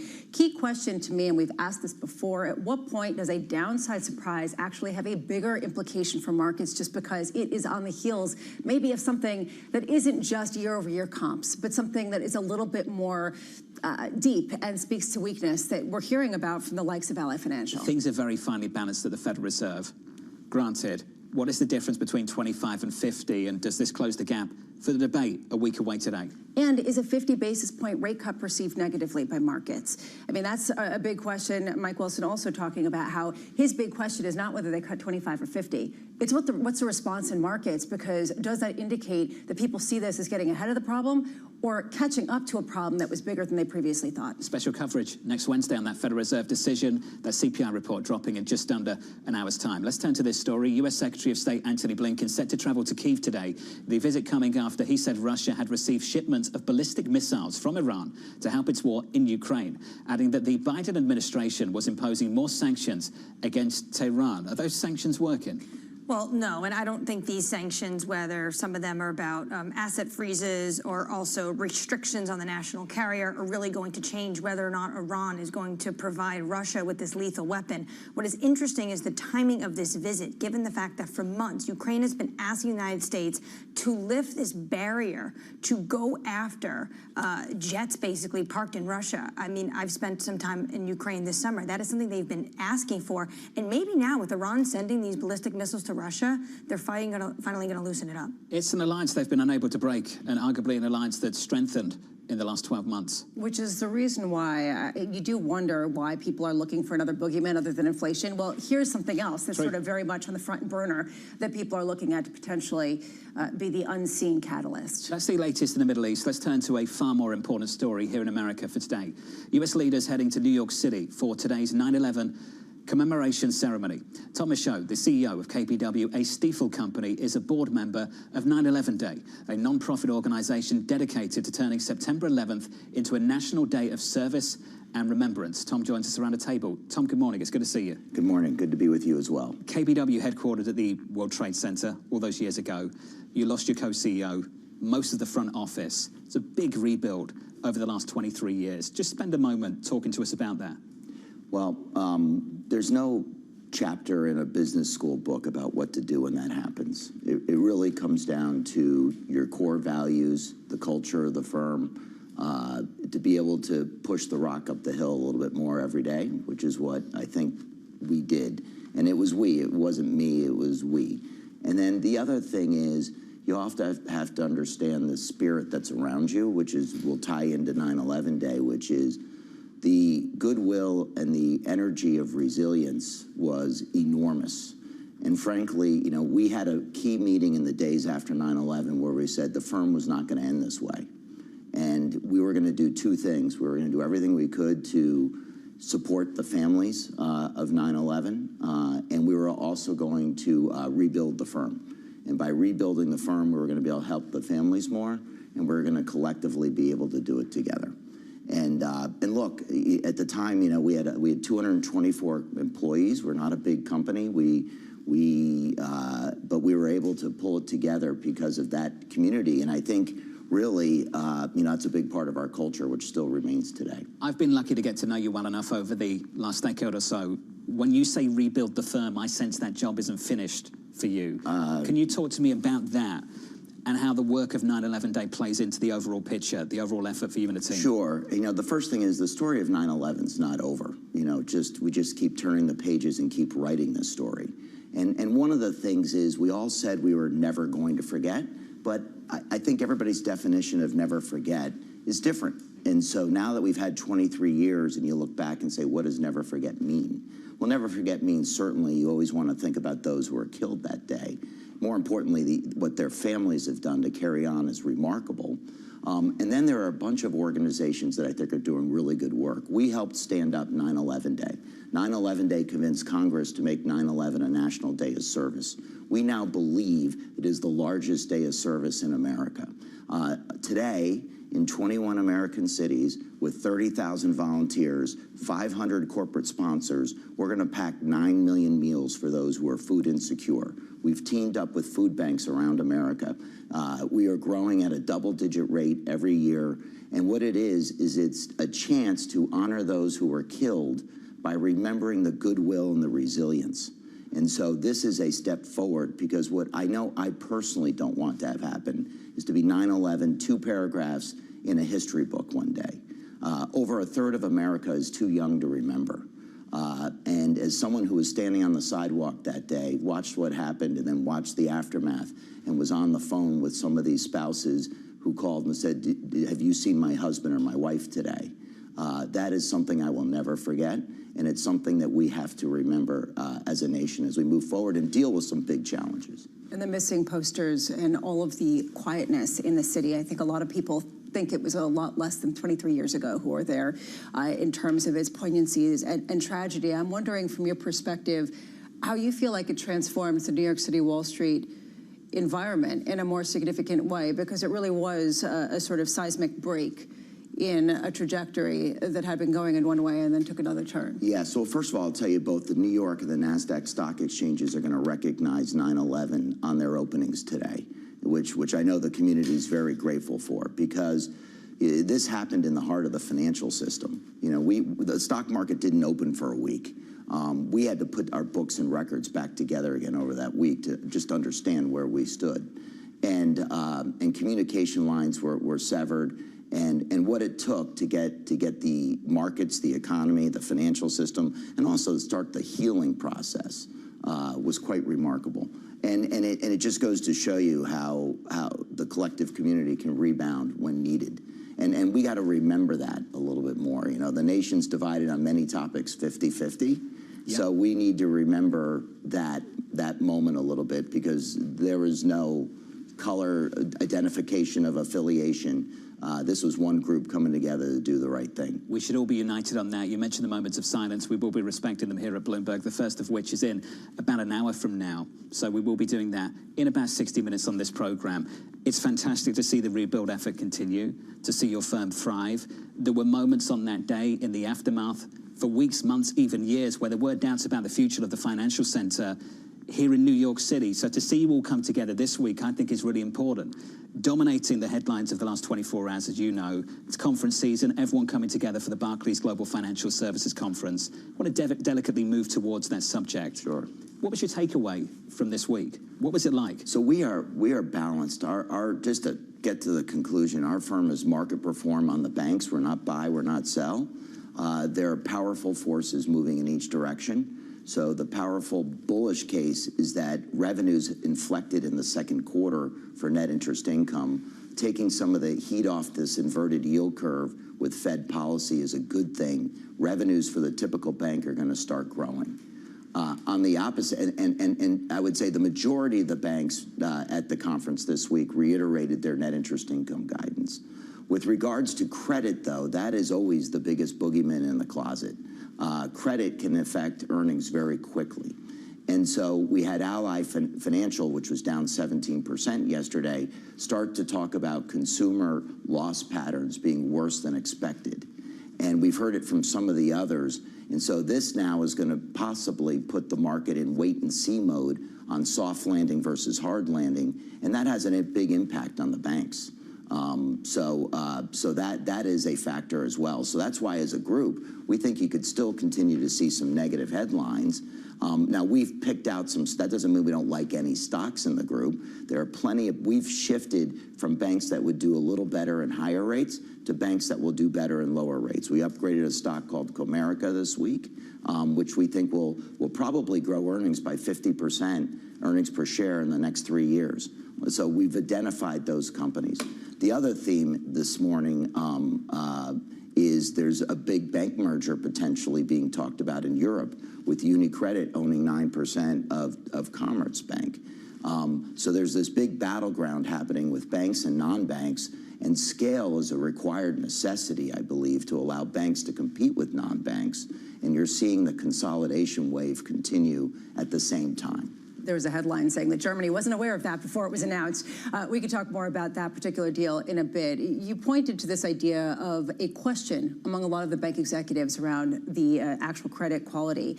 And I wonder, what does that mean for when the Fed does cut rates materially? Does this mean that they're going to be more willing or less willing to extend credit at a time where there are real questions around the credit worthiness of a lot of these consumers? So, and it's all woven together, because if we really wanted to know the answer to a single question, you'd want to know soft landing, hard landing. If it's a hard landing, the Fed would say, gee whiz, that would support 50 basis points now, because there's a lag period in terms of what it happens when you move rates.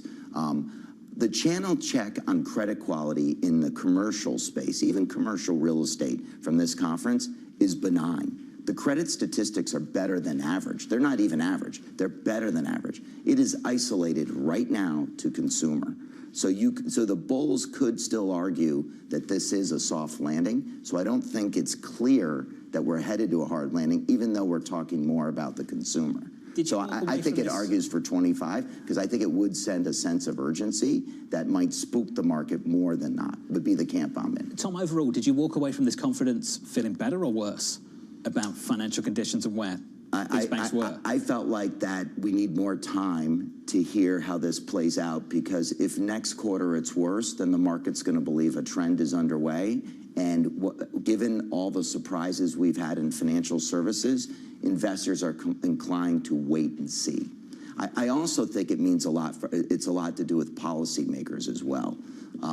We also had the capital rules announced, which were generally cut in half, plus or minus. Yeah.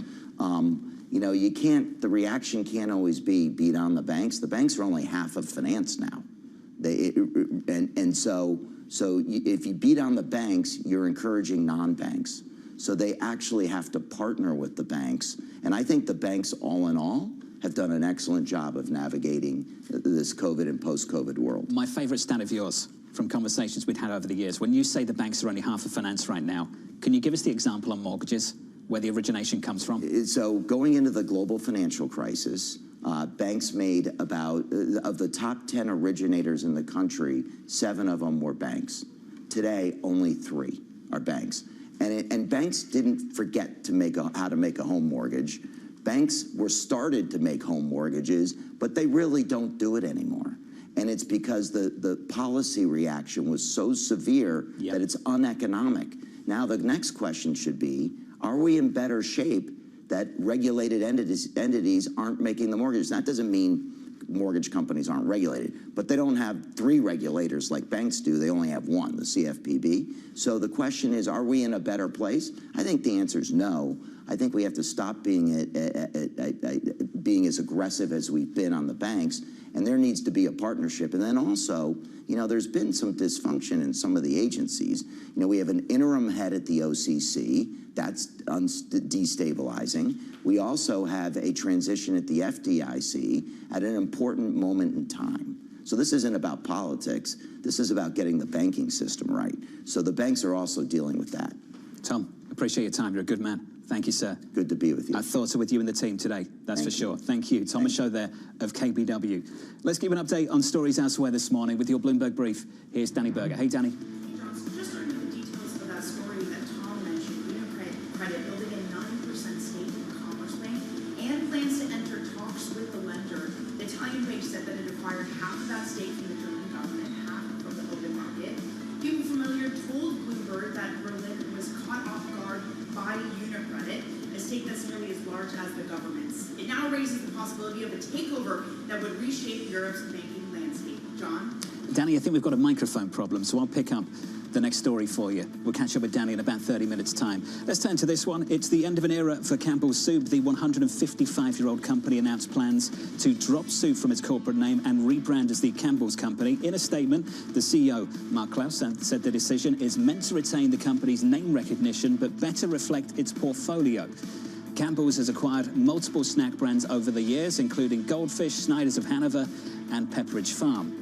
And our final story, McDonald's is moving closer to completely removing human cashiers from its shops. People familiar say it's rolling out a new format in the US where digital ordering stations can take cash and give change. The bulk of McDonald's already have digital kiosks, but ones that only accept car payments. Human workers aren't going away, but the new model, which is only at a handful of restaurants, essentially removes the need for cashiers. We've been replaced by robots. This was largely expected, but you think about how this is the most basic of the replacements, and it still hasn't gone off as much as people previously thought. But you just can imagine this is going to be the path ahead, and you're going to go to a restaurant. You can see where it's going, Yeah, of course. Up next on this program, fracking, face-off. I will not ban fracking. I have not banned fracking as Vice President of the United States. Fracking? She's been against it for 12 years. If she won the election, the day after that election, they'll go back to destroying our country, and oil will be dead. Oil traded much lower in the last few days, the last week for that matter. That conversation up next.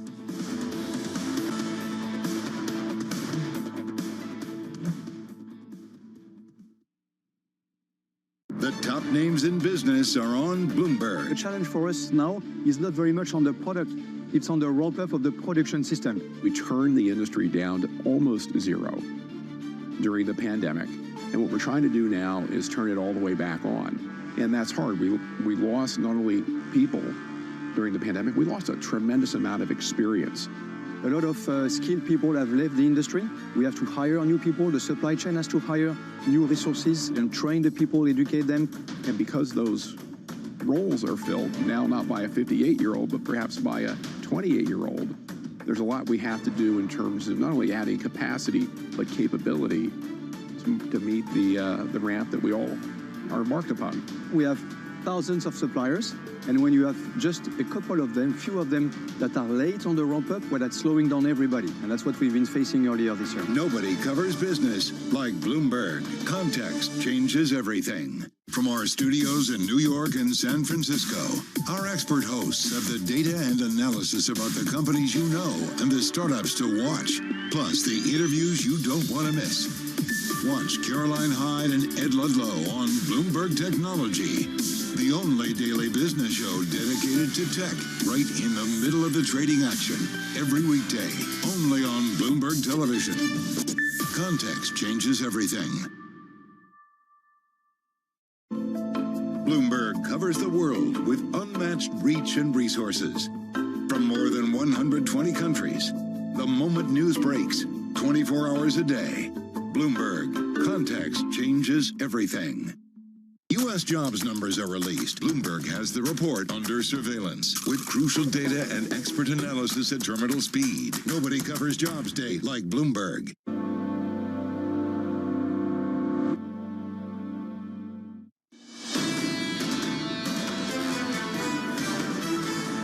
Crude bouncing this morning, WTI up by 2.5%, still trading in the 60s. Brent crude back in the 70s. Brent crude up by 2.25%.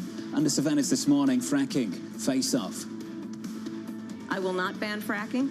I have not banned fracking as Vice President of the United States. And in fact, I was the tie-breaking vote on the Inflation Reduction Act, which opened new leases for fracking. Fracking? She's been against it for 12 years. If she won the election, the day after that election, they'll go back to destroying our country, and oil will be dead, fossil fuel will be dead, we'll go back to windmills, and we'll go back to solar, where they need a whole desert to get some energy to come out. You ever see a solar plant?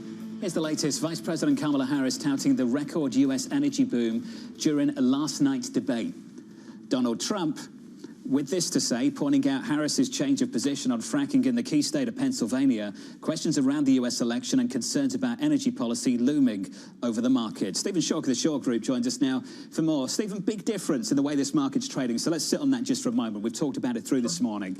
The physical market's doing one thing. Walk us through what's happening there relative to how we're pricing things in the paper market over the last week. Yeah, absolutely. So first and foremost, of course, we're concerned about Hurricane Francine making landfall today along the Gulf Coast, the refinery epicenter. So we are seeing some reactions into the market on this event. Now, assuming we come through the event unscathed, what we're looking at now is a physical market that appears to be relatively tight here in the United States. So, for instance, the Cushing, Oklahoma terminal complex, where you make and take delivery on the futures contract on the paper market, physical barrels there have fallen in 15 of the last 16 weeks, 11 weeks in a row. The decline of over 18 million barrels is about 40% above seasonally adjusted norms. So we're seeing a significant drawdown in the physical market, and this is being reflected in the paper market in the spreads. When we look at the differential over given time periods, that we're looking at a clear premium being paid in the spot market, which is a clearest indication that the paper market is telling us the physical market is way too tight and therefore not enough supply as we go into the fall turnaround season. Just taking a step back, Stephen, are you basically saying that the decline that we've seen in the contracts around oil, just simply at this point is a head fake, and that you're going to see some sort of price spike as people realize the physical dynamics at play? Well, it's a good question, and a massive driver of the price declines we've seen over the past 2 weeks has been an incredible amount of futures contracts in both the NYMEX, New York Mercantile Exchange's WTI contract, and the ICE Brent crude oil contract, where we've seen a number of speculative shorts, mainly hedge funds, come in selling a heck of a lot of oil over the past 2 weeks. And we've also seen a lot of selling by the bullish funds, i.e. they're getting stopped out. So therefore, we have bearish hedge funds that are establishing new shorts, and that selling has been exacerbated by panicked bulls trying to cover and get out of their positions. So what we're seeing now is a bit of a squeeze in the market. I do think we are overdone. Keep in mind, I think essentially, yes, to answer your question, this is most likely a head fake. We are going into September, October, the weakest demand months of the year, but we are setting up the form of base now over the next few weeks that will set the foundation for a rise when demand begins to pick up in the latter part of the fourth quarter. Well, given what you just said with the physical market being tight, the futures is trading November, some of these barrels. What's the floor then do you have? The floor right now is based on our modeling, and we go out through quarterly modeling. We are right now down at the bottom of the well below our first standard deviation of our modeling, which came out in the beginning of the quarter, which was right around $72, $73. Our next bottom number in the spot market between now and the end, well, we just have a couple more weeks in the quarter, but it's we'll just round it. So $67 is the second standard deviation of our model's output. So for me, from a quantitative approach to this, 67 is our floor in the market for the next month or so. Stephen, thank you, sir. Appreciate the update. Stephen Schulk there, the Schulk Group, on some big developments in this oil market. The bearishness, almost overwhelming how bearish things have got and how quickly things got bearish. We've had revisions from Goldman, revisions from Morgan Stanley, fears about growth in China, whether that's misplaced or not, fears about production at a record in America and being oversupplied in 2025. And this, to me, really goes to the heart of the question, is this a supply issue or a demand issue? At what point are people sort of overestimating or increasing their expectations of a demand fall-off in tandem with some of the weaker data that we've gotten economically out of the U.S., out of Europe, in particular out of China? We've moved back from talking about triple-digit crude and inflation being too high, haven't we?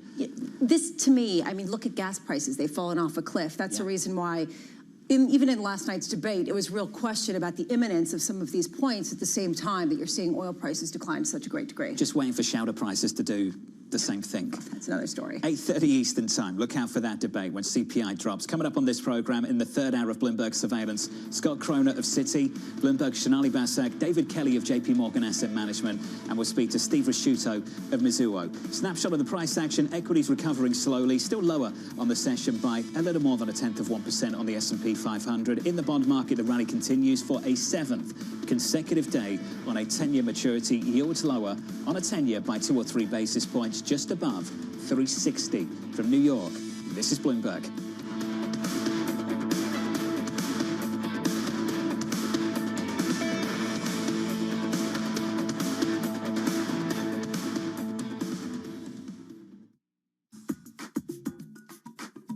What would you say somebody young who's watching this should do if he or she aspires to be like you? There's one component of our industry that people need to focus on, and it's not technical, and that's communication skills. Focus on being a phenomenal communicator, invest in that. Think about it, we have to convince a company to sell to us. You just don't walk in and buy the stock or tell them, yeah, you're for sale, I'll pay you this price.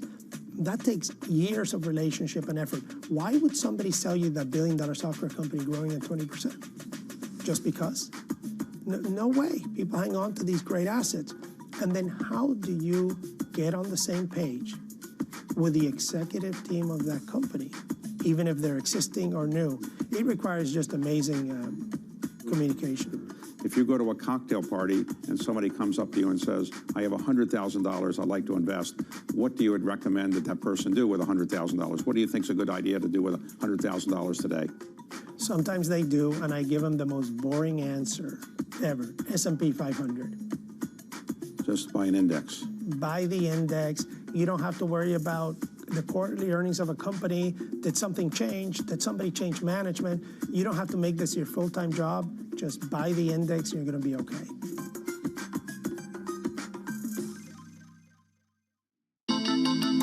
The countdown is on. Everything you need to get the edge at the end of the market day. Big tech earnings kick off later this afternoon. Gilead is coming out right now. We have take two numbers. Back to the markets, right? Our bread and butter. NVIDIA is one of the best stories in the tech space. That actually matters a whole lot more. It might shock some of your viewers. You're watching The Close. Get ahead of tomorrow's trading with The Close. Weekdays on Bloomberg. Context changes everything.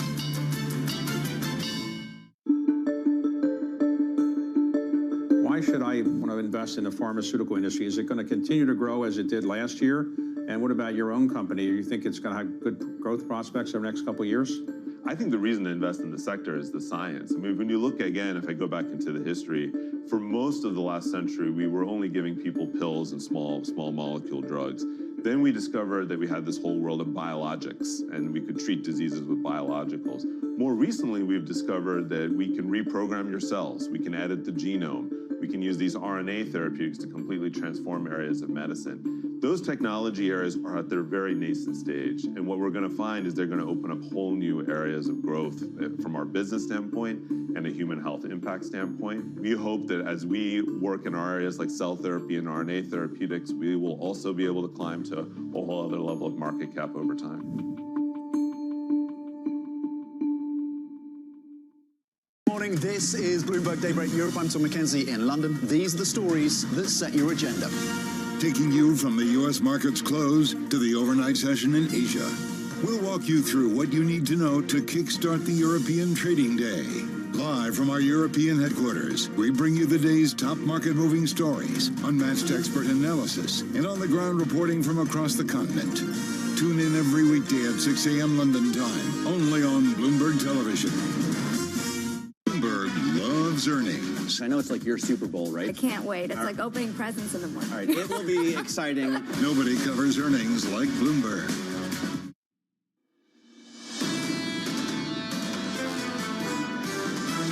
We're seeing an elevated wage growth, but not wage growth that's going to trigger another bout of inflation. There's a lot of reasons to think that inflation could be stickier, and the Fed is really focused on that. The next few months, inflation, the pace and path of inflation is going to get a little more difficult. It's underappreciating the level to which